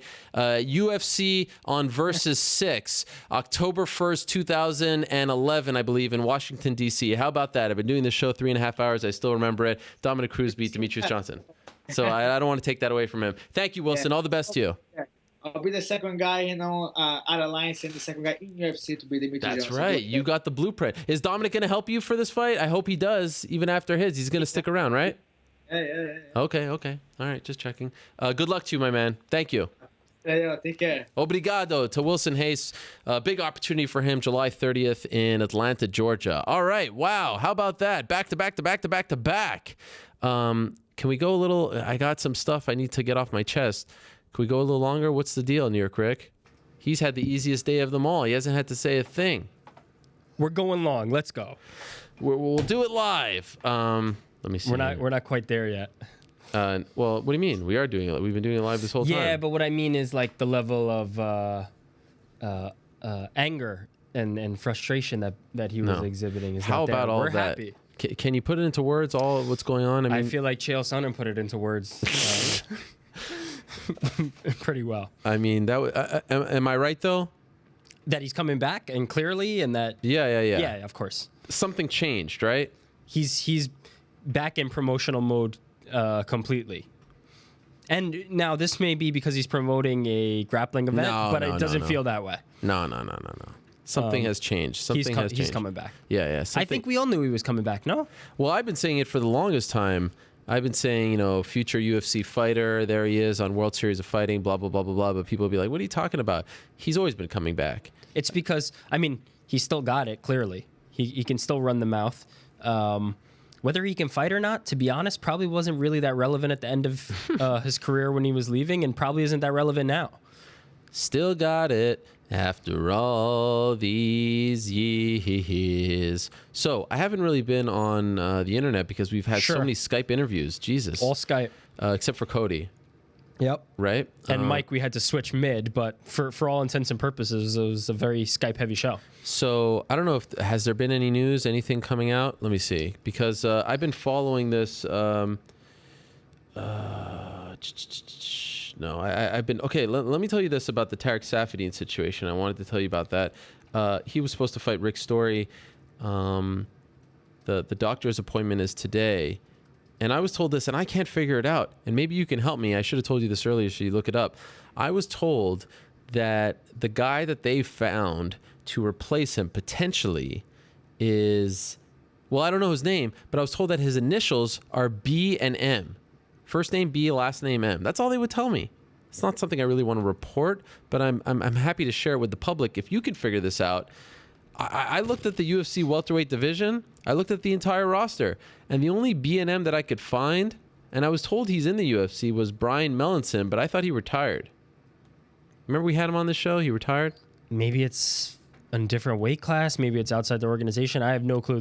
I don't know if that's enough to go on. I don't know. No, it's not. But I know there are a lot of sleuths out there. Maybe BM himself will be like, "Hey, it was me." Probably not. Knowing the way they like to keep things close. Tweet into the show, BM. Yeah, that's what. Or anyone, if you can figure it out, please let me know. Saffiedine sliced his knee as he was defending a takedown on the cage at TriStar, and had to have stitches and all this stuff. So unfortunately, that fight is in jeopardy. Another piece of information that I wanted to pass along: Ally Quinta. There was some stories about Ally Quinta and Thiago Alves fighting at UFC 202. Well, I was told that they want to make this fight, but that date, August 20th, UFC 202, and we'll get to that one a little more in depth in a second, was never offered to him. And you may have heard about Thiago Alves going down to 155 in the not so distant past. We talked about this. I reported it around a year or so ago, but then he was offered the after the Condit fight, he was offered Benson Henderson. But I spoke to Mike Dolce, and he's been working towards, he's now around like mid 170s, and they have this whole thing laid out. I mean, you can expect that with Dolce involved, and Dolce told me that he's going to have the final say early July or so. If he gets down to the target weight, then he's going to give him the okay to make the move down to 155. So from my discussion with Dolce late last week, it wasn't 100%, but all systems were a go. He told me that it was based upon the lean mass analysis, based upon his DEXA scan. And you can read up about that DEXA scan that he has done every 6 weeks since November. So not 100% just yet. I wanted to clear that one up, the Quinta Alves fight. I would like that fight. I think that's a lot of fun. And I also want to tell people, before we get to a couple questions, that it's good to support our own. Paige Van Zandt is in the finals of Dancing with the Stars, so if you want to go vote for her, go do your thing. I did see something on her that came out while we were sitting here. She's in a movie or something. She's in the new Kickboxer. I feel like everyone's in that movie. No. This is the sequel to that reboot. So they already did. You're kidding me. Other one's already coming out. The one with GSP? Yeah, and then this is the sequel to that. Or maybe it's a prequel, who knows, but she'll be on that next one after that. All right. Do we have like 6, 7, 8 questions? We do have 6, 7, 8 questions. Okay. And you knocked one off. One of them was about, is Rick Story getting an opponent now that Tarek Saffiedine is out? Let me check in again. So you knocked that one off, which is great. All right, first one. Basically, from our friend James Glory, Conor, Dana, and Floyd, all this crazy stuff. Bring us up to date. What's going on with Conor? What's going on with Conor in the UFC? Floyd Mayweather, how does he factor into this? Break it down. Okay. As simply as possible. So this is what happened. last Wednesday, UFC brass, led by Dana White, had a dinner with Conor McGregor in Beverly Hills. Now, you may have heard they put out there in the public via the media that they were going to meet at a restaurant called Mr. Chow's, but that was all a front. That was all a smokescreen. They met at some hotel in Beverly Hills. And from what I was told, it went well. They put it out there on the table. It was actually very productive, tete-a-tete. It went well. And they all kind of agreed we're going to target UFC 202 August 20th, location TBD. And that's a date that's come up. That's something that's been discussed. Well, a big deal was made of this meeting. And of course, because of their history over the last couple of months, a lot of people were wondering when they will meet, and the UFC put it out there. Dana put it out there. People asked him, and like he often does, he told the truth, and he told everyone that I'm going to LA to meet with Conor. Conor was there to do a bunch of stuff, and as you may have heard, one second, source, one second. So as you may have heard earlier, Conor's going to be on the ESPN the Magazine, in the ESPN the Magazine body issue. So he was doing that, and then he did the sit down, but I'll get to that in a second. So that comes out. That happens Wednesday. On Thursday, he does the ESPN stuff. He does the sit down with Kenny Mayne. That aired yesterday, Sunday Conversation. And they put out some parts of it. You got it. We talked about that with Chael. We could talk about it a little later on, what he said. I thought it was pretty cut and dry. They then reached out to Nate's team and said, okay, August 20th, what do you think? Let's get the fight going, UFC 200, all that stuff. Nate said, why don't you come visit me? Let's go talk in Stockton. So as you may have heard, the UFC went, the brass, Dana White, Lorenzo, some other members of the team, they went to Stockton to meet with Nate Diaz, and they had a lunch there, and they talked about a lot of things. They talked about the fight. They talked about the financial terms, this and that. Shortly thereafter, it comes out, TMZ reports. By the way, isn't it weird how TMZ keeps getting this stuff? They get the footage of him in the surprise location in Beverly Hills. They get, Stockton. They have people in Stockton. A little weird. Now, when you say weird, you mean completely predictable? Yes. Okay. So anyhow, so they have this, and apparently, some things were said that the UFC, and in particular Dana White, didn't agree with. He later told Brett Okamoto that it wasn't a great day for him in Stockton. Gets up and pretty much like, okay, we're not getting this deal done today. Rewind a couple of minutes earlier, Nate Diaz is telling them about this, mural that was made of him. I'm not surprised, MFers, all that stuff. And they agreed to go see it. So even though it ended somewhat awkward terms, they still went to go see the mural afterwards, believe it or not. So they take the pictures there. You saw them. Everyone's happy, but they don't come to a deal. But from what I'm told, the deal is not dead. That's the fight that everyone wants. The UFC wants it. Conor wants it. Nate Diaz wants it.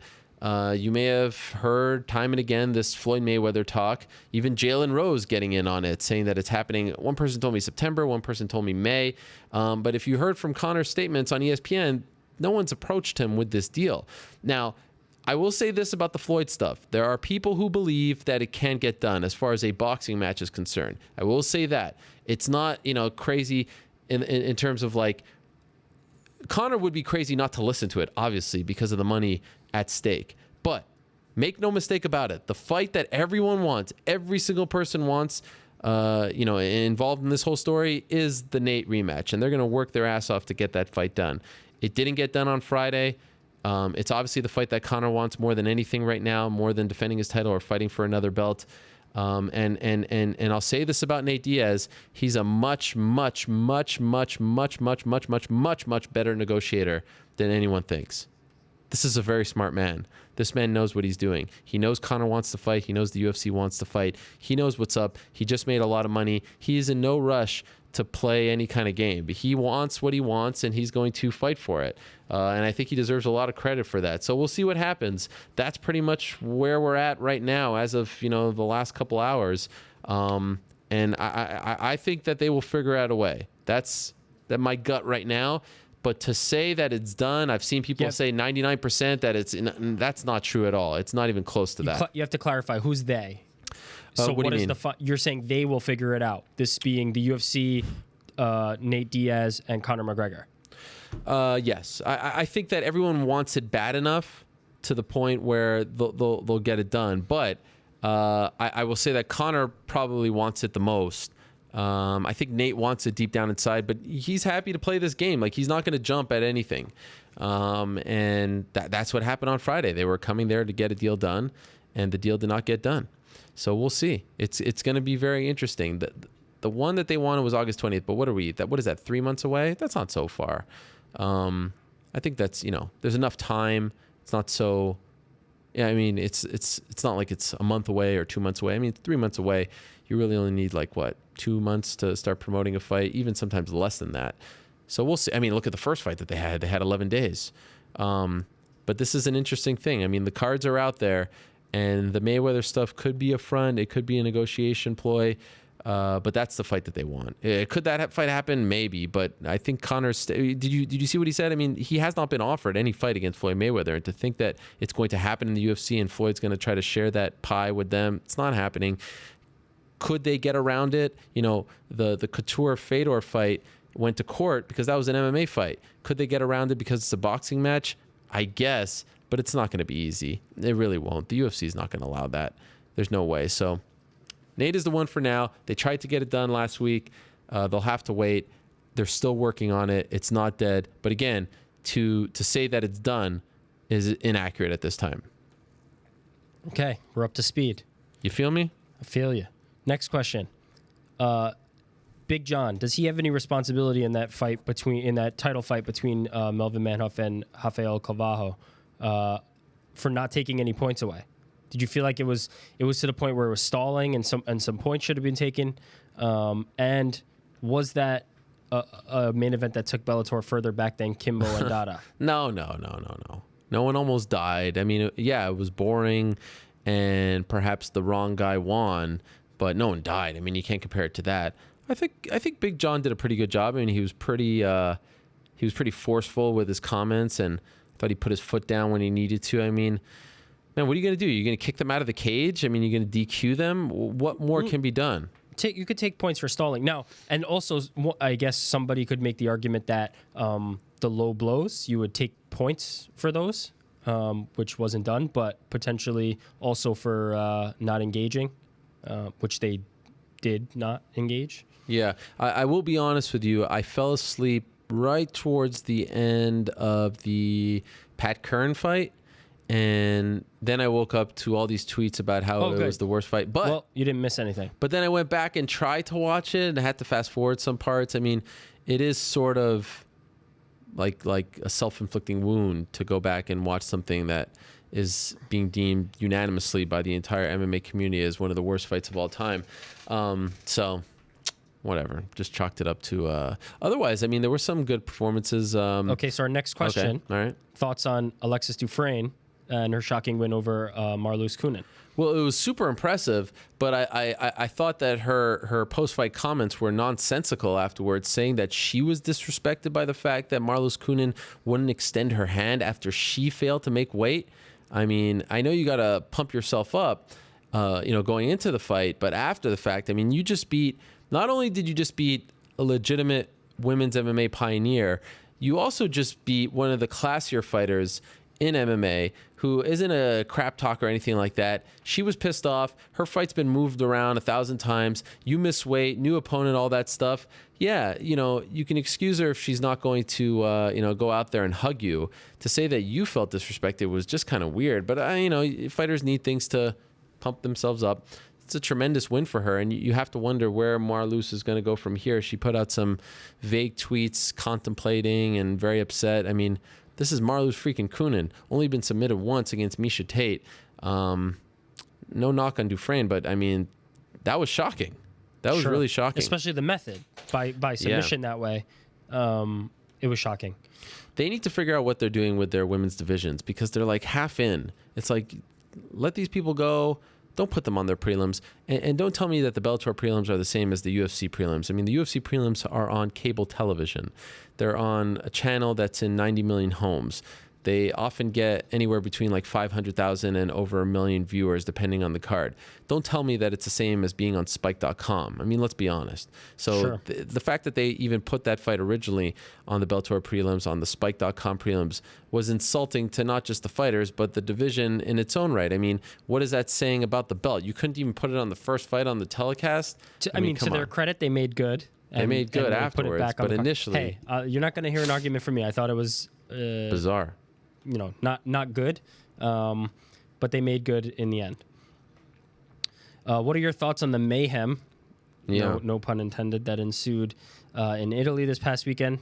Husamar getting knocked out, Mayhem Miller missing weight by 24 pounds and then getting submitted, and Venator FC's president overall.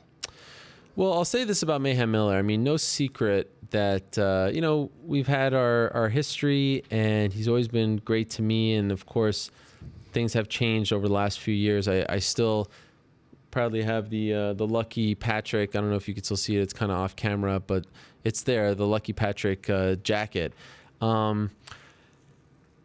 It was, I was a little nervous about him being booked in a fight, especially since he hasn't fought in 4 years. And, I had my doubts whether or not it would happen. He arrived in Italy, and then I wake up Friday morning and it's, it's out there that he has missed weight. I mean, by a gross amount. And missing weight 24 pounds, you obviously didn't try, which, it's fine. Nothing would have surprised me, honestly, leading up to the fight. They wanted to keep him on the card. They made him cut to 205, so he was 207. They made him cut to 205, and then they said that you can't.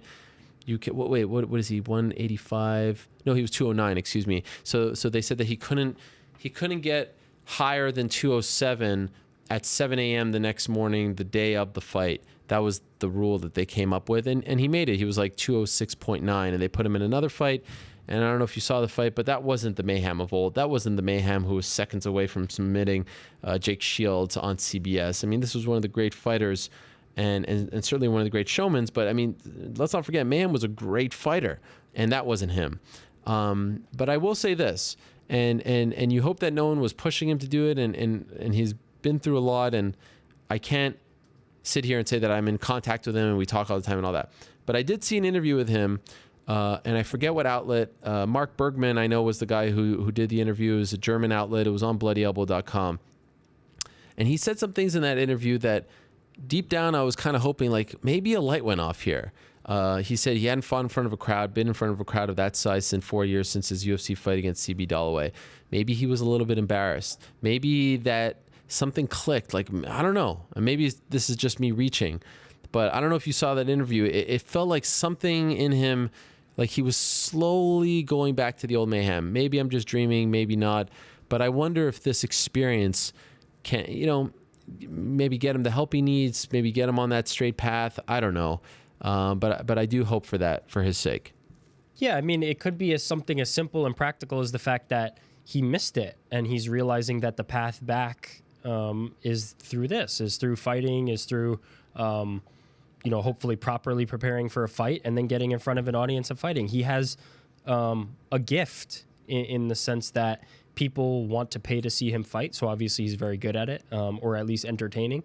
And maybe this can be his path back. Now, got to, put in the effort and make weight and be a professional. But hopefully this can be, a first step. The problem is if there's too much kind of patting him on the back for this, it could lead to the same habits continuing. Yeah. It has to be a situation where, it's great that you got out in front of these people and got this experience for the first time in a long time, but time to be a professional again.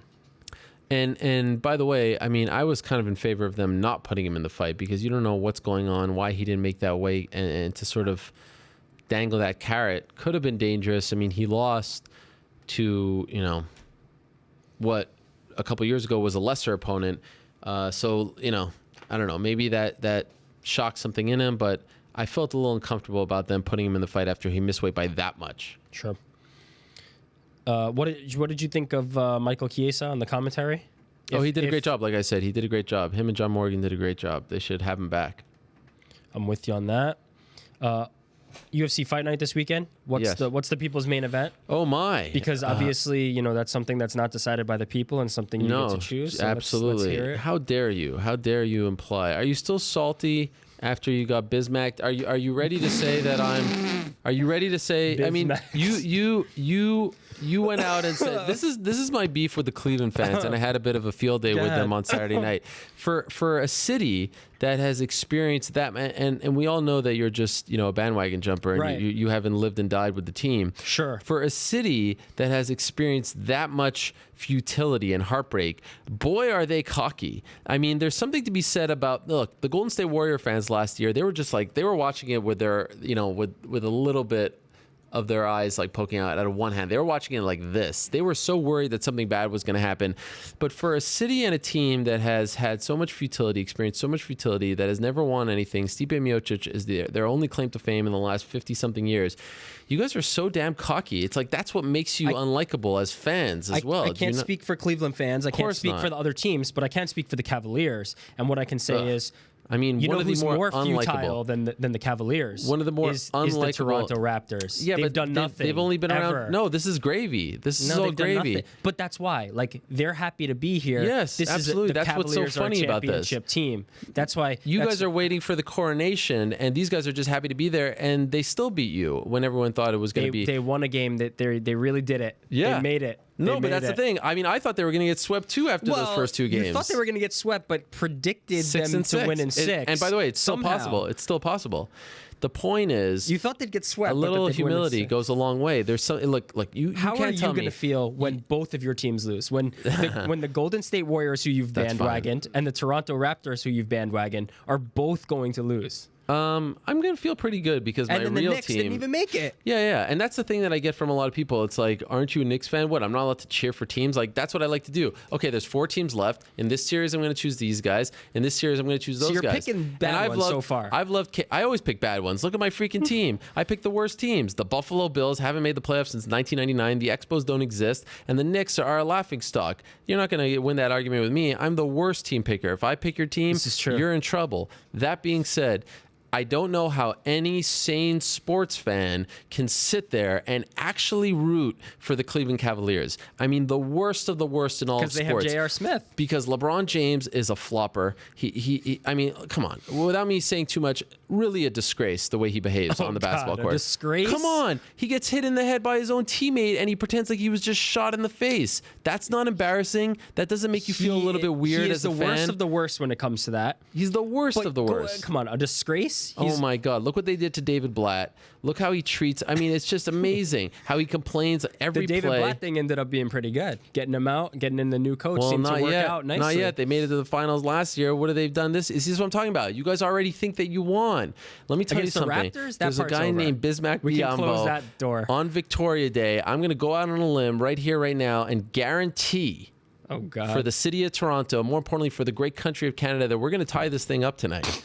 And then we have a series. I'm not going to say that they're going to win. 6-6 is still alive. I'm just throwing it out there. But a little humility. I mean, these Cavs fans are really the worst. A little humility. That's all I'm going to say. Look at the Thunder fans. I mean, let's not get into the whole Thunder thing. Those people don't even deserve a team, if we're being honest. That team should be playing at Key Arena in Seattle, and it's a disgrace that they're not. But whatever. Oklahoma City, good people, fine. Let's root for them. Whatever. I am the Cleveland Cavalier fans are, and you know what? I'm happy that they've embraced Stipe. I want to talk about it. What a week he had. Too, yeah. He's been hitting home runs. He's showing up with Dellavedova jerseys. I mean, the guy is the talk of the town, and he deserves it. He's great. He's a firefighter. I mean, he really gives back. Look at the way Stipe acts. Look at the way he reacted. That's how Cleveland Cavalier fans should be, and they're not. I am demanding. Please. That the Photoshop experts out there get a crying Jordan face ready for Ariel's body. There's not crying. You think I'm going to be affected by this? When the Toronto Raptors is. Do you think I'm going to care? You're right. You don't care because you bandwagon to these two teams. No. When Golden State gets smacked and when Toronto gets smacked, you'll just be carefree. I was rooting for them. What are you talking about? But Because you don't understand it because you're not a father. When I bought my son a Stephen Curry jersey, because the way I look at it is I want my son one day to be like, wow, I used to rock a Stephen Curry jersey because that's someone that he should be looking up to. to, not a guy who He flops. needs a Knicks jersey. He has a Knicks jersey. I'll show it to you on my phone right You should here. burn the Stephen Curry jersey. It's right there. Look at the Knicks jersey. Get a good shot of it. A Stephen Curry jersey. There it is, right there. Porzingis and Melo. Boom. Don't ever question my fandom. There's no bigger fan. There's no bigger fan than me right here, right now. Stop splitting your fandom. What are you talking about? You don't ever root for teams? No, I don't. That's BS. I have one team that I root for, and it's the Cavaliers. No other sports. No other anything. So when your team is out, when they were it's time to think about free agency in the draft. You don't watch sports? That's I then watch you're not a I'm fan. not rooting for any of them. What are you doing then? No, I pick a team. Are you in every fight thinking, oh, I want this guy to win? It's different because I'm a journalist. I don't root for anyone. Nah, nonsense. What are you talking about? Also, that's nonsense too. It's true. This whole idea that journalists are supposed to be completely unbiased is so unrealistic and Why? silly. You can. There's a thing about being professional, which you always are, and there's no question about that. But pretending that people don't have friendships or relationships or I don't biases, pretend that. I'm saying that the idea that a journalist is supposed to is such a antiquated and kind of silly idea. No. This is something that Will Leach put out there when he was running Deadspin and was a Cardinals fan. I'm not going to root for fighters. I could say, go on, Michael Bisping, do your thing. I'll be very happy for you if you win. But honestly, I root for stories. I root for great things like this one. This gets me more excited than any win or loss. Michael Bisping is getting a title shot on 2.5 weeks' notice. That is fantastic. That gets me excited. I root for things like that. I root for great stories, but I don't root for anyone. You're wrong on that one. I'm not and by the way, that you do root for someone. I do root for sports teams. And excuse me if my country, which has one team, so you don't get that either. We have one team. So if my team is nowhere to be found, they're a laughing stock. My team. Yep. I'm not gonna say. And by the way, I announced to the world when the playoffs started that I was jumping on the bandwagon. It's not like I'm coming in this thing late. I actually said, "Do you have room for me on your bandwagon?" I'm not hiding here. They may have been better served kicking you off. There may be one thing that overrides my patriotism, and I love the great country of Canada. There may be one thing that overrides What is it. It is my deep and my it's like in the bowels of my body, the deep hatred that I have for all things Cleveland Cavaliers, because that team is a disgrace. The way they conduct themselves is really, it's like I want to tape these games and show my kids one day and say, look, this man is 275 pounds. He is bigger than every heavyweight on the UFC roster, and he acts like he has just been smashed with a 500-pound cinder block when his own teammate touches him in the face. That doesn't even punch him, touches him in the face. Look at Steven Adams. He gets kicks in the balls. Could you imagine if that would have happened to LeBron James? Why are we talking about this so much? I don't have a lot of time here, and you're getting me all fired up. LeBron James, the way he conducts himself, he is a fantastic player, one of the greatest of all time. I told you off camera, he should get the ball every play. But the way he conducts himself on the basketball court is disgraceful. There's a role model on the Cavaliers. And there's plenty to pick from. You don't have to pick LeBron James. Who, Dante Jones? No, J.R. Smith. Dante Jones, the one who came in there and punched Biyombo in the balls. The pipe layer himself, the master of the pipe, J.R. Smith. Get out of here. Is one that we can count on. Yes, and by the way, Sean Sheehan reminds me that I did break the streak. Leicester City, the team that I've been rooting for, they won in spite of every odd, including the odds of having the Ariel Foxes. Helwani. They pulled it off. Fight of the night. What's the fight of the night this weekend? Oh yeah. See, you got me on this crazy rant. All talking crazy. Okay. Well, how could it not be Garbrandt and Thomas Almeida? No, right? Aljo Caraway. Oh God, of course it's Aljo Caraway. I haven't even talked about that. The Fight Pass main event. By the way, that fight is getting more attention than any fight on the entire card. You just flip completely. Okay, sorry. It's Aljo Caraway, yeah, okay. 100%. I mean, you remember when he was at that press conference in Vegas in December and he said that Caraway was on Misha's, you-know-what, hanging off it? This thing's been brewing for quite some time. Of course it's Aljo. Thank you for reminding me of that. Okay. 202 rumored to be on August 20th. Bad move going up against the Olympics or unavoidable and really not in the control? I didn't even think of that. The Olympics still going on? Yeah. I mean, it looks like it is. Yeah. Nah. I mean, if it's Conor, it'll be fine. And it's almost like you can't avoid the Olympics when you're the UFC. You have too many shows to schedule. You can't really book around it. Well, the other thing is, I mean, the main event happens at 1 a.m. Eastern. There's no Olympic action going on at that time because it's in Brazil because of the time difference. It'll be live, and then there's the replays on TV. So like, You're running up against one of them. It's not like we're in, I don't know, South Korea or something, or Japan, where the time, where things are happening at 3, 4 a.m. Yeah. It's Brazil, relatively close to the Eastern time zone, so I don't think it's a problem. Okay. Joe Rogan's podcast, this is a bit lengthy, but longer. Be in LA, are you guys going to hook it up or what? Look, a lot of people asked me last week, why did you think Joe Rogan didn't like you? And these are the facts. I reached out to Joe Rogan many times to come on the show. I've DM'd him, and he just never got back to me. So what do you want me to think? When I see him in person, it's all well and good, but I was like, all right, maybe he just doesn't want to do the show. That's really what I meant. A lot of people tweet me about going on a show, and I'm not going to campaign. Unlike Emil Meek, and I get why he does it, I'm not going to campaign for it. If you ever invited me, it would be great, but I have a show. I do my thing. I'm happy. I just did the Jonah Carey podcast. I'm excited about that. I mean, I like going on other people's shows. There's no doubt about it. He has maybe one of the biggest podcasts in the entire world, regardless of sport or genre or whatever. But I'm not going to campaign for that sort of thing. I mean, I never retweet that. I never reply to it. If he wants to have me, he knows where I am. And he's had my uncle on twice. And, the first time that he had my uncle on, the way I thought, maybe this is me being a little too neurotic, but my mother's brother, this blood brother, 100%, goes on his show, and you would think, given the audience, you would say at some point in the interview, oh, by the way, everyone, you know whose nephew is this guy? Who I'm saying that right? Who this guy's nephew is? Yes. Do you know who this guy's nephew is? Oh, who's his nephew? Ariel Helwani, MMA reporter. You've heard of that guy, right? I mean, most of his audience, the majority, are MMA fans as well. You don't think you would mention that? It's kind of a cool factoid. We don't share the same last name. That didn't happen. I thought it was a little strange considering so I was like, but I'm happy we cleared it up. Got a lot of views. People were excited about it. People liked it. He put me on the spot. I put him on the spot. It was fun. So maybe one day. People seem to love that above anything else that's happened in a while. What? That appearance? Yeah. Wow. Podcast crossoverness. They liked it. They liked, those guys coming here and everybody chopping it up. Okay, last thing. That was the end of the questions. Okay. Last thing from Nolan King, who tweeted it to me first. He says, Bilal Muhammad, Titan FC's welterweight champ, who just beat Steve Carl. That's what he's saying is BM, his guess. Oh, interesting. I don't know if he has any additional insight or anything like that, but it sounds reasonable. Titan FC's welterweight champ. Wow, you think that's it? Could be. Okay, well, I guess he's not in the UFC. Bilal Muhammad. Right? No joke, someone just tweeted me that. A different person. There you go. People are watching. Okay, so there's a lot. Okay, so that's it. We've gone too far. We've gone too long. But I just wanted to relay one quick story if I can. Do I have like 2 minutes? Yeah. So on Thursday, this is a great story for all of you. This is my story to end the day. On Thursday, a friend of mine, a great guy named Jonathan Dresner. I've grown up with him. One of my brother's best friends. He owns a fantastic burger joint, if you will, in Montreal called Notre Boeuf de Grasse. And they're killing it. Their food is amazing. If you're in Montreal, I've tweeted about them before.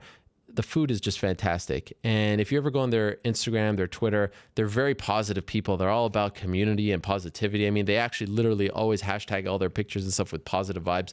It's kind of like a hippie thing. I don't know what it is, but it makes you feel very good inside. And the food definitely lives up to the billing. So on Thursday, he calls me and says, are you familiar? He knows I'm in the fighting world and I like pro wrestling and all this stuff. He says, are you familiar with a guy named Kevin Owens? And I said, yeah, of course. Montreal's own Kevin Owens, KO. He's in WWE, all this stuff. Kevin Steen. I know who he is. I've watched him. I actually tweeted out that I bought the WWE network for him. And he says, well, he's talking about us on Twitter right now. Apparently he came to our restaurant. He was very upset. And he just stormed out. And so I go on Kevin Owens' Twitter, and I see that he does, he did tweet that he was there, and he was upset, and he left, and he was very disappointed in the service and all this stuff. So I asked my friend Jonathan, who is the owner and manager of the restaurant, I said, so what happened? And he said, look, Thursday's one of our busiest days, and something happened with our order machine. I guess they print out the orders, and it got jammed up, and it delayed things a little bit. Busy day, order machine jammed up, all that stuff, delayed things a little bit.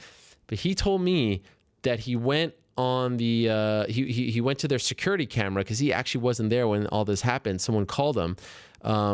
Or actually, he called. I'll tell you what happened. But he went and watched the security footage, and he said he was there for like 24 to 26 minutes. I can't remember now. It's been 4 hours, but it was somewhere in that range. So Kevin Owens was going on Twitter and saying that he had only been there for an hour. He had been there for an hour waiting with his family and all this stuff, but he was only there for like 24 minutes. You sit down, you got a couple drinks, this and that. It seems like, there's a bit of embellishment going on. So Jonathan actually called up the head, the maitre d', whatever you want to call her, who was kind of running the place at the time, said, like, did something happen with the guy? And he left, and she's like, oh yeah, she wasn't flustered or anything like that. Yeah, this guy was upset. I said, I apologize profusely. I said, the drinks are you can have the drinks, no problem, are on us. Please, we're very sorry. We want to try to help everyone. Didn't want anything to do with it, and left. So he said to me, what should I do? What should I respond? I was like, well, typically in these scenarios, celebrities bitch about things to their followers, and they want everyone to pat them on the back, and they want the company to apologize, and they want to feel good about it. So you could just go that route, and this whole thing will be over. And he's like, yeah, or we can have a little fun with it. And I was like, oh man, you want to have a little fun? Let's have some fun. This is great. So he's like, okay, what should we talk about? Oh, wow. Just 1 second. So we talk about it, and I was like, well, he had this feud with John Cena, and, maybe you can write something funny. He's a wrestler. He's got a personality. Maybe he'll find this to be funny. So we come up with this tweet saying like, oh, yeah, we must not have been very clear with you. We're actually John Cena fans, and that's why we didn't want to serve you. But, peace out, and hope you enjoyed the free drinks. So he tweets that from their account. I retweet it saying, oh, this is hilarious. Finally a company kind of jokes back. We all kind of thought that he would have fun with it, but apparently he was really fired up about this whole thing. So it turns into this whole to-do. Kevin Owens, believe it or not, blocks me on Twitter as a result of this. And people start tweeting. Mick Foley's tweeting about it. People are saying that it's hilarious. People are saying that it's rude. And then all of a sudden, this restaurant on their Google reviews, they get flooded with all these negative reviews. How dare you talk to a customer? How dare you be this disrespectful? And anyone knows this if they have a restaurant. That stuff's like a pimple that never goes away. I mean, that stuff affects you forever. I mean, you had a bad night, whatever.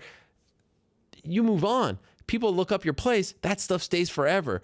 I mean, you can't get rid of it. It's damn near impossible. Yelp, Google reviews. So I don't know if he encouraged, I don't know if people did it on his behalf, but it was coming in. He showed me his email. It was coming in 1 minute after the next. Boom, boom, boom, boom, boom, boom, boom. All these 1-star reviews, all these negative reviews. I mean, just devastating. Yes? It's an important lesson. Don't have fun on social media. Yes, it's not what it's for. That's right. Don't go at Kevin Owens, because that's what's going to happen. I mean, come on. And okay, but it gets better. So he's like, man, this guy's killing my business. He's legitimately devastated. I feel horrible about the whole situation. I can't believe it got to this point. By the way, slight breaking news. I just got a tweet from Tarek Safadine, and he said that, or text, I should say. He said he saw the UFC doctor this AM, and their fight is back on. He's been cleared. How about that? Tarek Safadine back on. That's serious? Yeah, I'm telling you. He just texted me. He said, I saw the UFC doctor this AM and the fight is on. I'm cleared. And I said, wow, can I report that? And he said, you sure can. Well done, Tarek Safadine. Breaking news. Breaking news as we go overtime. Okay, let me wrap this up. So he's devastated. The next day, he's at the restaurant, and guess who calls him? Kevin Owens. Kevin Owens calls him and says, hey, this is Kevin. I think he called him Kevin Steen. I'm the 5-time this. I'm the 6-time, kind of like in character. I'm at a live event, and I want to know if you're going to apologize to me. And he's like, I don't know what's going on here. I don't know what you're talking about. Like, the guy knows nothing about pro wrestling. He explained to him what happened. He explained to him his position. And Kevin apparently kept saying, like, are you going to apologize? Is that your apology? And my friend, kind of, a bit of a stubborn guy, I guess, wasn't really willing to apologize that freely. He even explained to him the thing that happened with me, called me up, the UFC reporter. Kevin claimed on the phone call that the UFC's been trying to sign him for like 4 or 5 years, believe it or not. I can't back that claim up, but that's what apparently he said. And then, so he's at a live event in, I believe, Utica, and says, hey, I got to go on backstage, blah, blah, blah, blah, KO out. And he hangs up. That's how he signed off on the phone call. KO out. hung up. It's like, wow, this guy is something else. He's either living the gimmick or super upset that someone didn't want to serve him in a matter of 20, 25 minutes or so, that he's going to this length to actually call him out, ask for forgiveness, all this stuff. This is crazy. And then I started to look at his Twitter and see how he interacts with fans and stuff. And I guess sometimes he's in character, he's out of character, he goes back, he puts pictures of people. What is going on here? So I don't know. There's no real moral to the story. It was just a weird thing that, like, of all places, that it was my friend's place. The wrestler shows up from Montreal. This whole thing, and I see the tweets still keep coming in, and it was all just a joke, guys. I mean, come on, lighten up a little bit. I mean, you really think that they didn't serve him because they're John Cena fans? What's wrong with these people in this day and age? So yeah, maybe you're right. Maybe the lesson is don't joke on social media, but geez, maybe the bigger lesson is stop taking yourself so seriously. That's what I'd like to think, right? Come on, aren't you shocked by this? I'm not, because I know his Twitter personality. Hey, nobody knows about not dealing with social media ribbing better than Ariel Helwani. I would never go to those lengths and try to, like, put reviews and crap like that. I don't know if he did it. That tweet, did you see the tweet? Did you see the tweet where they were like, we're John Cena fans? Yeah, I saw the tweet. Come on. Did you really think that was the case? Come on. No, but I don't know if what I think happened is people saw it, his fans responded, and appropriately put the negative reviews. Don't have fun, people. The 14-year-old booger eaters in their mom's basement, they did it? Look. How dare they? They speak. They have Yelp. The ones who have jobs aren't on the Yelp. It is the booger eaters in their mom's basement. Everyone relax. They're powerful. It's a great restaurant, great people, positive people. Not according to Kevin Owens. I heard different. Hey, cut your mic. How dare you? Cut your tongue, too. Notre boeuf de glace. Kevin Owens, lighten up, buddy. And you blocked me, really? You should be ashamed of yourself. Canadian on Canadian crime. Hit my music. I'm done. Grow up. I'm sorry for going so long, but there was a lot that I had to talk about. Chael Sonnen kept us on for an hour. He essentially told the world that he's coming back. I don't know about you, but I'm pretty damn excited about the whole thing. Tarek Saffiedin's back on the card. This is all very exciting. Things are looking up for us. UFC and Conor McGregor are talking again. He's in the body issue. What else is exciting going on? Stipe Miocic is the king of freaking Cleveland. Look at that guy. Look at how he conducts himself. Maybe there's a lesson there for all of you Cavs fans. And yeah, you may win tonight, and you're all going to flood my Twitter and laugh and point and blah, blah, blah. But guess what? Thunder or Warriors are going to beat you anyway. Thunder up, baby. Let's go, KD. My man, Kevin Durant. Anyway, if you want to do something good, go vote for Paige Van Zandt. She's going to win the whole damn thing. Thank you very much to Michael Bisping. Could you believe that interview? I'm so fired up for UFC 199 now. I don't know what to do with myself. Good luck to him. Appreciate his time. Good luck to Tyron Woodley. Tremendous stuff from him. Good luck as he prepares for the UFC welterweight title. Good luck to Michael Chiesa as he fights Tony Ferguson July 13th in South Dakota. Thank you very much to Cody Garbrandt. Good luck to him as he fights in the main event on Sunday in Las Vegas, Nevada. All the best, my man, Robert Whiteford. That was a bit hard to listen to at times and watch, but I wish him the very best. Thank you very much to Chael Sonnen. Welcome back. Thank you very much to Emil Meek. Congratulations to him. And, of course, thank you very much to Wilson Hayes. Thank you to all of you. Back next Tuesday. Remember, we're back Tuesday. Same time and place until they say peace. I'm out of here.